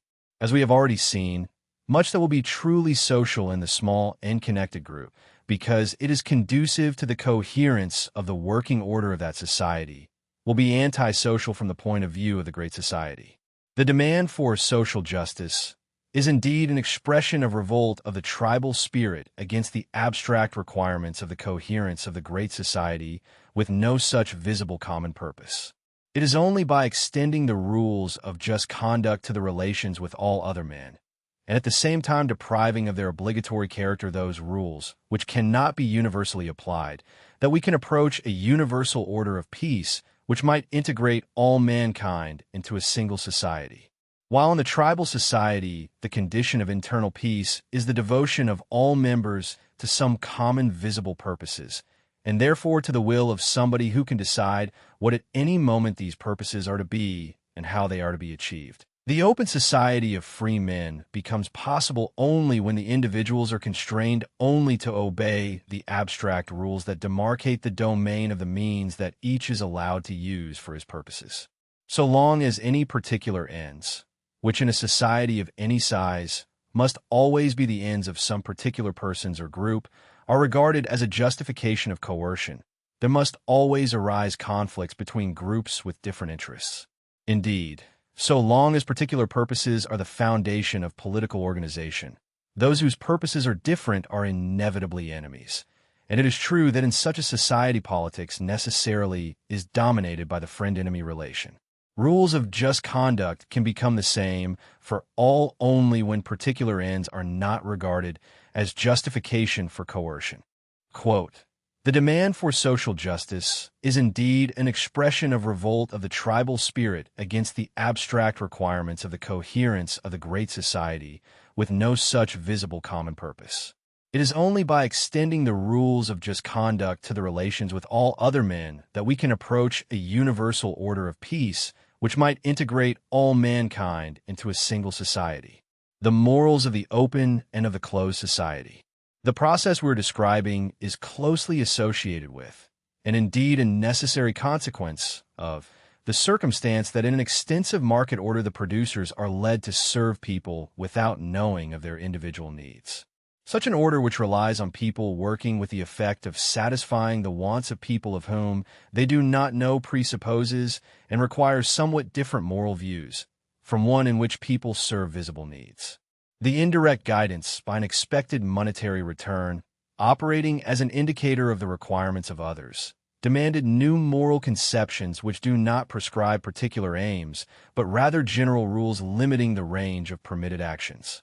It did become part of the ethos of the open society that it was better to invest one's fortune in instruments, making it possible to produce more at smaller costs than to distribute it among the poor, or to cater for the needs of thousands of unknown people rather than to provide for the needs of a few known neighbors. These views, of course, did not develop because those who first acted upon them understood that they thus conferred greater benefits on their fellows, but because the groups and societies which acted in this way prospered more than others. It became in consequence gradually the recognized moral duty of the calling to do so.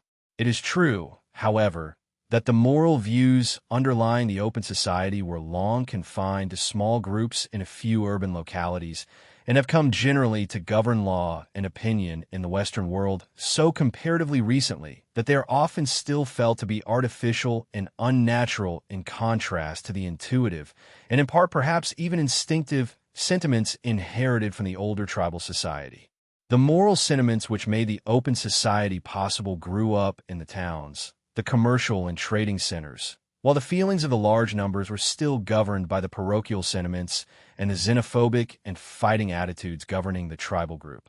The rise of the great society is far too recent an event to have given man time to shed the results of a development of hundreds of thousands of years, and not to regard as artificial and inhuman those abstract rules of conduct which often conflict with the deeply ingrained instincts to let himself be guided in action by perceived needs.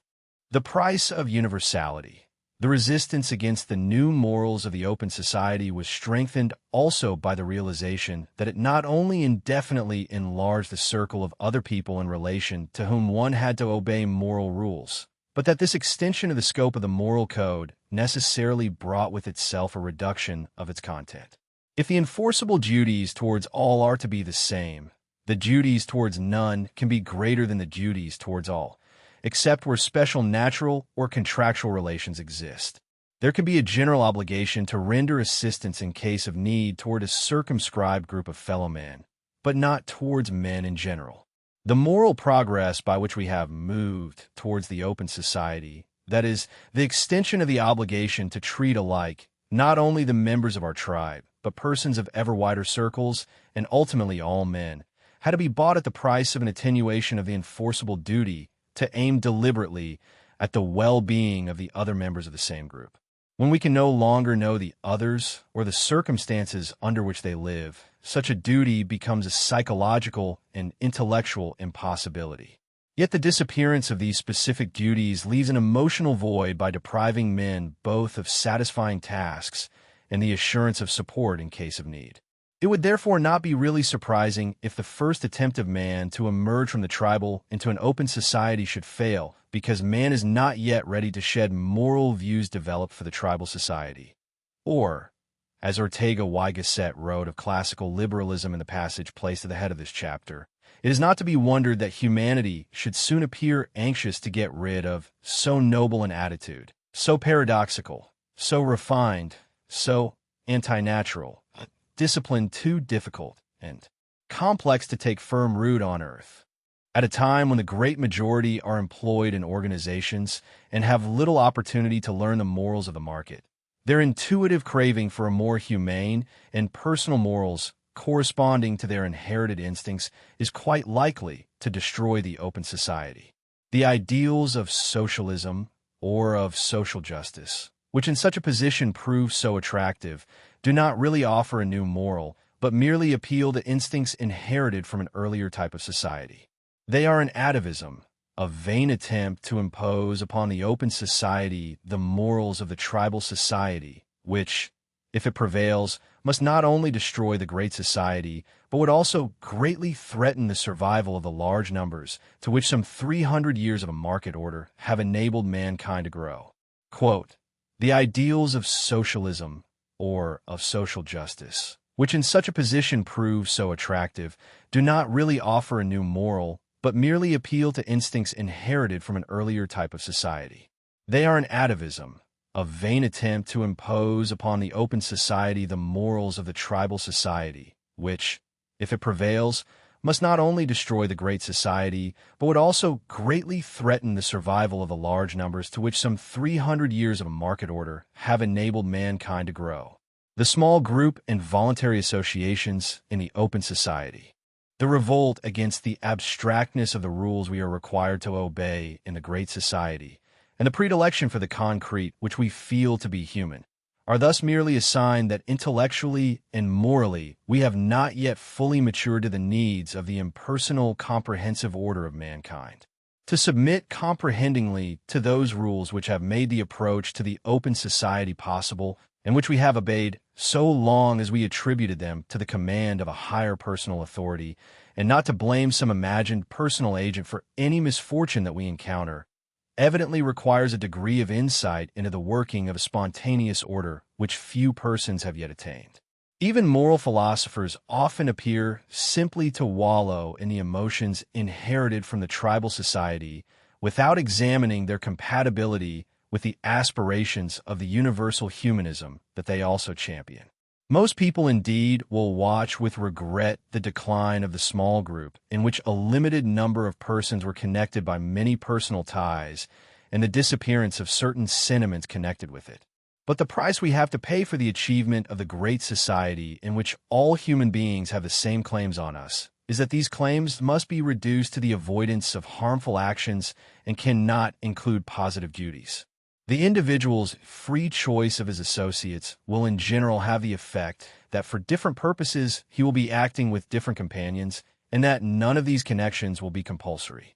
This presupposes that none of these small groups has power to enforce its standards on any unwilling person. The savage in us still regards as good what was good in the small group, but what the great society must not only refrain from enforcing, but cannot even allow particular groups to enforce. A peaceful open society is possible only if it renounces the method of creating solidarity that is most effective in the small group, namely acting on the principle that if people are to be in harmony, then let them strive for some common end. This is the conception of creating coherence, which leads straight to the interpretation of all politics as a matter of friend-enemy relations. It is also the device which has been effectively employed by all dictators. Except when the very existence of a free society is threatened by an enemy, it must deny itself what in many respects is still the strongest force making for cohesion, the common visible purpose. It must bid farewell, so far as the use of coercion is concerned, to the use of some of the strong moral emotions which still stand us in good stead in the small group, and which, though still needed within the small groups from which the great society is built up, must result in tension and conflict if enforced in the great society. The kind of abstract order on which man has learned to rely and which has enabled him peacefully to coordinate the efforts of millions, unfortunately cannot be based on such feelings as love which constituted the highest virtue in the small group. Love is a sentiment which only the concrete evokes. And the Great Society has become possible through the individual's efforts being guided not by the aim of helping particular other persons, but the confinement of the pursuit of their purposes by abstract rules. The importance of voluntary associations. It would be a sad misunderstanding of the basic principles of a free society if it were concluded that, because they must deprive the small group of all coercive powers, they do not attach great value to voluntary action in the small groups. In restricting all coercion to the agencies of government and confining its employment to the enforcement of general rules, these principles aim at reducing all coercion as much as possible and leaving as much as possible to voluntary efforts. The mischievous idea that all public needs should be satisfied by compulsory organization and that all the means that the individuals are willing to devote to public purposes should be under the control of government is wholly alien to the basic principles of a free society. The true liberal must, on the contrary, desire as many as possible of those particular societies within the state, voluntary organizations between the individual and government, which the false individualism of Rousseau and the French Revolution wanted to suppress.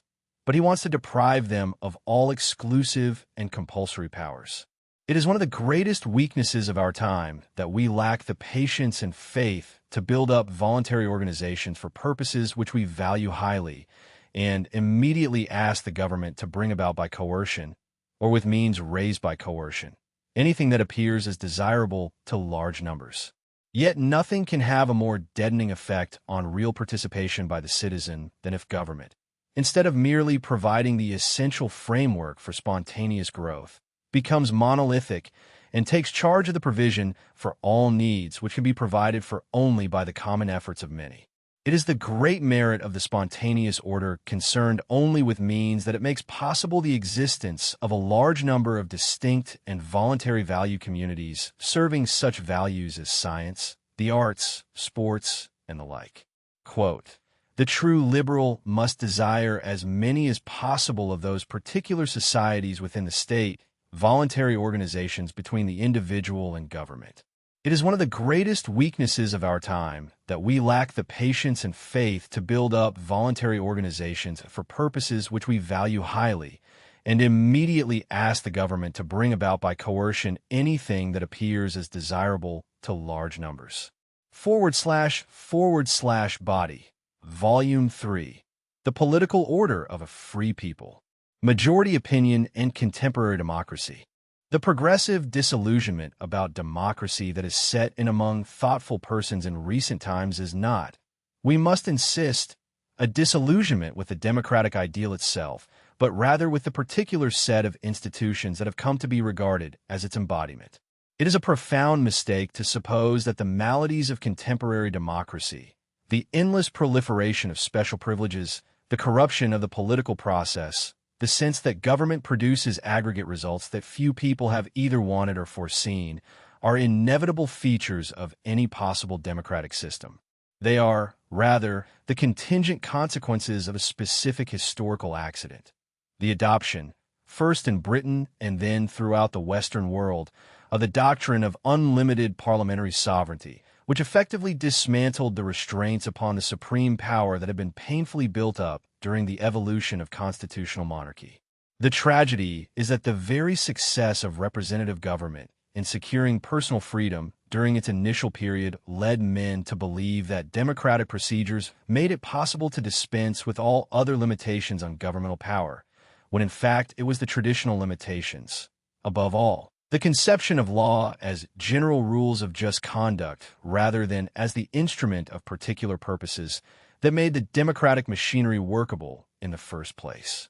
The true content of the democratic ideal, as we must now insist with some urgency, is not the substantive belief that whatever the majority decides is necessarily just, nor the sentimental confusion of democracy with equality, but the recognition that coercion should be allowed only for the purpose of ensuring obedience to rules of just conduct approved by a majority, and that no power of coercion is legitimate unless the principle guiding it is approved by at least a majority.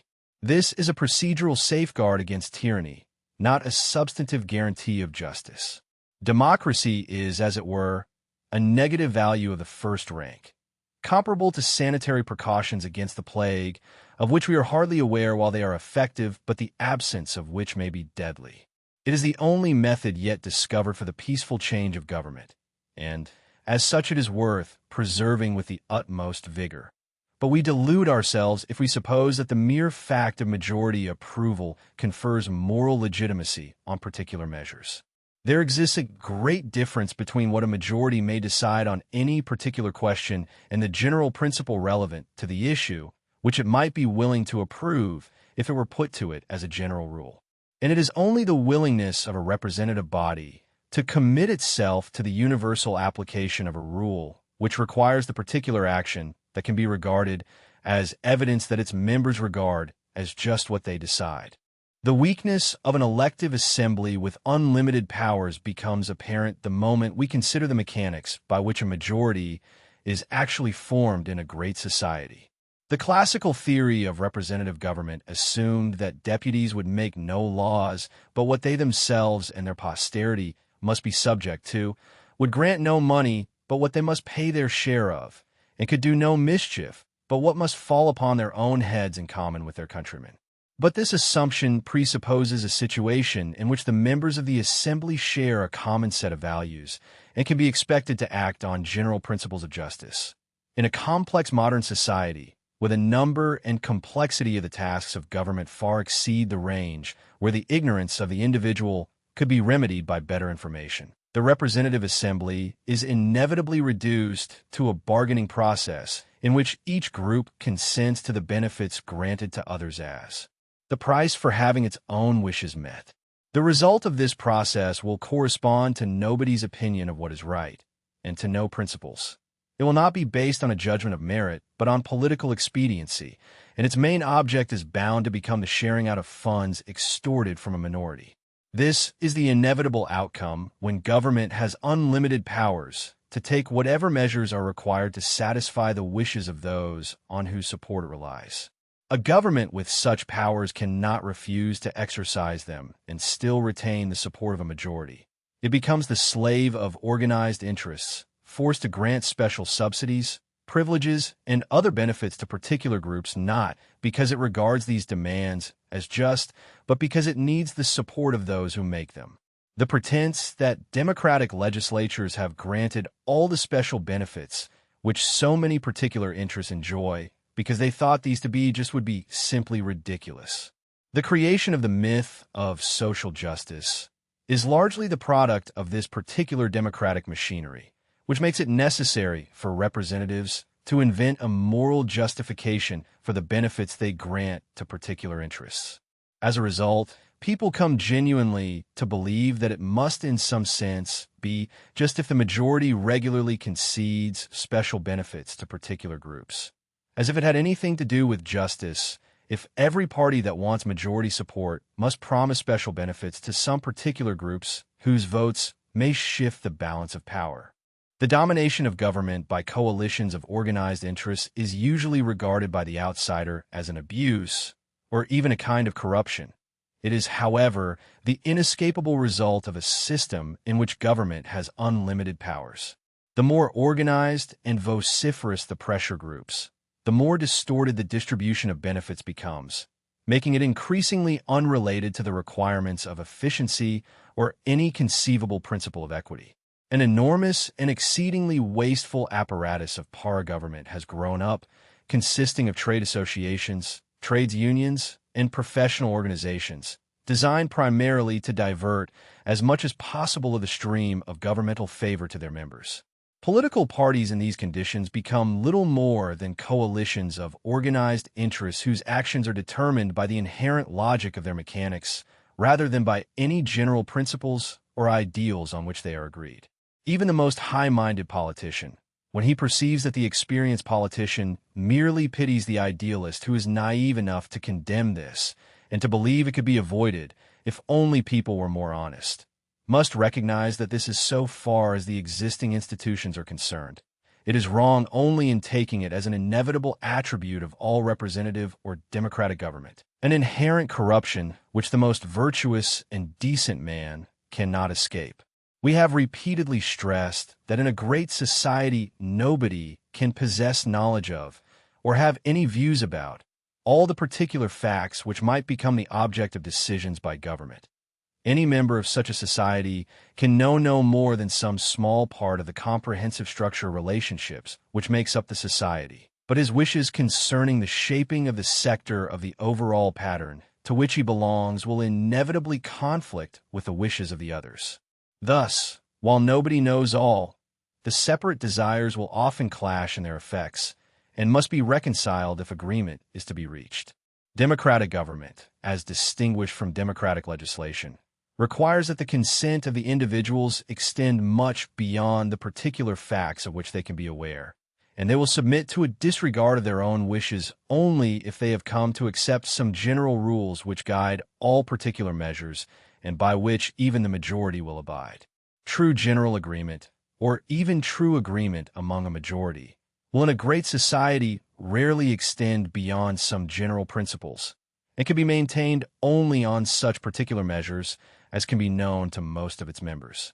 Even more important, such a society will achieve a coherent and self-consistent overall order only if it submits to general rules in its particular decisions, and does not permit even the majority to break these rules unless this majority is prepared to commit itself to a new rule, which it undertakes henceforth to apply without exception.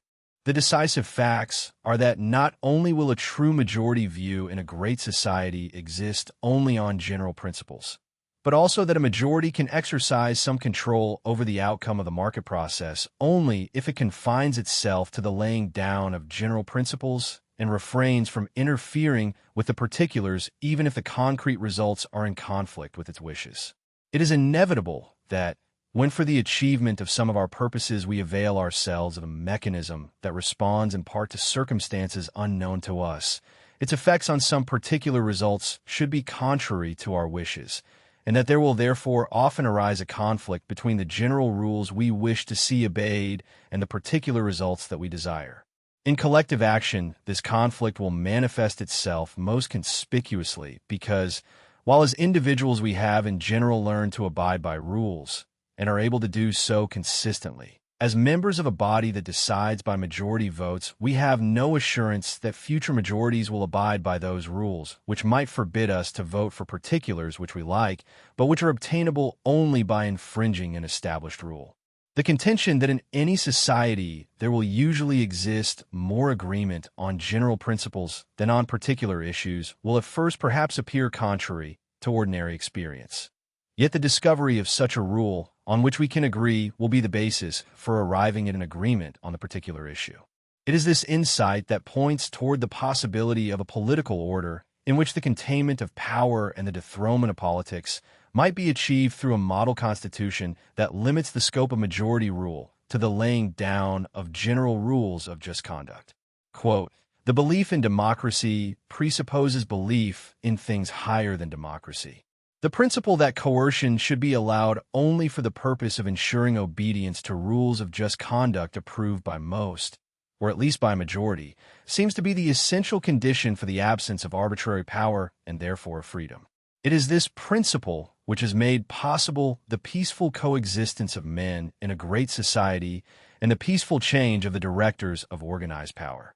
But that whenever common action is necessary, it should be guided by the opinion of the majority, and that no power of coercion is legitimate unless the principle guiding it is approved by at least a majority, does not imply that the power of the majority must be unlimited, or even that there must be a possible way of ascertaining what is called the will of the majority on every conceivable subject.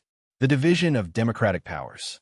The loss of the original conception of the functions of a legislature is not a matter that can be traced to a single decisive event, but rather to a gradual process by which the understanding of what a representative assembly ought to do was transformed from the laying down of general rules of just conduct to the direction of the measures of government concerning particular matters. It was the English Civil War that first demonstrated to men who had previously seen only royal power as a danger that Parliament could be as tyrannical as a king, and this led to the realization that legislatures must also be subjected to restriction if individual freedom was not to be invaded.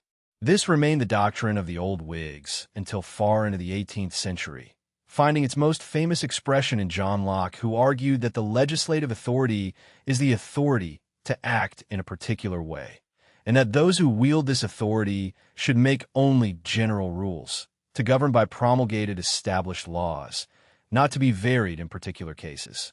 Even towards the end of the century, moral philosophers could still regard this as the basic principle of the British Constitution, as when William Paley argued that when the legislative and the judicial character are united in the same person or assembly, particular laws are made for particular cases, springing oftentimes from partial motives and directed to private ends, whilst if they are kept separate, general laws are made by one body of men, without foreseeing whom they may affect, and, when made, must be applied by the other, let them affect whom they will.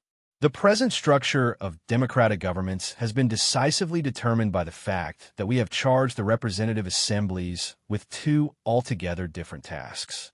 We call them legislatures, but by far the greater part of their work consists not in the articulation and approval of general rules of conduct, but in the direction of the measures of government concerning particular matters.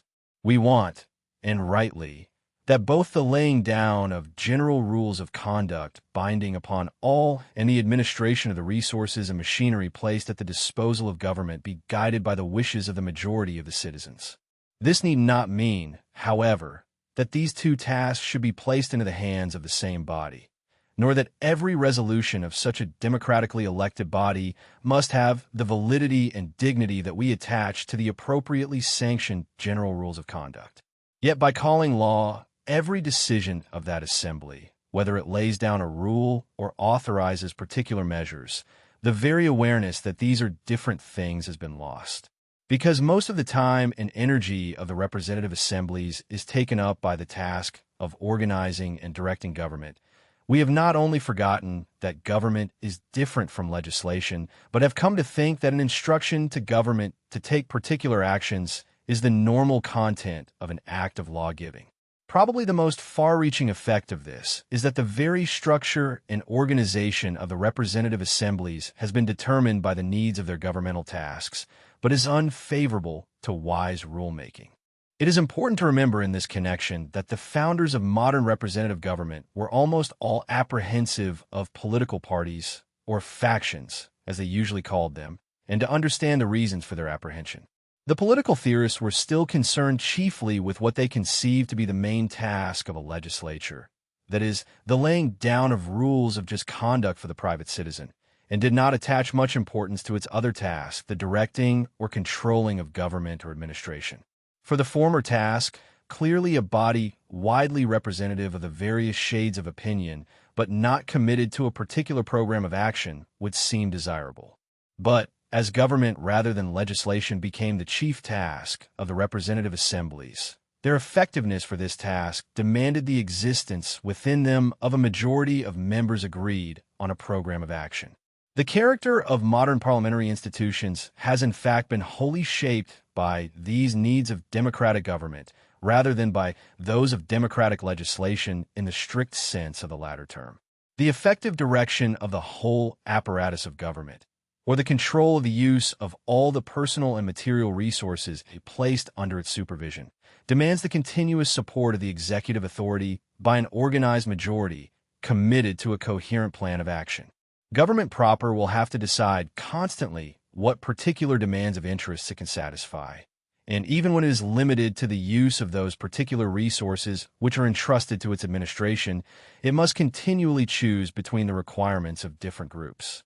The weakness of an assembly whose chief task is to decide what particular things should be done, and which in a parliamentary democracy supervises its executive committee in the carrying out of a program of action approved by it, is that it has no inducement or interest to tie itself by general rules.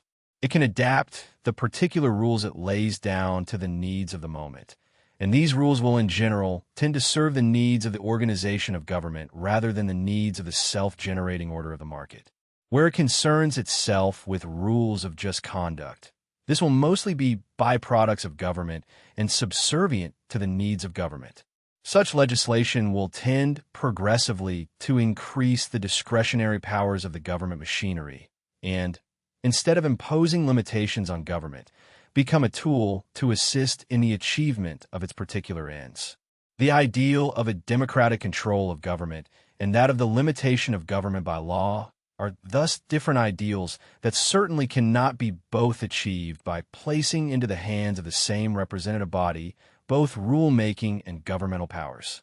The socialists have in this respect an advantage, until they have accomplished their first aim and, having achieved control of the means of production, they have to face the task of assigning particular shares of the product to the different groups. For the task of laying down the limits of what government may do, clearly a type of person is wanted wholly different from those whose main interest is to secure their re-election by getting special benefits for their supporters. One would have to entrust this not to men who have made party politics their life's concern and whose thinking is shaped by their preoccupation with their prospects of re-election, but to persons who have gained respect and authority in the ordinary business of life, and who are elected because they are trusted to be more experienced, wise, and fair, and who are then enabled to devote all their time to the long-run problems of improving the legal framework of all actions, including those of government. They would have ample time to learn their jobs as legislators and not be helpless before, and the object of contempt of, that bureaucracy which makes in fact the laws because the representative assemblies have not the time to do so. The constructivistic superstition of sovereignty is closely connected with the conception that the majority of the people, or their elected representatives, ought to be free to decree whatever they can agree upon, and that in this sense they must be regarded as omnipotent.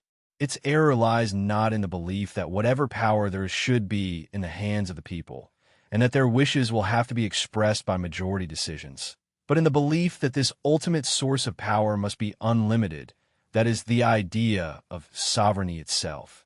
The pretended logical necessity of such an unlimited source of power simply does not exist. As we have already seen, the belief in such a necessity is a product of the false constructivistic interpretation of the formation of human institutions, which attempt to trace them all to an original designer or some other deliberate act of will. The basic source of social order, however, is not a deliberate decision to adopt certain common rules, but the existence among the people of certain opinions of what is right and wrong. What made the Great Society possible was not a deliberate imposition of rules of conduct, but the growth of such rules among men who had little idea of what would be the consequence of their general observance. Since all power rests on pre-existing opinions, and will last only so long as those opinions prevail, there is no real personal source of this power and no deliberate will which has created it.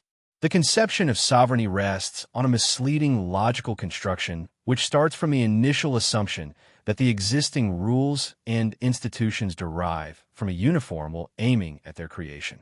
Yet, far from arising from such a pre-existing will capable of imposing upon the people whatever rules it likes, a society of free men presupposes that all power is limited by the common beliefs which made them join, and that where no agreement is present no power exists. The first question we should always ask in contemplating the structure of governmental powers is not who possesses such and such a power, but whether the exercise of such a power by any agency is justified by the implicit terms of submission to that agency. The ultimate limit of power is therefore not somebody's will on particular matters, but something quite different: the concurrence of opinions among members of a particular territorial group on rules of just conduct.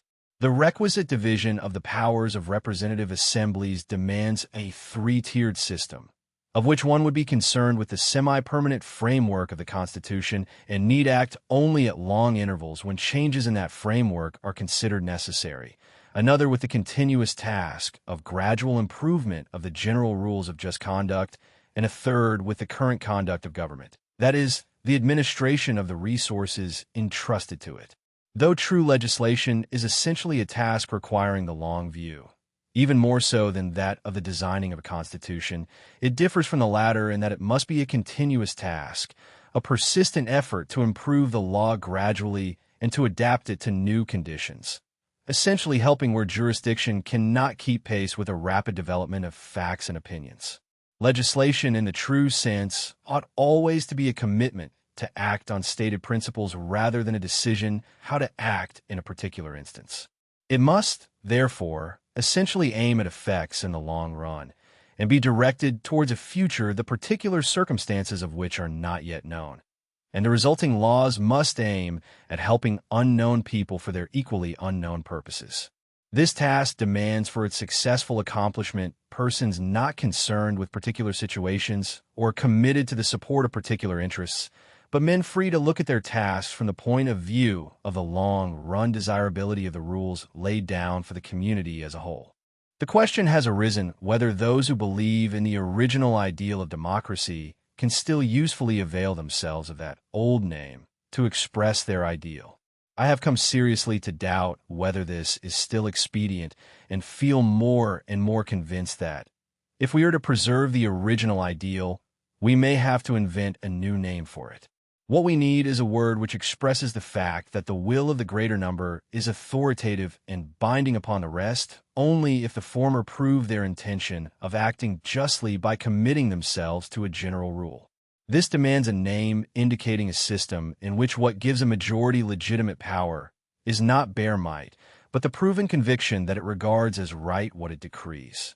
The Greek word democracy was formed by combining the word for the people, demos, with that of the two available terms for power, namely kratos, or the verb kratian, which had not already been used in such a combination for other purposes. Kratian, however, unlike the alternative verb archein, used in such compounds as monarchy, oligarchy, anarchy, etc., seems to stress brute force rather than government by rule. This need not prevent us today from adopting the term demarchy for the ideal for which democracy was originally adopted when it gradually supplanted the older expression isonomy, describing the ideal of an equal law for all. This would give us the new name we need if we are to preserve the basic ideal in a time when, because of the growing abuse of the term democracy for systems that lead to the creation of new privileges by coalitions of organized interests, more and more people will turn against that prevailing system. Quote, "The most urgent problem of our age for those who give most urgency to the preservation of democratic institutions is that of restraining the vote-buying process. An assembly whose chief task is to decide what particular things should be done, in which in a parliamentary democracy supervises its executive committee in the carrying out of a program of action approved by it, has no inducement or interest to tie itself by general rules. It can adapt the particular rules it lays down to the needs of the moment, and these rules will in general tend to serve the needs of the organization of government rather than the needs of the self-generating order of the market. The public sector and the private sector. The double task of government, enforcing the law and defending against external enemies, does not exhaust the legitimate functions of the state in an advanced society. Far from advocating a minimal state, we find it unquestionable that in an advanced society, government ought to use its power of raising funds by taxation to provide a number of services which for various reasons cannot be provided or cannot be provided adequately by the market. Indeed, it could be maintained that, even if there were no other need for coercion, because everybody voluntarily obeyed the traditional rules of just conduct, there would still exist an overwhelming case for giving the territorial authorities power to make the inhabitants contribute to a common fund from which such services could be financed. The contention that where the market can be made to supply the services required it is the most effective method of doing so does not imply that we may not resort to other methods where the former is not applicable. Nor can it be seriously questioned that where certain services can be provided only if all beneficiaries are made to contribute to their costs, because they cannot be confined to those who pay for them, only the government should be entitled to use such coercive powers. The effectiveness of the market order and of the institution of several property rests on the fact that in most instances the producers of particular goods and services will be able to determine who will benefit from them and who pay for their costs. The conditions that the benefits due to a person's activities can be confined to those willing to pay for them and withheld from those not willing, and correspondingly, that all harm done has to be paid for, is largely satisfied so far as material commodities and private possessions are concerned. But as soon as we turn from commodities in the narrow sense to land, this is true only to a limited degree.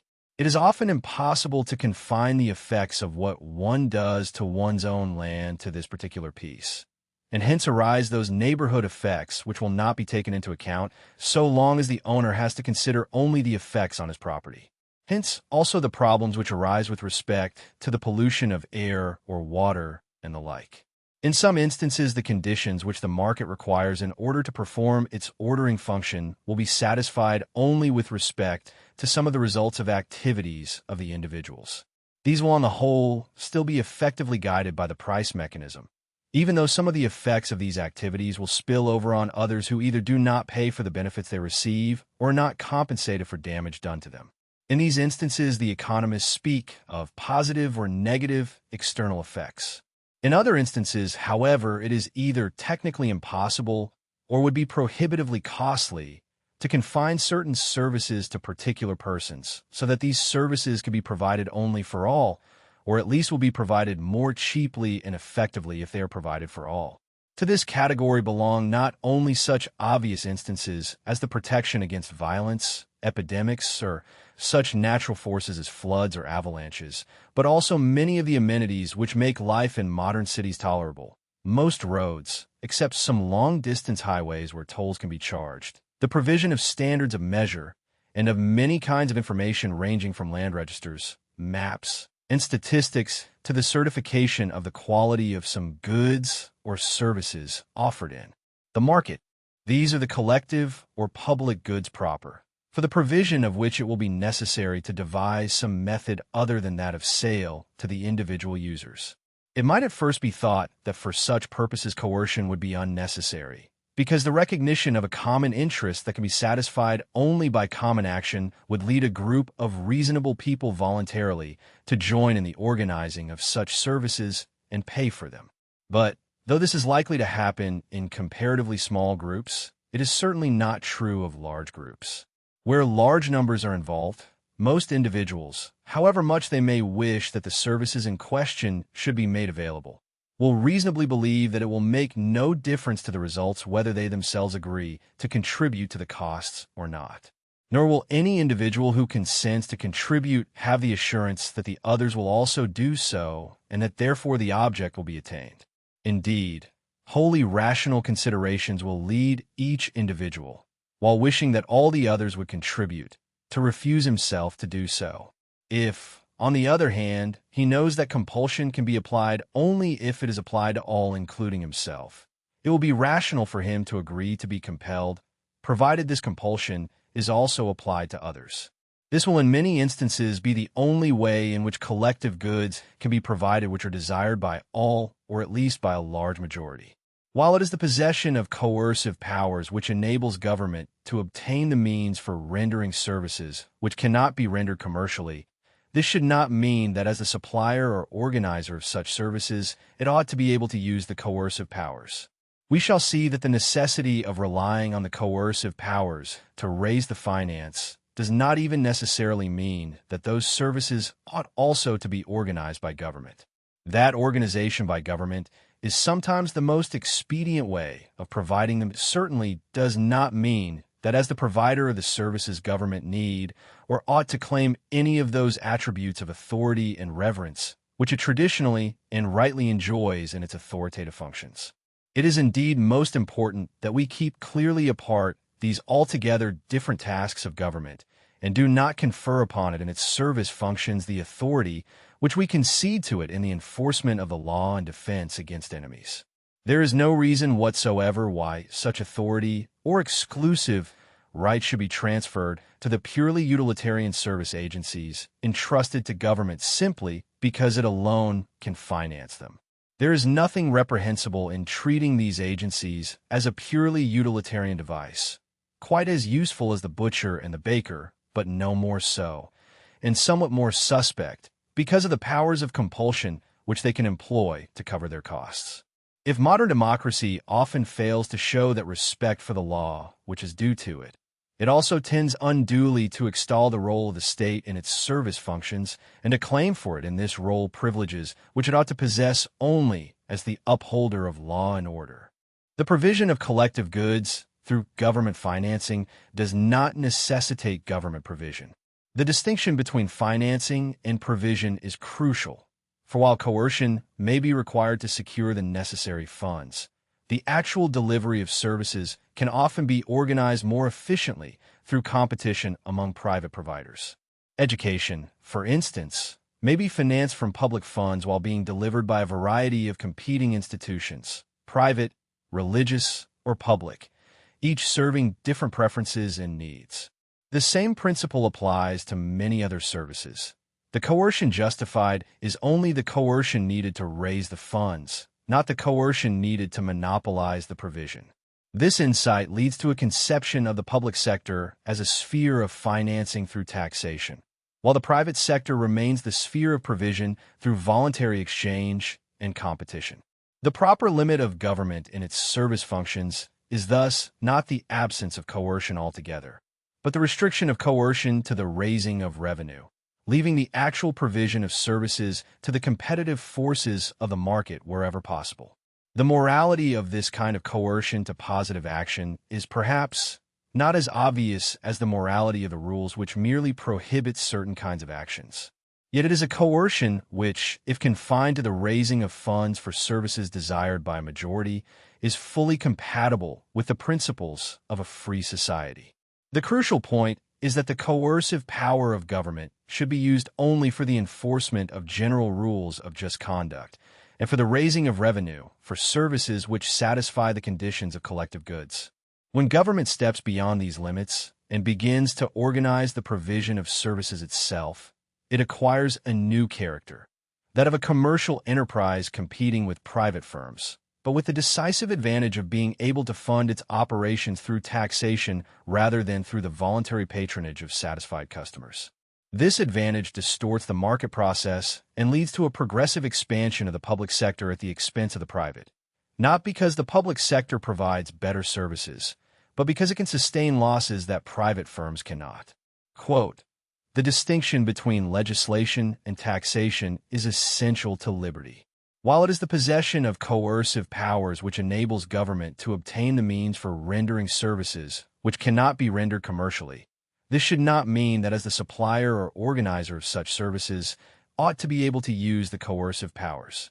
The necessity of relying on the coercive powers to raise the finance does not even necessarily mean that those services ought also to be organized by government. It is indeed most important that we keep clearly apart these altogether different tasks of government and do not confer upon it in its service functions the authority which we concede to it in the enforcement of the law and defense against enemies. Government policy and the market. The advantages of competition do not depend on it being perfect in the sense of achieving the theoretical ideal of allocative efficiency, where price equals marginal cost. In certain conditions, competition will bring about an allocation of the resources for the production of the different commodities and services, which leads to an output of that particular combination of products as large as that which could be brought about by a single mind who knew all those facts, actually known only to all the people taken together. The special case in which these results follow from the competitive market process has been found intellectually so satisfying by economic theorists that they have tended to treat it as paradigmatic. The case for competition has in consequence regularly been stated as if competition were desirable because as a rule it achieves these results, or even as if it were desirable only when in fact it does so.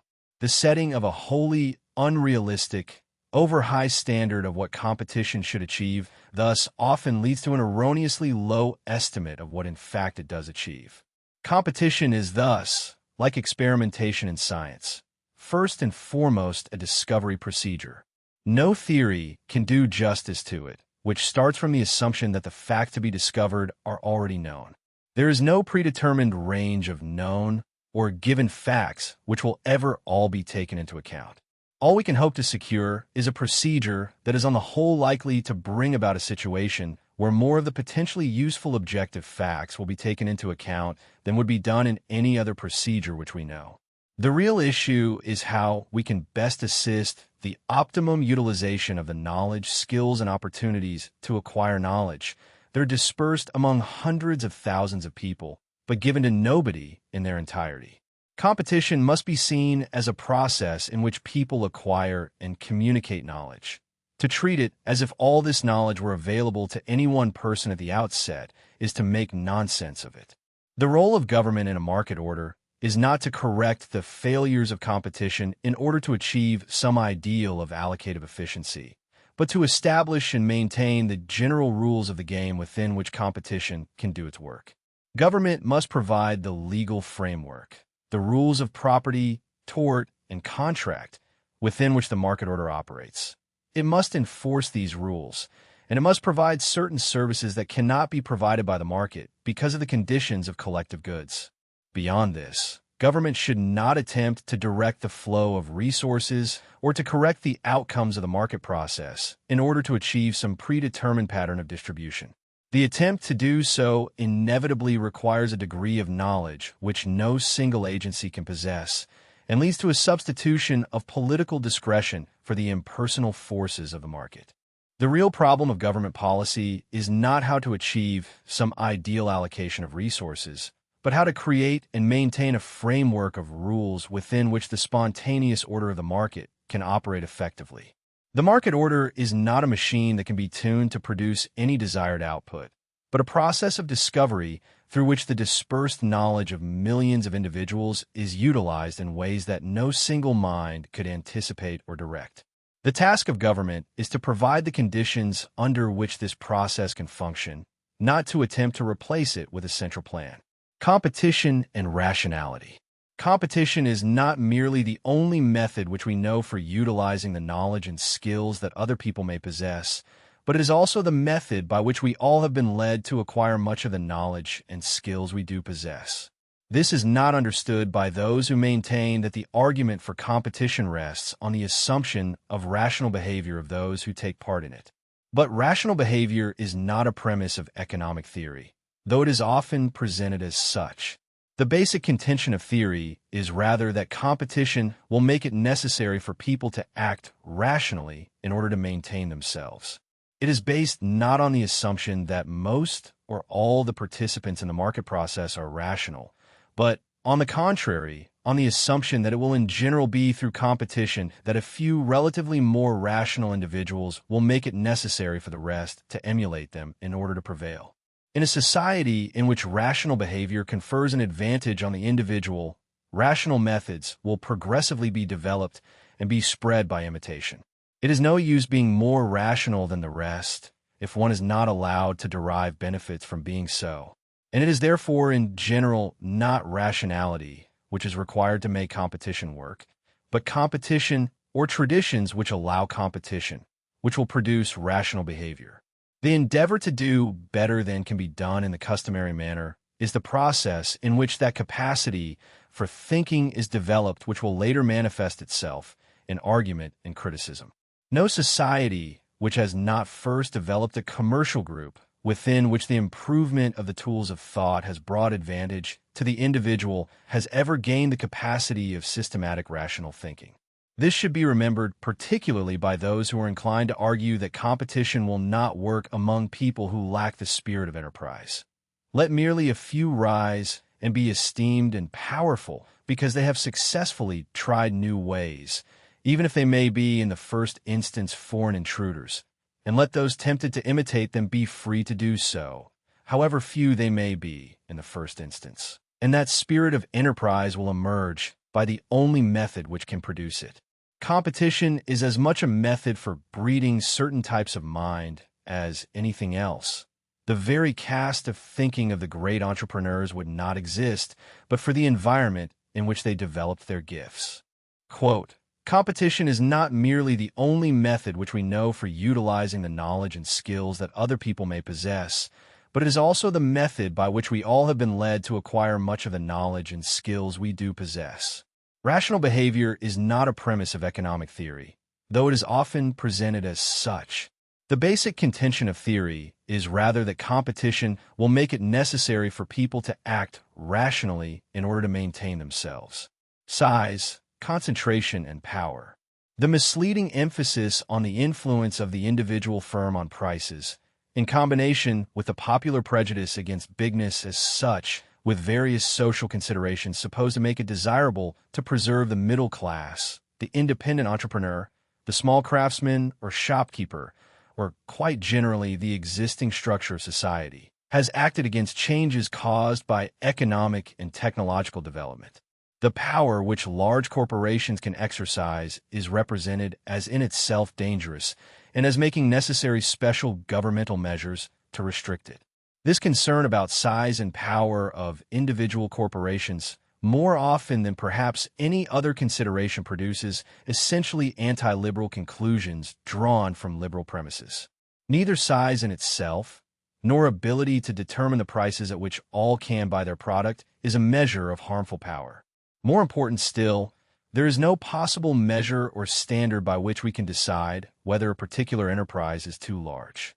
Certainly, the bare fact that one big firm in a particular industry dominates the market because the other firms of the industry will follow its price leadership is no proof that this position can in fact be improved upon in any way other than by the appearance of an effective competitor, an event which we may hope for, but which we cannot bring about so long as nobody is available who does enjoy the same or other compensating special advantages as the firm that is now dominant. The most effective size of the individual firm is as much one of the unknowns to be discovered by the market process as the prices, quantities, or qualities of the goods to be produced and sold. There can be no general rule about what is the desirable size, since this will depend on the ever-changing technological and economic conditions, and there will always be many changes which will give advantages to enterprises of what on past standards will appear to be an excessive size. It is not to be denied that the advantages of the size will not always rest on facts which we cannot alter, such as the scarcity of certain kinds of talents or resources. They will often be determined by institutional arrangements which happen to give an advantage to size, which is artificial in the sense that it does not secure smaller social costs of the unit of output. Quote, "The most effective size of the individual firm is as much one of the unknowns to be discovered by the market process as the prices, quantities, or qualities of the goods to be produced and sold. There can be no general rule about what is the desirable size, since this will depend on the ever-changing technological and economic conditions." The political aspects of economic power.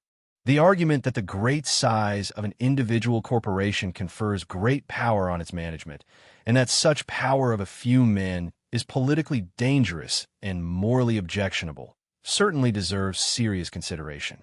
Its persuasiveness derives, however, in a great measure from a confusion of the different meanings of the word power, and from a constant shifting from one of the senses in which the possession of great power is desirable to another in which it is objectionable. Power over material things and power over the conduct of other men. These two kinds of power are not necessarily connected and can to a large extent be separated. It is one of the ironies of history that socialism, which gained influence by promising the substitution of the administration of things for the power over men, inevitably leads to an unbounded increase of the power exercised by men over other men. So long as large aggregations of material resources make it possible to achieve better results in terms of improved or cheaper products or more desirable services than smaller organizations provide, every extension of this kind of power must be regarded as in itself beneficial. The fact that large aggregations of resources under a single direction often increase power of this kind more than in proportion size is often the reason for the development of very large enterprises. Although size is not an advantage in every respect, and though there will always be a limit to the increase of size, which still brings an increase of productivity, there will at all times exist fields in which technological change gives an advantage to units larger than those which have existed before. From a replacement of the cottage weaver by the factory to the growth of the continuous process in steel production and to the supermarket, advances in technological knowledge have again and again made larger units more efficient. In modern society, it is not the size of the aggregate of resources controlled by an enterprise which gives it power over the conduct of other people, so much as its capacity to withhold services on which people are dependent. It is therefore also not only simply power over the price of their products, but the power to exact different terms from different customers, which confers power over conduct.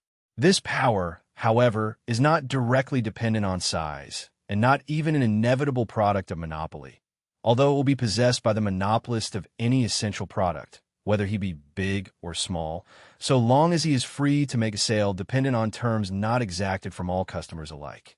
Quote, in modern society, it is not the size of the aggregate of resources controlled by an enterprise which gives it power over the conduct of other people, so much as its capacity to withhold services on which people are dependent.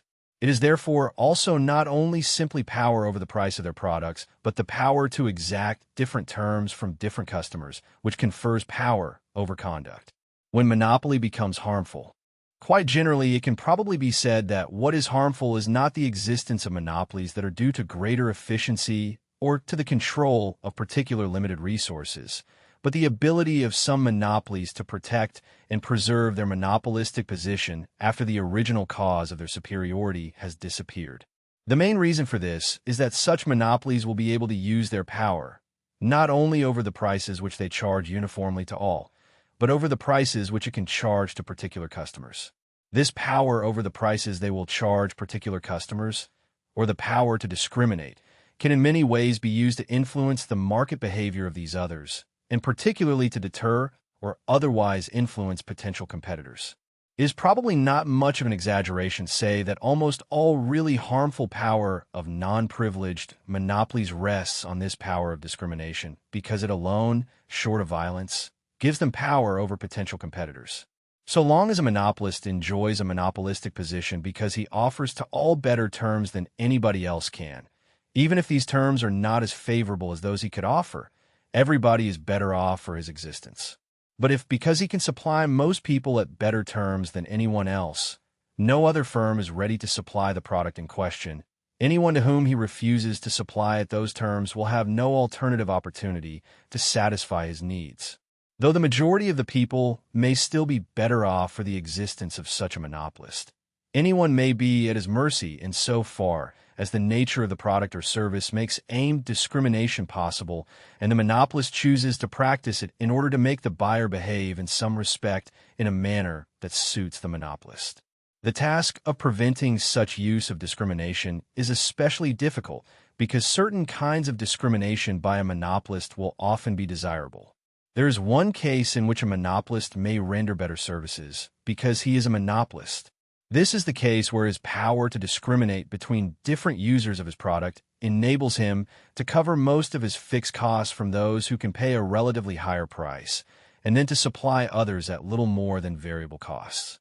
In such fields as transport and public utilities, it is at least possible that some services could not be supplied at all at profit if it were not for the possibility of discrimination, such as monopoly confers. Quote, quite generally, it can probably be said that what is harmful is not the existence of monopolies that are due to greater efficiency or to the control of particular limited resources, but the ability of some monopolies to protect and preserve their monopolistic position after the original cause of their superiority has disappeared. The main reason for this is that such monopolies will be able to use their power, not only over the prices which they charge uniformly to all, but over the prices which it can charge to particular customers. Anti-monopoly legislation. It would seem more promising to give potential competitors a claim to equal treatment where discrimination cannot be justified on grounds other than the desire to enforce a particular market conduct, and to hold out an inducement for enforcing such claims in the form of multiple damages to all who feel they have been unreasonably discriminated against. Thus, to set potential competitors as watchdogs over the monopolist and to give them a remedy against the use of price discrimination would seem a more promising check on such practices than a place enforcement in the hands of supervising authority, particularly if the law explicitly authorized that a part of the damages awarded might be collected by the lawyers conducting such cases. In lieu of fees and expenses, highly specialized legal consultants would probably soon grow up who, since they would owe the whole of their business to such suits, would not be inhibited through fear of offending the big corporations. The same applies largely to the case where not a single monopolist, but small groups of firms acting in concert to control the market are concerned. It is generally thought necessary to prohibit such monopolistic combinations or cartels by prohibiting them under penalties. The example set in the USA by Section 1 of the Sherman Act 1890 has been widely imitated. It seems also that this provision of the Act has been remarkably successful in creating in the business world a climate of opinion which regards as improper such explicit agreements to restrict competition. A general prohibition of all cartels, if it were consistently carried through, would be preferable to any discretionary power given to authorities for the purpose of merely preventing abuses. The latter leads to a distinction between good and bad monopolies, and usually to governments becoming more concerned with protecting the good monopolies than with combating the bad ones. A third possibility, less far-reaching than prohibition under penalties, but more general than discretionary surveillance to prevent abuses, will be both more effective and more in conformity with the rule of law than either. This would be to declare invalid and legally unenforceable all agreement in restraint of trade, without any exceptions, and to prevent all attempts to enforce them by aimed discrimination or the like, by giving those upon whom such pressures were brought a claim for multiple damages. The reason why such a modest aim of the law seems to promise greater results is that it can be applied universally, without exceptions, while all the more ambitious attempts are generally emasculated by so many exceptions that they become not nearly so effective than the general application of a less far-reaching rule would be. Not to mention the wholly undesirable discretionary power which, under the first system, confers on government the power of determining the character of economic activity. Quote, a general prohibition of all cartels, if it were consistently carried through, would be preferable to any discretionary power given to authorities for the purpose of merely preventing abuses. The latter leads to a distinction between good and bad monopolies, and usually to governments becoming more concerned with protecting the good monopolies than with combating the bad ones. Group selfishness as the chief threat. While public indignation, and in consequence also legislation, has been directed almost entirely against the selfish actions of single monopolists or of a few conspicuous enterprises acting in concert, what is chiefly threatening to destroy the market order is not the selfish action of individual firms, but the selfishness of organized groups. These have gained their power largely through the assistance government has given them to suppress those manifestations of individual selfishness which would have kept their action in check.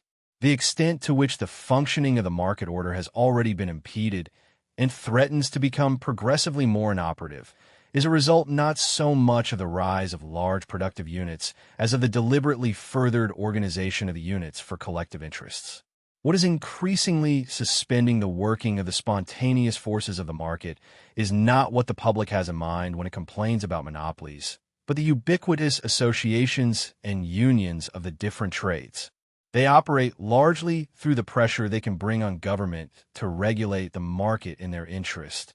The very term freedom of organization, hallowed by its use as a battle cry not only by labor, but also by those political organizations which are indispensable for democratic government, carries overtones which are not in accord, but in conflict with the reign of law on which a free society rests. Certainly, any control of these activities through a discretionary supervision by government will be incompatible with a free order.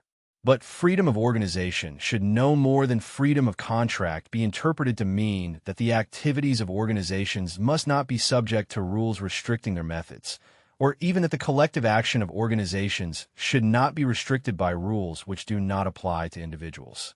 The new powers created by the perfection of organizational techniques will probably require limitations by general rules of law far more narrow than those it has been found necessary to impose by law on the actions of private individuals. It is an illusion to believe that he would benefit, or that generally the many will benefit at the expense of the few, if all interests were so organized. The effect of such organization on society as a whole would be to make power not less, but more oppressive.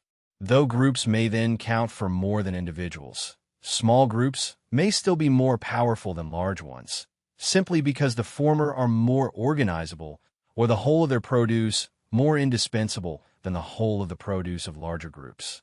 Quote, what is chiefly threatening to destroy the market order is not the selfish action of individual firms, but the selfishness of organized groups. These have gained their power largely through the assistance government has given them to suppress those manifestations of individual selfishness which would have kept their action in check. Organizable and non-organizable interests.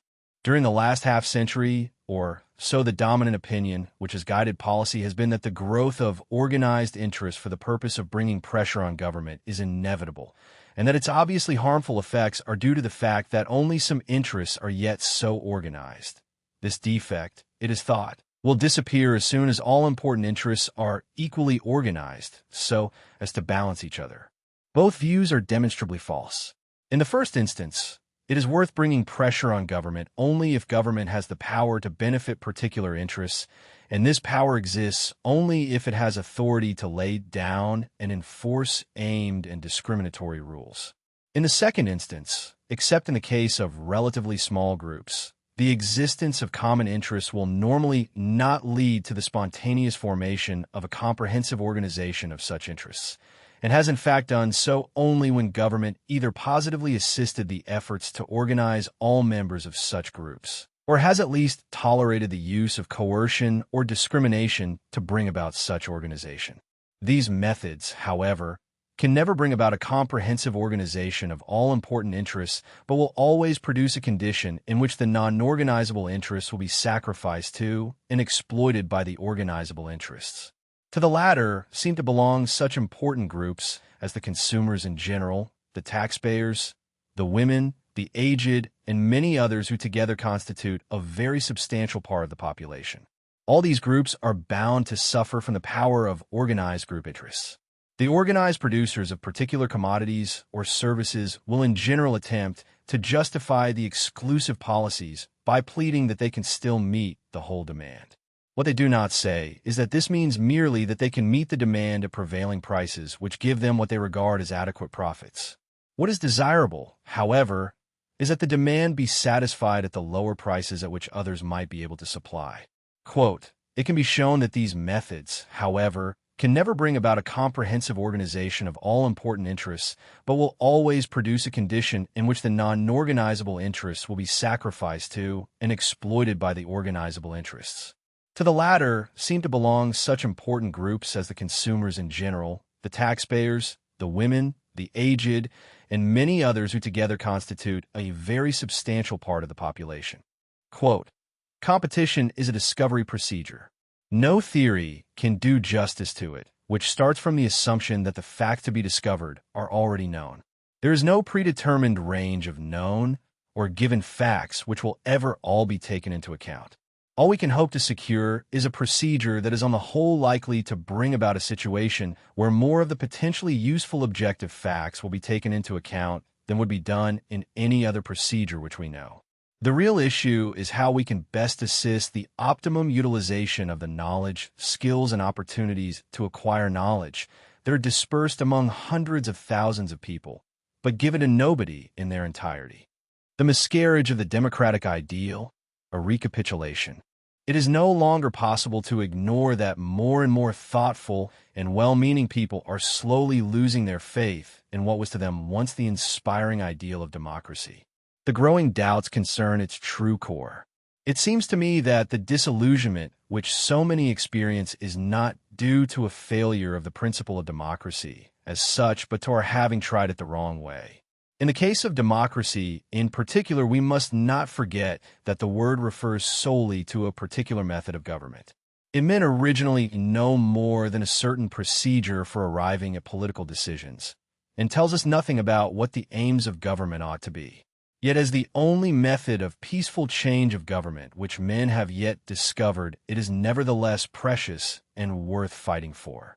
The principle that coercion should be allowed only for the purpose of ensuring obedience to rules of just conduct approved by a majority seems to be the essential condition for the absence of arbitrary power and therefore of freedom. But this does not imply that the power of the majority must be unlimited. The miscarriage of the democratic ideal has arisen from the confusion between two fundamentally different tasks placed in the hands of the same representative assemblies: the laying down of general rules of just conduct and the direction of the measures of government concerning particular matters. When the power of laying down laws and the governmental power of issuing directions are placed into the same assemblies, the supreme governmental authority becomes free to give itself whatever laws help it best to achieve the particular purposes of the moment. This means the end of the principle of government under the law. Placing both powers into the same assembly meant, in effect, a return to unlimited government. It also invalidated the original belief that a democracy, because it had to obey the majority, could only do what was in the general interest. This is outright impossible for a body which has unlimited powers and must use them to buy the votes of particular interests. The hallowed term law thus lost all its old meaning, becoming the name for the commands of what the fathers of constitutionalism would have called arbitrary government. Government became the main business of the legislature and legislation subsidiary to it. The term arbitrary no less lost its classical meaning. Rule-less or determined by particular will rather than according to recognized rules. In this true sense, even the decision of an autocratic ruler may be lawful, and the decision of a democratic majority entirely arbitrary. Anything goes, so long as it increases the number of votes supporting governmental measures. An omnipotent sovereign parliament, not confined to laying down general rules, means that we have an arbitrary government. What is worse, a government which cannot, even if it wished, obey any principles, but must maintain itself by handing out special favors to particular groups. We can either have a free parliament or a free people. Personal freedom requires that all authority is restrained by long-run principles which the opinion of the people approves. It seems clear that a nominally unlimited representative assembly must be progressively driven into a steady and unlimited extension of the powers of government. This can be prevented only by dividing the supreme power between two distinct democratically elected assemblies, i.e., by applying the principle of the separation of powers on the highest level. Existing parliaments are largely unfit for legislation proper. They have neither the time nor the right frame of mind to do it well. Quote, "The disillusionment which so many experience is not due to a failure of the principle of democracy as such, but to our having tried it the wrong way. It is because I am anxious to rescue the true ideal from the discredit into which it is falling that I am trying to find out the mistake we made and how we can prevent the bad consequences of the democratic procedure we have observed. An omnipotent sovereign parliament, not confined to laying down general rules, means that we have an arbitrary government. What is worse, a government which cannot, even if it wished, obey any principles, but must maintain itself by handing out special favors to particular groups. A model constitution. What can we do today, in the light of the experience gained, to accomplish the aims which, nearly 200 years ago, the fathers of the Constitution of the United States of America for the first time attempted to secure by a deliberate construction? Though our aims may still be the same, there is much that we ought to have learnt from the great experiment and its numerous imitations. We know now why the hope of the authors of those documents, that through them they could effectively limit the powers of government, has been disappointed. They had hoped by a separation of the legislative from executive as well as the judicial powers to subject government and the individuals to rules of just conduct. They could hardly have foreseen that, because the legislature was also entrusted with the direction of government, the task of stating rules of just conduct and the task of directing particular activities of government to specific ends would come to be hopelessly confounded, and that law would cease to mean only such universal and uniform rules of just conduct as would limit all arbitrary coercion. In consequence, they never really achieved that separation of powers at which they had aimed. Instead, they produced in the USA a system under which, often to the detriment of the efficiency of government, the power of organizing and directing government was divided between the chief executive and a representative assembly elected at different times and on different principles, and therefore frequently at loggerheads with each other. The value of a model or ideal constitution lies not in the possibility of its immediate adoption, but in the clarity it provides about the principles which any truly constitutional democracy must embody. The fundamental insight is that the two tasks which have been placed in the hands of the same representative assemblies, the laying down of general rules of just conduct, and the direction of the measures of government concerning particular matters, are tasks of such different character that they ought to be entrusted to different bodies, each democratically constituted, but each designed for its particular function. This is not merely a theoretical distinction, but a practical necessity. The confusion of these two functions has been the source of the progressive erosion of the rule of law in every modern democracy. The Legislative Assembly, concerned with the articulation and approval of general rules of just conduct, would be a body widely representative of the various shades of opinion, but not committed to a particular program of action. The Governmental Assembly, concerned with the direction of current affairs, would be organized on party lines, with an organized majority committed to a coherent plan of action and an organized opposition that watches and criticizes and offers an alternative government if the people become dissatisfied with the one in power. Such a separation of tasks would require and gradually produce a sharp distinction between rules of just conduct and instructions to government. It would soon have shown the need for a superior judicial authority capable of deciding conflicts between the two representative bodies, and by doing so, gradually building up an ever more precise distinction between the two kinds of rules, the private, including criminal, and the public law, which are now confused because they are described by the same term, law. The distinction between legislation and government is not merely a formal one, but goes to the heart of what it means to live under the rule of law rather than under the arbitrary will of those in power. When the same body both makes the rules and enforces them, there is nothing to prevent it from making exceptions for itself or for its supporters, and the protection which the law ought to provide against arbitrary action becomes illusory.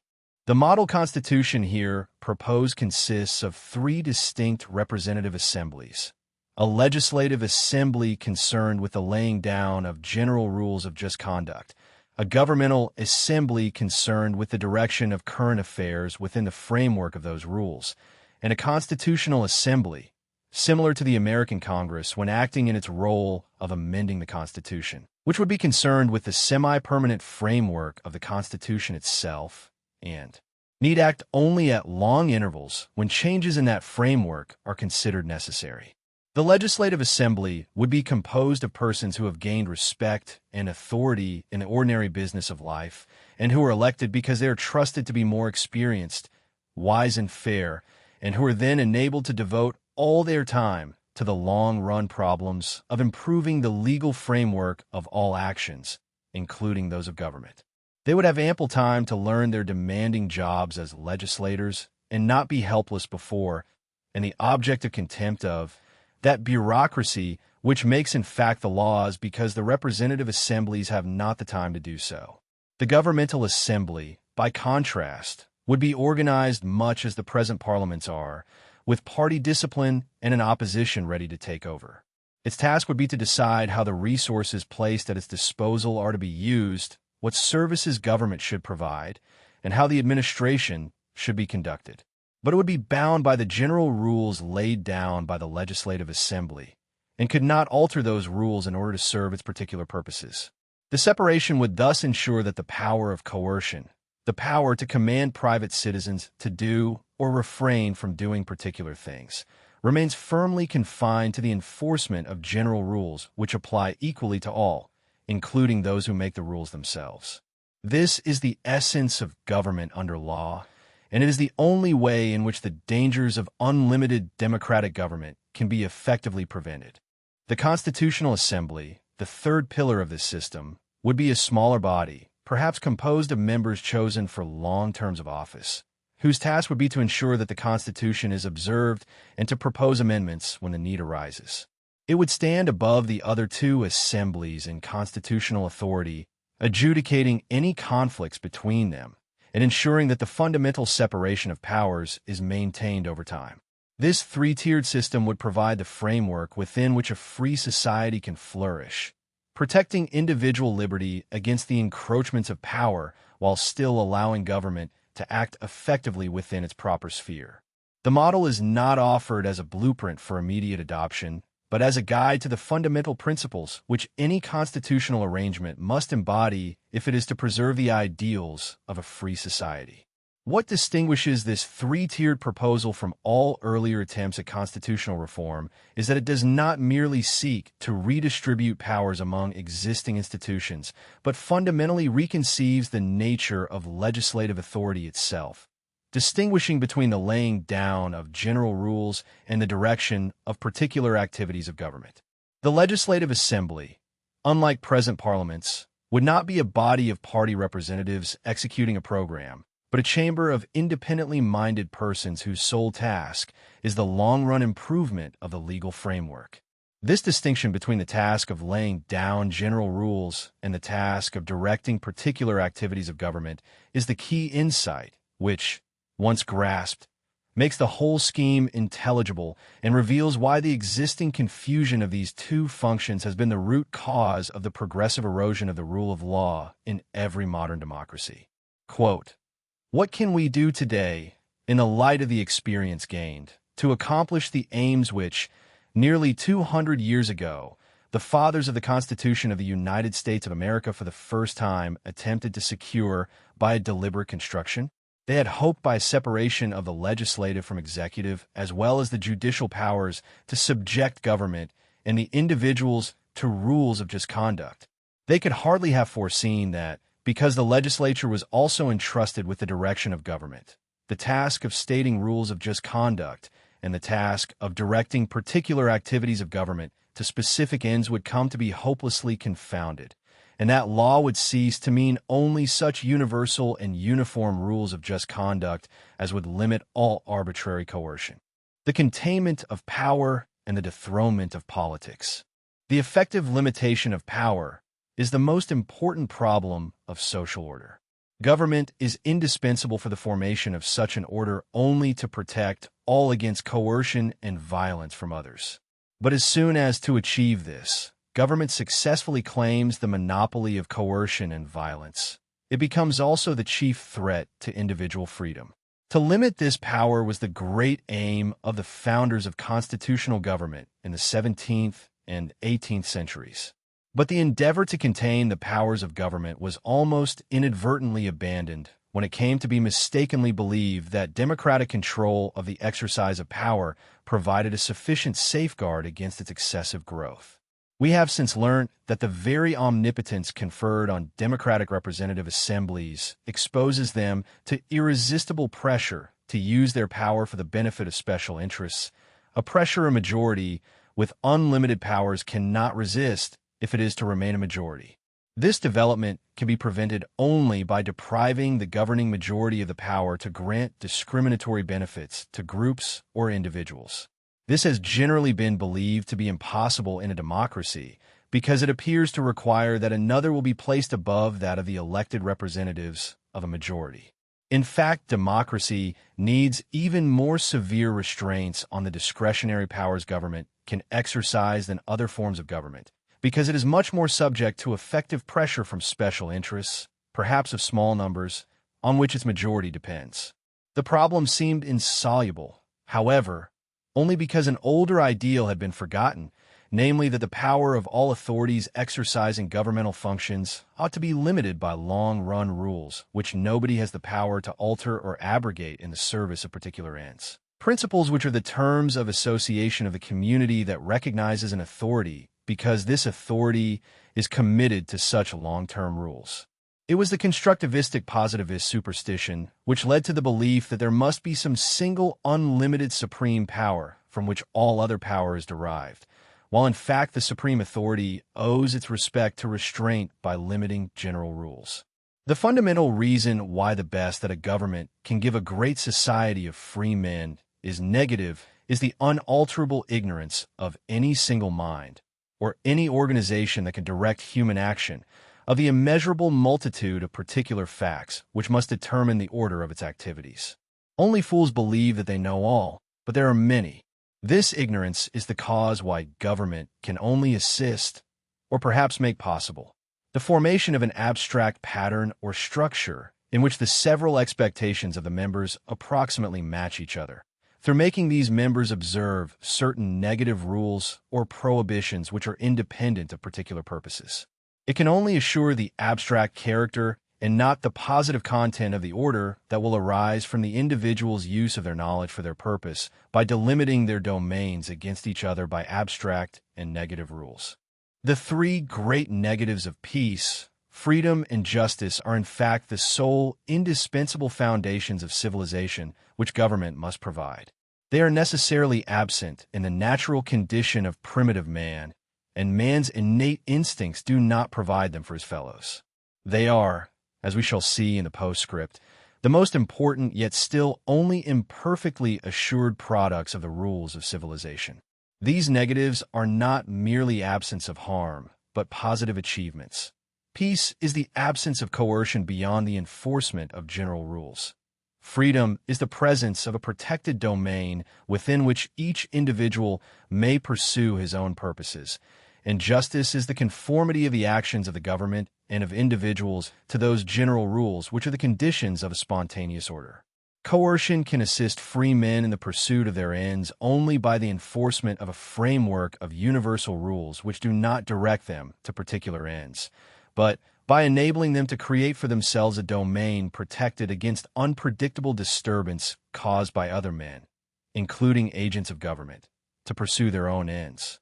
And if the greatest need is security against infringement of such a protected sphere by others, including government, the highest authority needed is one who can merely say no to others, but has itself no positive powers.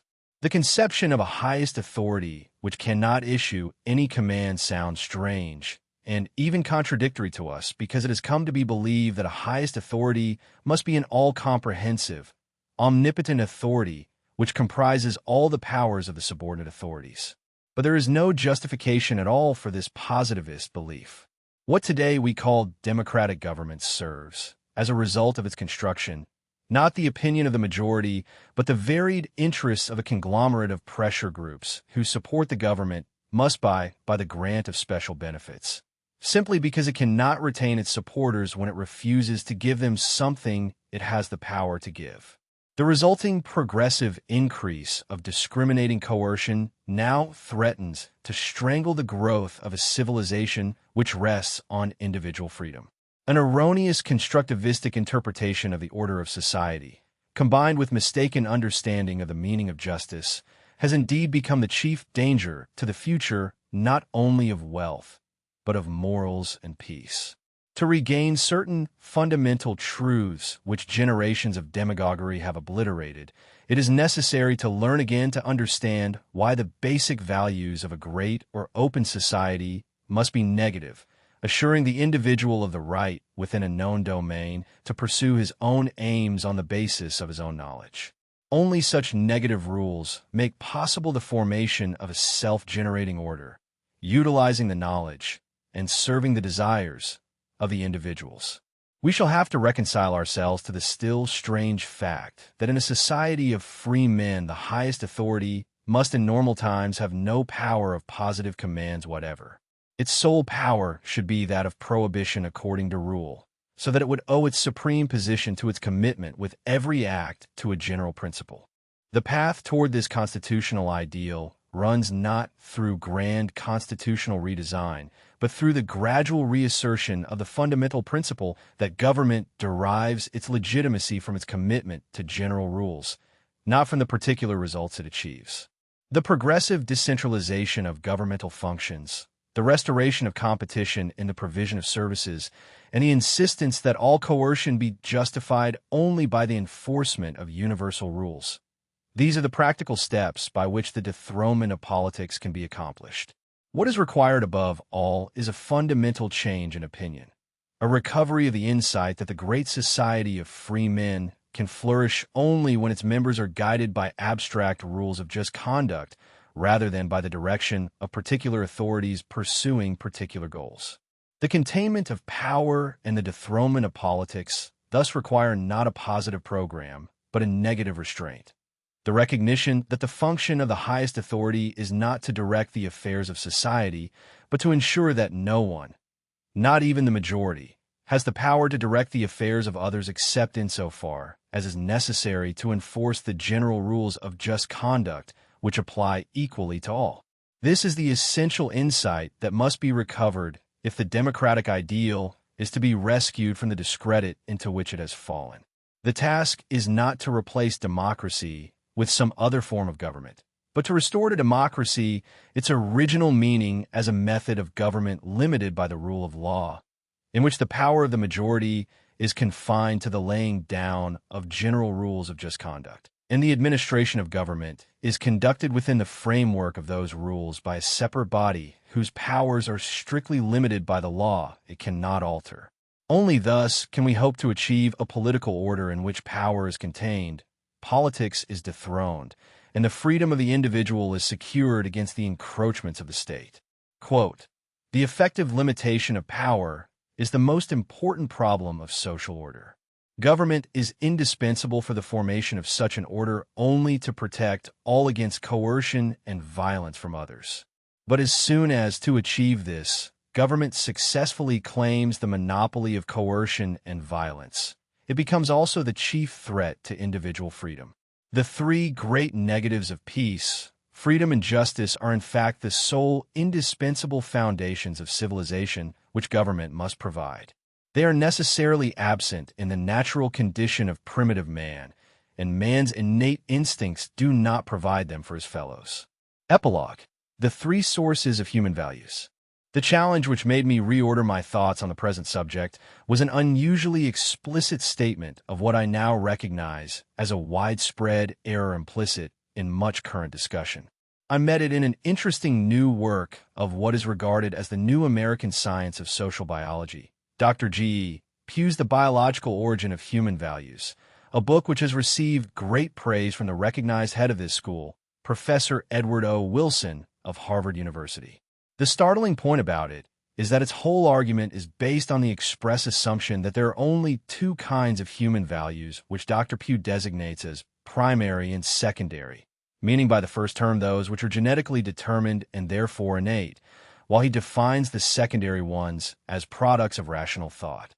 The error lies in the omission of a third and decisive category: the cultural or traditional values, which are neither innate nor rationally designed, but have grown through a process of selective evolution, a process in which the rules and practices that proved beneficial for the growth of orderly human groups were preserved and transmitted from generation to generation. Culture is neither natural nor artificial, neither genetically transmitted nor rationally designed. It is a tradition of learnt rules of conduct, which have never been invented, and whose functions the acting individuals usually do not understand. There is surely as much justification to speak of the wisdom of culture as of the wisdom of nature, except perhaps that, because of the powers of government, errors of the former are less easily corrected. The process of cultural evolution is not the result of human reason consciously building institutions, but of a process in which culture and reason developed concurrently. It is probably no more justified to claim that thinking man has created his culture than that culture created his reason. The mistaken view has become deeply embedded in our thinking through the false dichotomy between what is natural and what is artificial, which we have inherited from the ancient Greeks.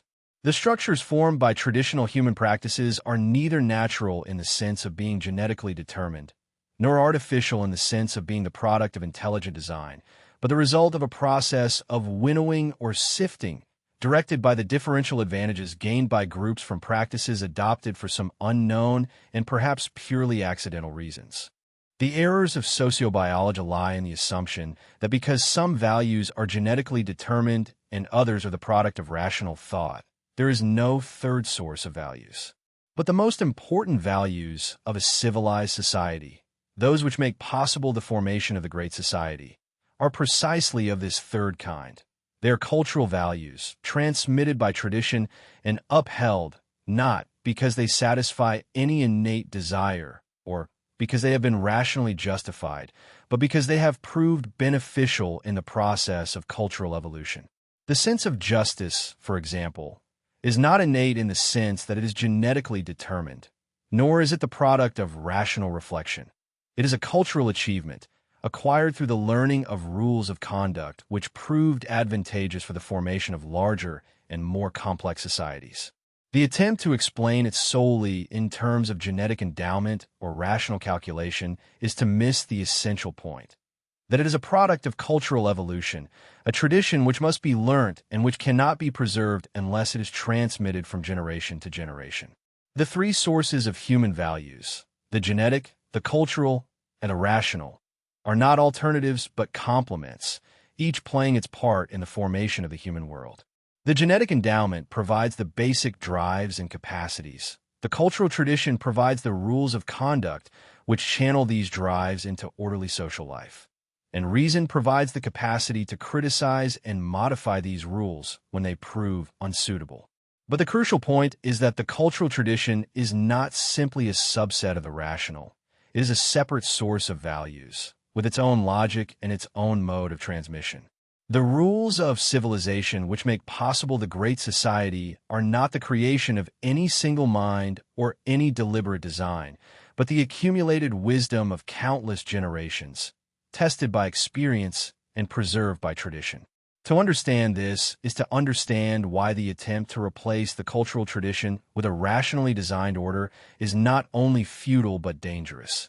It would destroy the very foundation of civilization without providing anything to take its place. The present order of society has largely arisen, not by design, but by the prevailing of the more effective institutions in a process of competition. The rules of just conduct which govern the spontaneous order of the market are not the creation of any legislature or the product of any rational plan. They are the result of a process of cultural evolution, in which those practices which proved beneficial for the formation of orderly human groups were preserved and transmitted, while those which proved harmful were discarded. This process is not rational in the sense of being directed by a single mind towards a known goal. It is a process of trial and error, in which the rules which happen to work are preserved, not because anyone understands why they work, but because the groups which adopted them prospered and expanded at the expense of those which did not.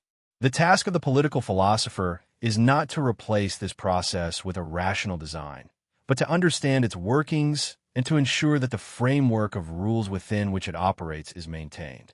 The reemergence of suppressed primordial instincts. At present, however, an ever-increasing part of the population of the Western world grow up as members of large organizations and thus as strangers to those rules of the market which have made the great open society possible. To them, the market economy is largely incomprehensible. They have never practiced the rules on which it rests, and its results seem to them irrational and immoral. They often see in it merely an arbitrary structure maintained by some sinister power. In consequence, the long-submerged innate instincts have again surged to the top. Their demand for a just distribution in which organized power is to be used to allocate to each what he deserves is thus strictly an atavism, based on primordial emotions. And it is these widely prevalent feelings to which prophets, moral philosophers, and constructivists appeal by their plans for the deliberate creation of a new type society. But, though they all appeal to the same emotions, their arguments take very different and in some respects almost contradictory forms. A first group proposes a return to the older rules of conduct which have prevailed in the distant past and are still dear to men's sentiments. A second wants to construct new rules which will better serve the innate desires of the individuals. Religious prophets and ethical philosophers have, of course, at all times been mostly reactionaries, defending the old against the new principles. Indeed, in most parts of the world, the development of an open market economy has long been prevented by those very morals preached by prophets and philosophers, even before governmental measures did the same. We must admit that modern civilization has become largely possible by the disregard of the injunctions of those indignant moralists. When the prophets and philosophers, from Moses to Plato and St. Augustine, from Rousseau to Marx and Freud, protested against the prevailing morals, clearly none of them had any grasp of the extent to which the practices which they condemned had made possible the civilization of which they were part. They had no conception that the system of competitive prices and remunerations, signaling to the individual what to do, had made possible that extensive specialization by informing the individuals how best to serve others of whose existence they might not know, and to use in this opportunities of the availability of which they also had no direct knowledge. Nor did they understand that those condemned moral beliefs were less the effect than the cause of the evolution of the market economy. Quote, "At present, however, an ever-increasing part of the population of the Western world grow up as members of large organizations, and thus as strangers to those rules of the market which have made the great open society possible. To them, the market economy is largely incomprehensible. They have never practiced the rules on which it rests, and its results seem to them irrational and immoral. In consequence, the long-submerged innate instincts have again surged to the top. Evolution, tradition, and progress. I have so far carefully avoided saying that evolution is identical with progress, but when it becomes clear that it was the evolution of a tradition which made civilization possible, we may at least say that spontaneous evolution is a necessary, if not a sufficient condition of progress. And though it clearly produces also much that we did not foresee and do not like when we see it, it does bring to ever-increasing numbers what they have been mainly striving for. We often do not like it, because the new possibilities always also bring a new discipline. Man has been civilized very much against his wishes. It was the price he had to pay for being able to raise a larger number of children. We especially dislike the economic disciplines, and economists are often accused of overrating the importance of the economic aspects of the process.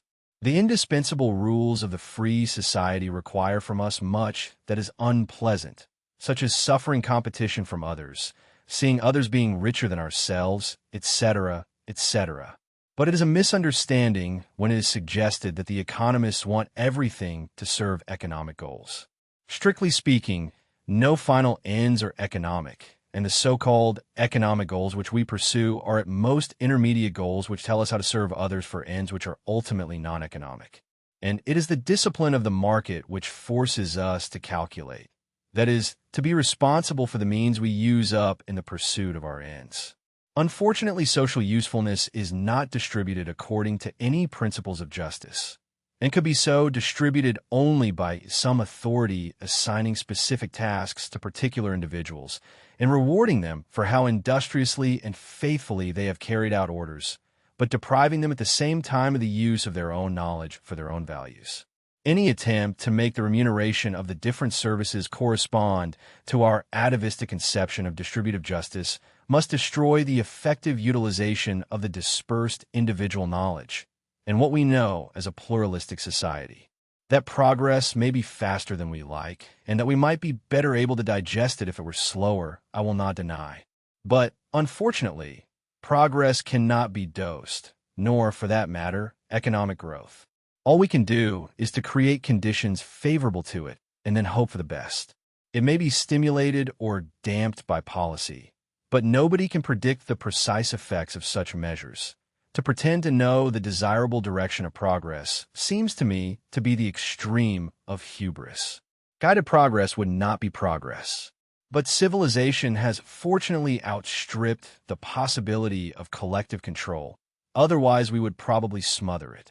I can already hear our modern intellectuals hurling against such an emphasis on tradition their deadly thunderbolt of conservative thinking.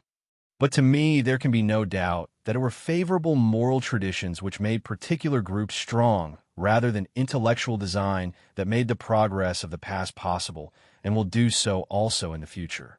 To confine evolution to what we can foresee would be to stop progress. And it is due to the favorable framework which is provided by a free market, but which I cannot further describe here, that the new, which is better, has a chance to emerge. Quote, I have so far carefully avoided saying that evolution is identical with progress, but when it becomes clear that it was the evolution of a tradition which made civilization possible, we may at least say that spontaneous evolution is a necessary, if not a sufficient condition of progress. And though it clearly produces also much that we did not foresee and do not like when we see it, it does bring to ever-increasing numbers what they have been mainly striving for. The construction of new morals to serve old instincts. Marx.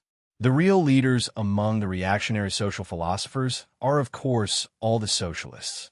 Indeed, the whole of socialism is a result of that revival of primordial instincts, Though most of its theorists are too sophisticated to deceive themselves that in the Great Society, those old instincts could be satisfied by reinstating the rules of conduct that governed primitive man. So these recidivists join the opposite wing and endeavor to construe new morals serving the instinctive yearnings. The extent to which particularly Karl Marx was completely unaware of the manner in which appropriate rules of individual conduct induced the formation of an order in the Great Society is best seen when we inquire what made him speak of the chaos of capitalist production. What prevented him from appreciating the signal function of prices through which people are informed what they ought to do was, of course, his labor theory of value. His vain search for a physical cause of value made him regard prices as determined by labor costs, that is, by what people had done in the past, rather than as the signal telling them what they must do in order to be able to sell their products. In consequence, any Marxist is to the present day wholly incapable of understanding that self-generating order, or to see how a selective evolution that knows no laws that determine its direction can produce a self-directing order. Apart from the impossibility of bringing about by central direction an efficient social division of labor, by inducing the constant adaptation to the ever-changing awareness of events possessed by millions of people, his whole scheme suffers from the illusion that in a society of free individuals, in which the remuneration offered tells the people what to do, the products could be distributed by some principles of justice. But if the illusion of social justice must be sooner or later disappointed, the most destructive of the constructivistic morals is egalitarianism, for which Karl Marx can certainly not be blamed. It is wholly destructive because it not only deprives the individuals of the signals which alone can offer to them the opportunity of choice of the direction of their efforts, but even more through eliminating the one inducement by which free men can be made to observe any moral rules, the differentiating esteem by their fellows. I have no time to analyze here the dreadful confusion which lead from the fundamental presupposition of a free society, that all must be judged and treated by others according to the same rules, the equality before the law, to the demand that government should treat different people differently in order to place them in the same material position. This might indeed be the only just rule for any socialist system in which the power of coercion must be used to determine both the assignment to kinds of work and the distribution of incomes. An egalitarian distribution would necessarily remove all basis for the individual's decision how they are to fit themselves into the pattern of general activities and leave only outright command as the foundation of all order. But as moral views create institutions, so institutions create moral views, and under the prevailing form of unlimited democracy in which the power to do so creates the necessity of benefiting particular groups, government is led to concede claims the satisfaction of which destroys all morals.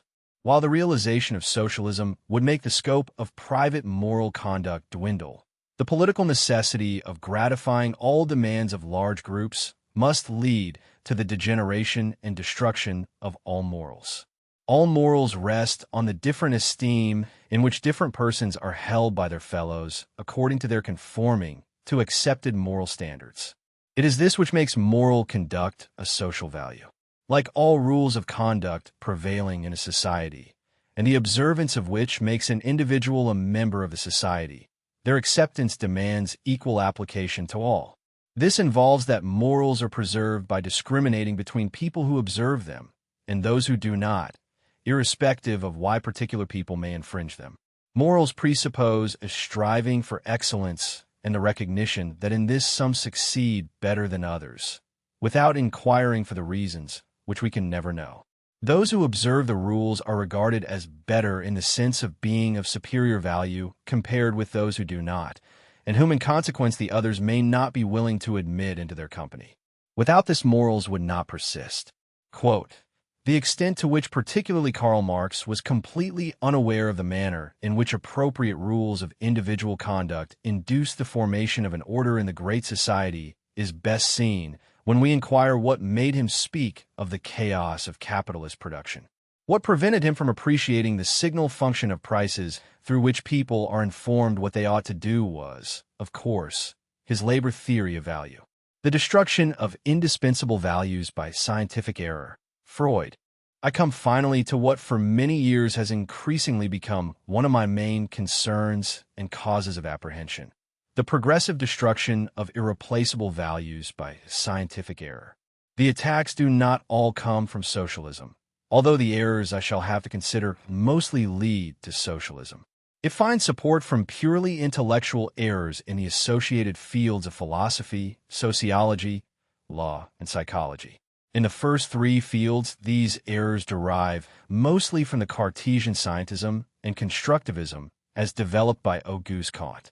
Logical positivism has been trying to show that all moral values are devoid of meaning, purely emotive. It is wholly contemptuous of the conception that even emotional responses selected by biological or cultural evolution may be of the greatest importance for the coherence of an advanced society. The sociology of knowledge, deriving from the same source, similarly attempts to discredit all moral views by the alleged interested motifs of their defenders. I must confess here that, however grateful we all must be for some of the descriptive work of the sociologists, for which, however, perhaps anthropologists and historians would have been equally qualified, there seems to me still to exist no more justification for a theoretical discipline of sociology than there would be for a theoretical discipline of naturology apart from the theoretical disciplines dealing with particular classes of natural or social phenomena. I am quite certain, however, that the sociology of knowledge, with its desire that mankind should pull itself up by its own bootstraps, a belief characteristically reasserted now in these very words by the behaviorist B.F. Skinner, has wholly misconceived the process of the growth of knowledge. I have earlier in this work attempted to show why legal positivism, with its belief that every legal rule must be derivable from a conscious act of legislation, and that all conceptions of justice are the product of particular interests, is conceptually as much mistaken as historically. But the culturally most devastating effects have come from the endeavor of psychiatrists to cure people by releasing their innate instincts. After having lauded earlier my Viennese friends Popper, Lorenz, Gombrich, and Bertalanffy, I am afraid I must now concede that the logical positivism of Carnap and the legal positivism of Kelsen are far from the worst things that have come out of Vienna. Through his profound effects on education, Sigmund Freud has probably become the greatest destroyer of culture. Although in his old age, in his civilization and its discontents, he seems himself to have become not a little disturbed by some of the effects of his teaching. His basic aim of undoing the culturally acquired repressions and freeing the natural drives has opened the most fatal attack on the basis of all civilization. The movement culminated about 30 years ago, and the generation grown up since has been largely brought up on its theories. It is the harvest of these seeds which we are now gathering.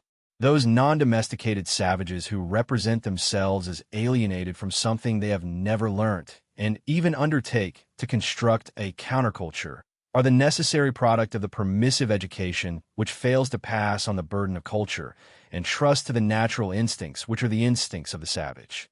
It did not surprise me in the least when, according to a report in the Times, a recent international conference of senior police officers and other experts acknowledged that a noticeable proportion of today's terrorists have studied sociology or political and educational sciences. What can we expect from a generation who grew up during the 50 years during which the English intellectual scene was dominated by a figure who had publicly pronounced that he always had been and would remain an immoralist? We must be grateful that before this flood has finally destroyed civilization, a revulsion is taking place even within the field in which it originated. 3 years ago, Professor Donald Campbell of Northwestern University, in his presidential address to the American Psychological Association on the conflicts between biological and social evolution, said that if, as I assert, there is in psychology today a general background assumption that the human impulses provided by biological evolution are right and optimal, both individually and socially, and that repressive or inhibitory moral traditions are wrong, then in my judgment, this assumption may now be regarded as scientifically wrong from the enlarged scientific perspective that comes from the joint consideration of population genetics and social system evolution. Psychology may be contributing to the undermining of the retention of what may be extremely valuable social evolutionary inhibitory systems, which we do not yet fully understand. And he added a little later, the recruitment of scholars into psychology and psychiatry may be such as to select persons unusually eager to challenge the cultural orthodoxy.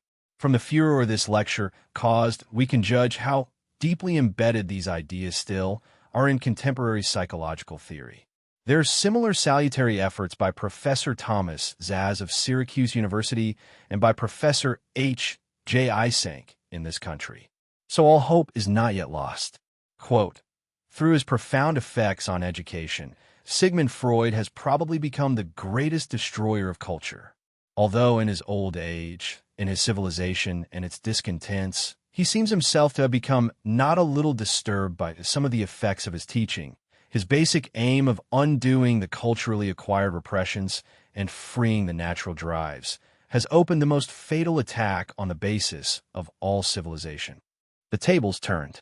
If our civilization survives, which it will do only if it renounces those errors, I believe men will look back on our age as an age of superstition, chiefly connected with the names of Karl Marx and Sigmund Freud.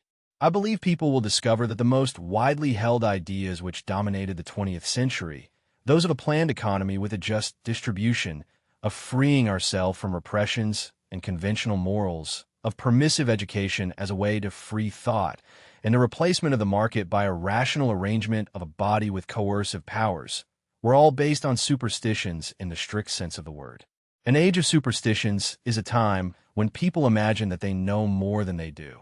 In this sense, the 20th century was certainly an outstanding age of superstition, and the cause of this is an overestimation of what science has achieved, not in the field of the comparatively simple phenomena, where it has, of course, been extraordinarily successful, but in the field of complex phenomena, where the application of the techniques which proved so helpful with essentially simple phenomena has proved to be very misleading. Ironically, these superstitions are largely an effect of our inheritance from the age of reason, that great enemy of all that it regarded as superstitions. If the Enlightenment has discovered that the role assigned to human reason in intelligent construction had been too small in the past, we are discovering that the task which our age is assigning to the rational construction of new institutions is far too big. What the age of rationalism and modern positivism has taught us to regard as senseless and meaningless formations due to accident or human caprice turn out in many instances to be the foundations on which our capacity for rational thought rests. Man is not and never will be the master of his fate. His very reason always progresses by leading him into the unknown and unforeseen, where he learns new things. In concluding this epilogue, I am becoming increasingly aware that it ought not to be that, but rather a new beginning. But I hardly dare hope that for me it can be so. Quote, if our civilization survives, which it will do only if it renounces those errors, I believe men will look back on our age as an age of superstition, chiefly connected with the names of Karl Marx and Sigmund Freud. I believe people will discover that the most widely held ideas which dominated the 20th century, those of a planned economy with a just distribution, of freeing ourselves from repressions and conventional morals, of permissive education as a way to free thought, and the replacement of the market by a rational arrangement of a body with coercive powers, were all based on superstitions in the strict sense of the word. Quote, culture is neither natural nor artificial, neither genetically transmitted nor rationally designed. It is a tradition of learnt rules of conduct which have never been invented and whose functions the acting individuals usually do not understand. There is surely as much justification to speak of the wisdom of culture as of the wisdom of nature, except perhaps that, because of the powers of government, errors of the former are less easily corrected. The process of cultural evolution is not the result of human reason consciously building institutions, but of a process in which culture and reason developed concurrently. Conclusion. Law, legislation, and liberty unfolds across 3 volumes as a single, sustained argument that the fate of the free society hangs on a distinction most citizens have never heard: the difference between rules of just conduct and commands of government.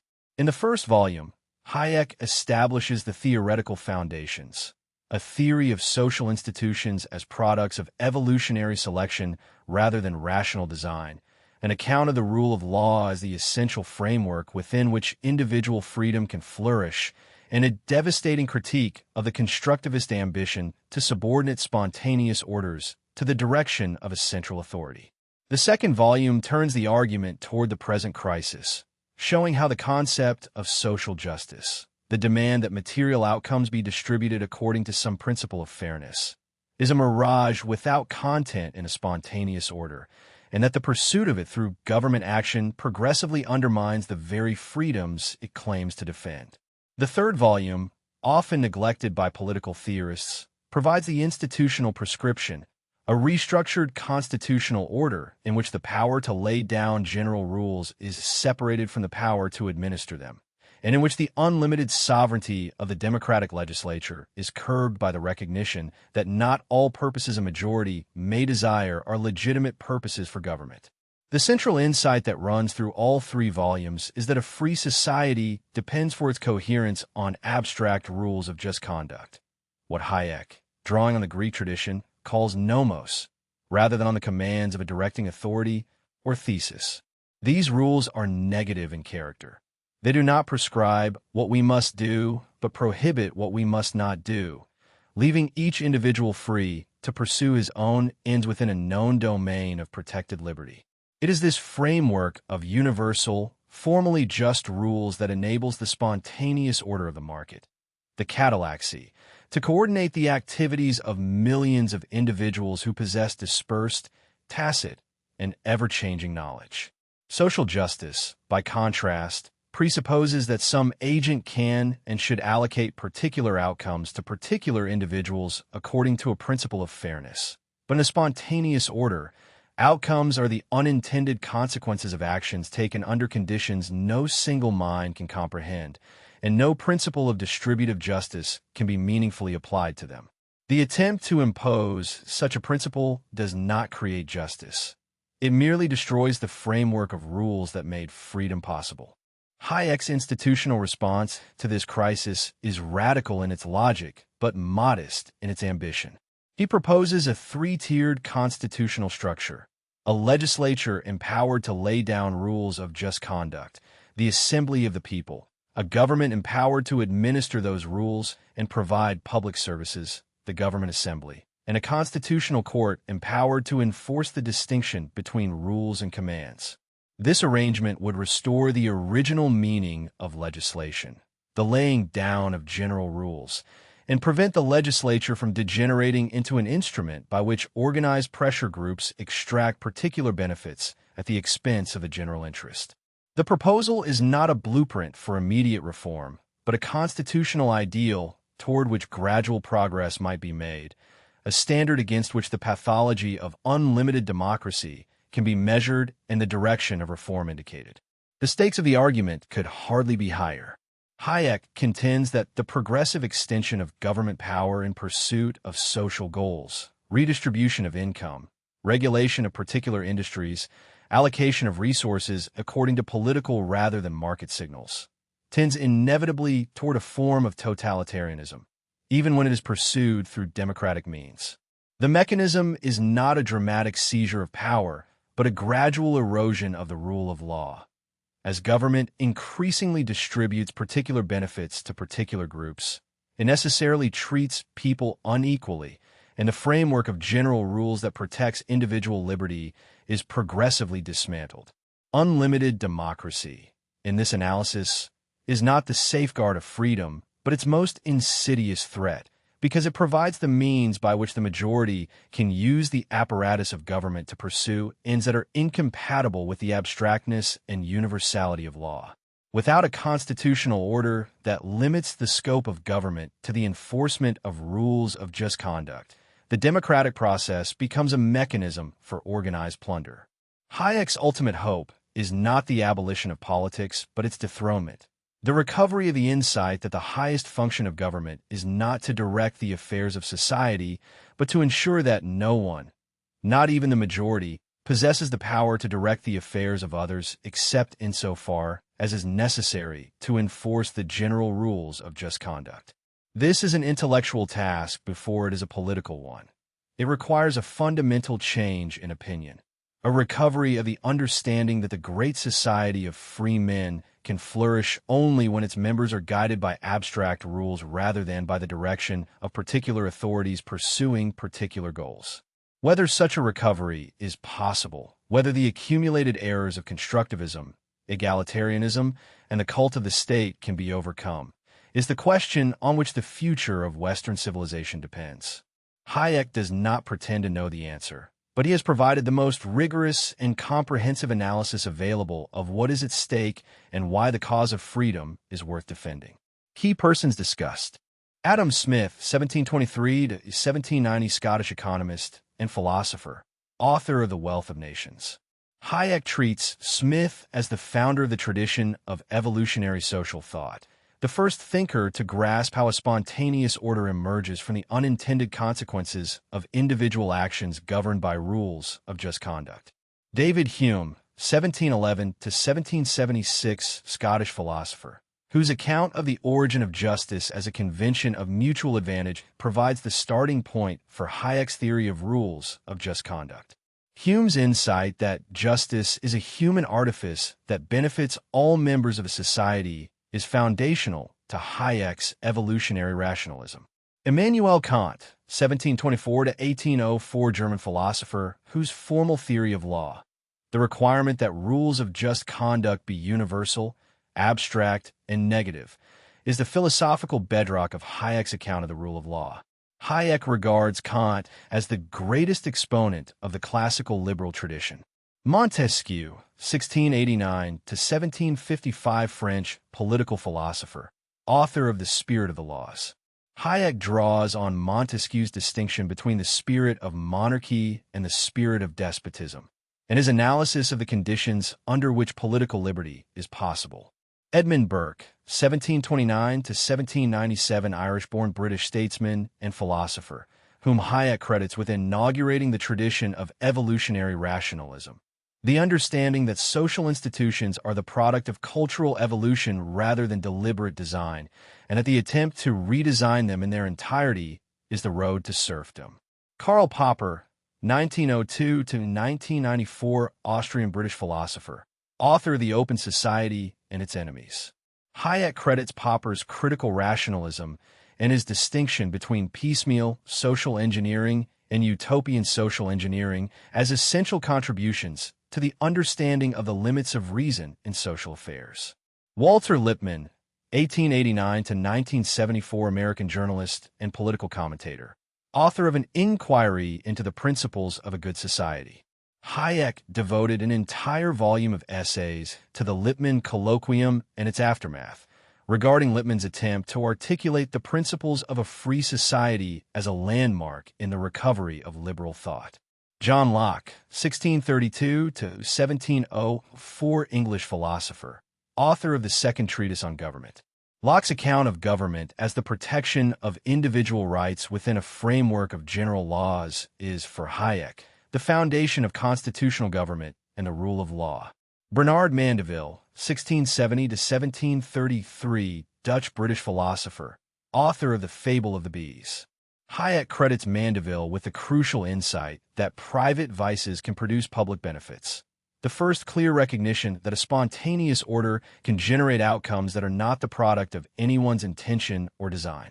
Karl Marx, 1818 to 1883, German philosopher and political economist, author of Das Kapital.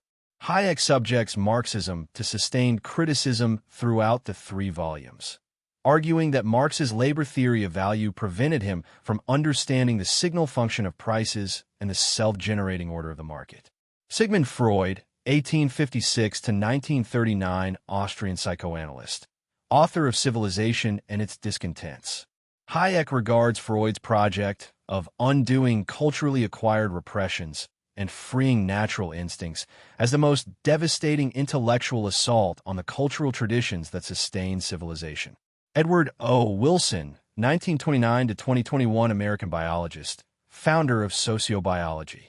Hayek engages with Wilson's school in the epilogue to argue that the attempt to reduce human values to either genetic or rational sources omits the crucial third category of cultural tradition. G. E. Pugh, 1919 to 1996 American systems engineer, author of The Biological Origin of Human Values. Hayek uses Pugh's book as the occasion for his epilogue on the three sources of human values, arguing that Pugh's binary scheme, innate versus rationally designed, neglects the evolutionary origin of cultural values. Key works discussed: The Wealth of Nations, Adam Smith, 1776, Smith's account of the division of labor, the price system, and the spontaneous order of the market. Hayek regards this as the founding work of evolutionary social thought and the first systematic analysis of how individual actions, governed by simple rules, produce a self-generating order. The Constitution of Liberty, F.A. Hayek, 1960. Hayek's own comprehensive statement of the principles of a free society, which serves as the theoretical foundation for law, legislation, and liberty. The earlier work provides the philosophical framework that the three-volume treatise extends and deepens. The Open Society and Its Enemies, Karl Popper, 1945. Popper's critique of historicism and utopian social engineering, and his defense of the open society as a society in which criticism is permitted and institutions can be reformed piecemeal. Hayek regards Popper's work as the most important philosophical contribution to the defense of freedom in the 20th century. An inquiry into the principles of a good society, Walter Lippmann, 1937. Lippmann's attempt to articulate the principles of a free society in response to the crises of the 1930s. Hayek devoted his collected essays on the good society and a Lippmann colloquium to this work, regarding it as a landmark in the recovery of liberal thought. The second treatise on government, John Locke, 1689. Locke's account of government as the protection of natural rights within a framework of general laws. Hayek treats this as the founding document of constitutional government and the rule of law, the political expression of the classical liberal tradition. Das Kapital, Karl Marx, 1867. Marx's comprehensive analysis of the capitalist mode of production. Hayek subjects this work to sustained criticism, arguing that Marx's labor theory of value prevented him from understanding the signal function of prices and the self-generating order of the market economy. The Biological Origin of Human Values, G.E. Pugh, 1977. Pugh's account of the biological and rational sources of human values. Hayek uses this work as the occasion for his epilogue, arguing that the most important values of a civilized society are neither innate nor rationally designed, but are the products of cultural evolution. Civilization and its discontents, Sigmund Freud, 1930. Freud's account of the conflict between civilization and the instincts. Hayek regards this as the most honest statement of the psychoanalytic project of undoing cultural repressions and treats it as a diagnosis of the danger that the deliberate destruction of cultural traditions poses to civilization. Index of Key Concepts. Spontaneous order. Cosmos, the central concept of the three-volume treatise, denoting a self-generating pattern of human interaction that emerges from the observance of abstract rules rather than from deliberate design.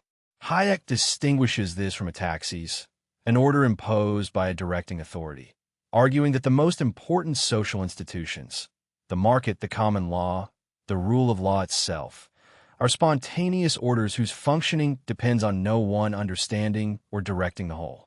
The concept is the negative of central planning. It holds that order can arise from freedom without a designer. Nomos versus thesis. The Greek terms Hayek employs to distinguish between two fundamentally different kinds of social rules. Nomos denotes the unwritten, evolved rules of just conduct that govern spontaneous orders, negative, abstract, and universally applicable. Thesis denotes the deliberate commands of an authority, positive and particular, that govern organizations and directed orders. The confusion of these two categories, the belief that all social rules must be deliberately enacted by a legislature, is, for Hayek, the root of the constructivist error and the chief threat to the rule of law. Catalaxy, Hayek's term for the extended spontaneous order of the market, coined by reversing the Greek verb katalasso, to exchange, to emphasize that the order of the market is fundamentally an order of voluntary exchanges rather than a product of design. The catallaxy coordinates the activities of millions of individuals who possess dispersed, tacit, and ever-changing knowledge through the mechanism of prices, which serve as signals informing individuals what they must do to serve others whose existence they may not know. It is the paradigm case of a spontaneous order and the most important institution of a free society.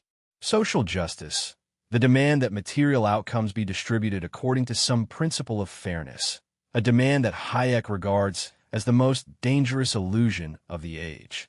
In a spontaneous order, outcomes are the unintended consequences of actions taken under conditions no single mind can comprehend, and no principle of distributive justice can be meaningfully applied to them. The attempt to impose such a principle does not create justice. It merely destroys the framework of rules that made freedom possible. Social justice is, in Hayek's analysis, a category error, a demand that makes sense only within a directed order, a taxis, but not within a spontaneous one. Rule of law, the constitutional principle that all coercion exercised by government must be justified by the enforcement of general, abstract, and negative rules of just conduct that apply equally to all persons. Hayek distinguishes this sharply from mere legality, the requirement that government act according to some rule, and argues that the rule of law requires not merely that government obey law, but that the law itself be of a certain kind, general, prospective, equal, and certain. The rule of law is, for Hayek, the essential framework within which individual liberty can flourish and the only guarantee against the tyranny of the majority. Constructivist rationalism, the intellectual error of supposing that all social institutions can and should be deliberately designed by human reason. Hayek traces this error from Descartes through Kant and into 20th century planning, arguing that it is the most dangerous legacy of the Enlightenment. The belief that reason can replace tradition and that all that is not the product of deliberate design is irrational. The constructivist error is the philosophical root of central planning, the welfare state, and the pursuit of social justice through government action. Evolutionary rationalism, the alternative to constructivism, which holds that human reason itself is a product of cultural evolution and that the traditions and institutions which have survived the process of cultural selection embody a wisdom that no single mind can comprehend or replicate. Hayek credits Burke with inaugurating this tradition and develops it through his theory of cultural evolution. The rules of just conduct which govern spontaneous orders are the accumulated wisdom of countless generations, tested by experience and preserved by tradition. Reason is not the master of culture, but its servant, capable of criticizing particular rules, but never of redesigning the whole. Protected domains, the individual spheres of action and property that are secured by the rules of just conduct against unpredictable interference by others, including government. The enforcement of protected domains, the guarantee that within a known sphere each individual may pursue his own ends on the basis of his own knowledge, is the essential function of the rule of law and the indispensable condition of individual freedom. Without protected domains, there can be no spontaneous order, no market, and no free society. All that remains is the command of a directing authority. Open society versus closed society. The distinction between a society governed by abstract, universal rules that apply equally to all, the great society of free individuals, and a society governed by the particular commands of a chief or authority directed toward known, concrete goals, the tribal or primitive society. Hayek traces the open society from the ancient Greek city-states through the Enlightenment to the modern liberal order, and argues that the demand for social justice and the return to primordial instincts represent a regression to the closed society, an atavism based on the innate human desire for a just distribution that made sense only within the small, face-to-face group. Three-tiered assembly, the institutional innovation Hayek proposes to resolve the pathology of unlimited democracy. The assembly of the people, the legislature proper, would be empowered to lay down rules of just conduct, but not to direct the administration of government. The government assembly would administer those rules and provide public services within the framework they establish, and a constitutional court would enforce the distinction between rules and commands. The arrangement is designed to prevent the legislature from degenerating into an instrument by which pressure groups extract particular benefits, and to restore the original meaning of legislation as the laying down of general rules. Competition as discovery procedure. The insight that the market's chief virtue is not the efficient allocation of known resources, but the discovery of information and opportunities that no single mind could anticipate or possess. Hayek develops this idea to argue against all forms of central planning. The price system coordinates the activities of millions of individuals who possess dispersed, tacit, and ever-changing knowledge, and the outcomes of this process are not merely efficient, but genuinely novel. They reveal possibilities that no one planned or foresaw. To suppress competition in the name of efficiency is to destroy the very mechanism by which society discovers and exploits new knowledge. Paragovernment, Hayek's term for the informal exercise of governmental power by organizations that do not formally constitute the state. Pressure groups, regulatory agencies, and administrative bodies that exercise coercive authority without democratic accountability. Paragovernment is, for Hayek, a symptom of the pathology of unlimited democracy. As government increasingly distributes particular benefits to particular groups, the formal distinction between government and the governed breaks down, and the rule of law is progressively displaced by the rule of organized interests. The Great Society, Hayek's term for the extended order of civilization. The global network of voluntary exchanges and cooperation that encompasses millions of individuals who do not know one another and whose actions are coordinated not by any central direction, but by the abstract rules of just conduct. The Great Society is the product of cultural evolution, not of deliberate design, and its existence depends on the suppression of innate instincts of solidarity and reciprocity that made sense only within the small group. Hayek contrasts this with the small society of the tribe or the city-state, in which the instincts of solidarity could be satisfied by direct mutual assistance. Reading comprehension questions. How does Hayek distinguish between a spontaneous order, cosmos, and a directed order, taxis, and what significance does this distinction carry for his theory of law? What does Hayek mean by the claim that social justice is a mirage in a spontaneous order? How does this argument depend on his earlier distinction between nomos and thesis? How does the three-tiered assembly proposal address the pathology Hayek identifies in unlimited democracy? Trace the mechanism by which an unlimited legislature becomes an instrument of pressure group politics, and explain how the separation of rulemaking from administration is intended to arrest this process. In the epilogue to the third volume, Hayek argues against sociobiologists like Pugh and Wilson that human values have three sources: genetic, cultural, and rational, rather than two. What is at stake in this argument, and how does it relate to his broader critique of constructivism? What is the relationship between Hayek's account of cultural evolution and his critique of constructivist rationalism? Does the concept of cultural evolution rescue reason from irrationalism? Or does it subordinate reason to tradition in a way that threatens the critical function Hayek assigns to it? Hayek contends that unlimited democracy tends toward totalitarianism.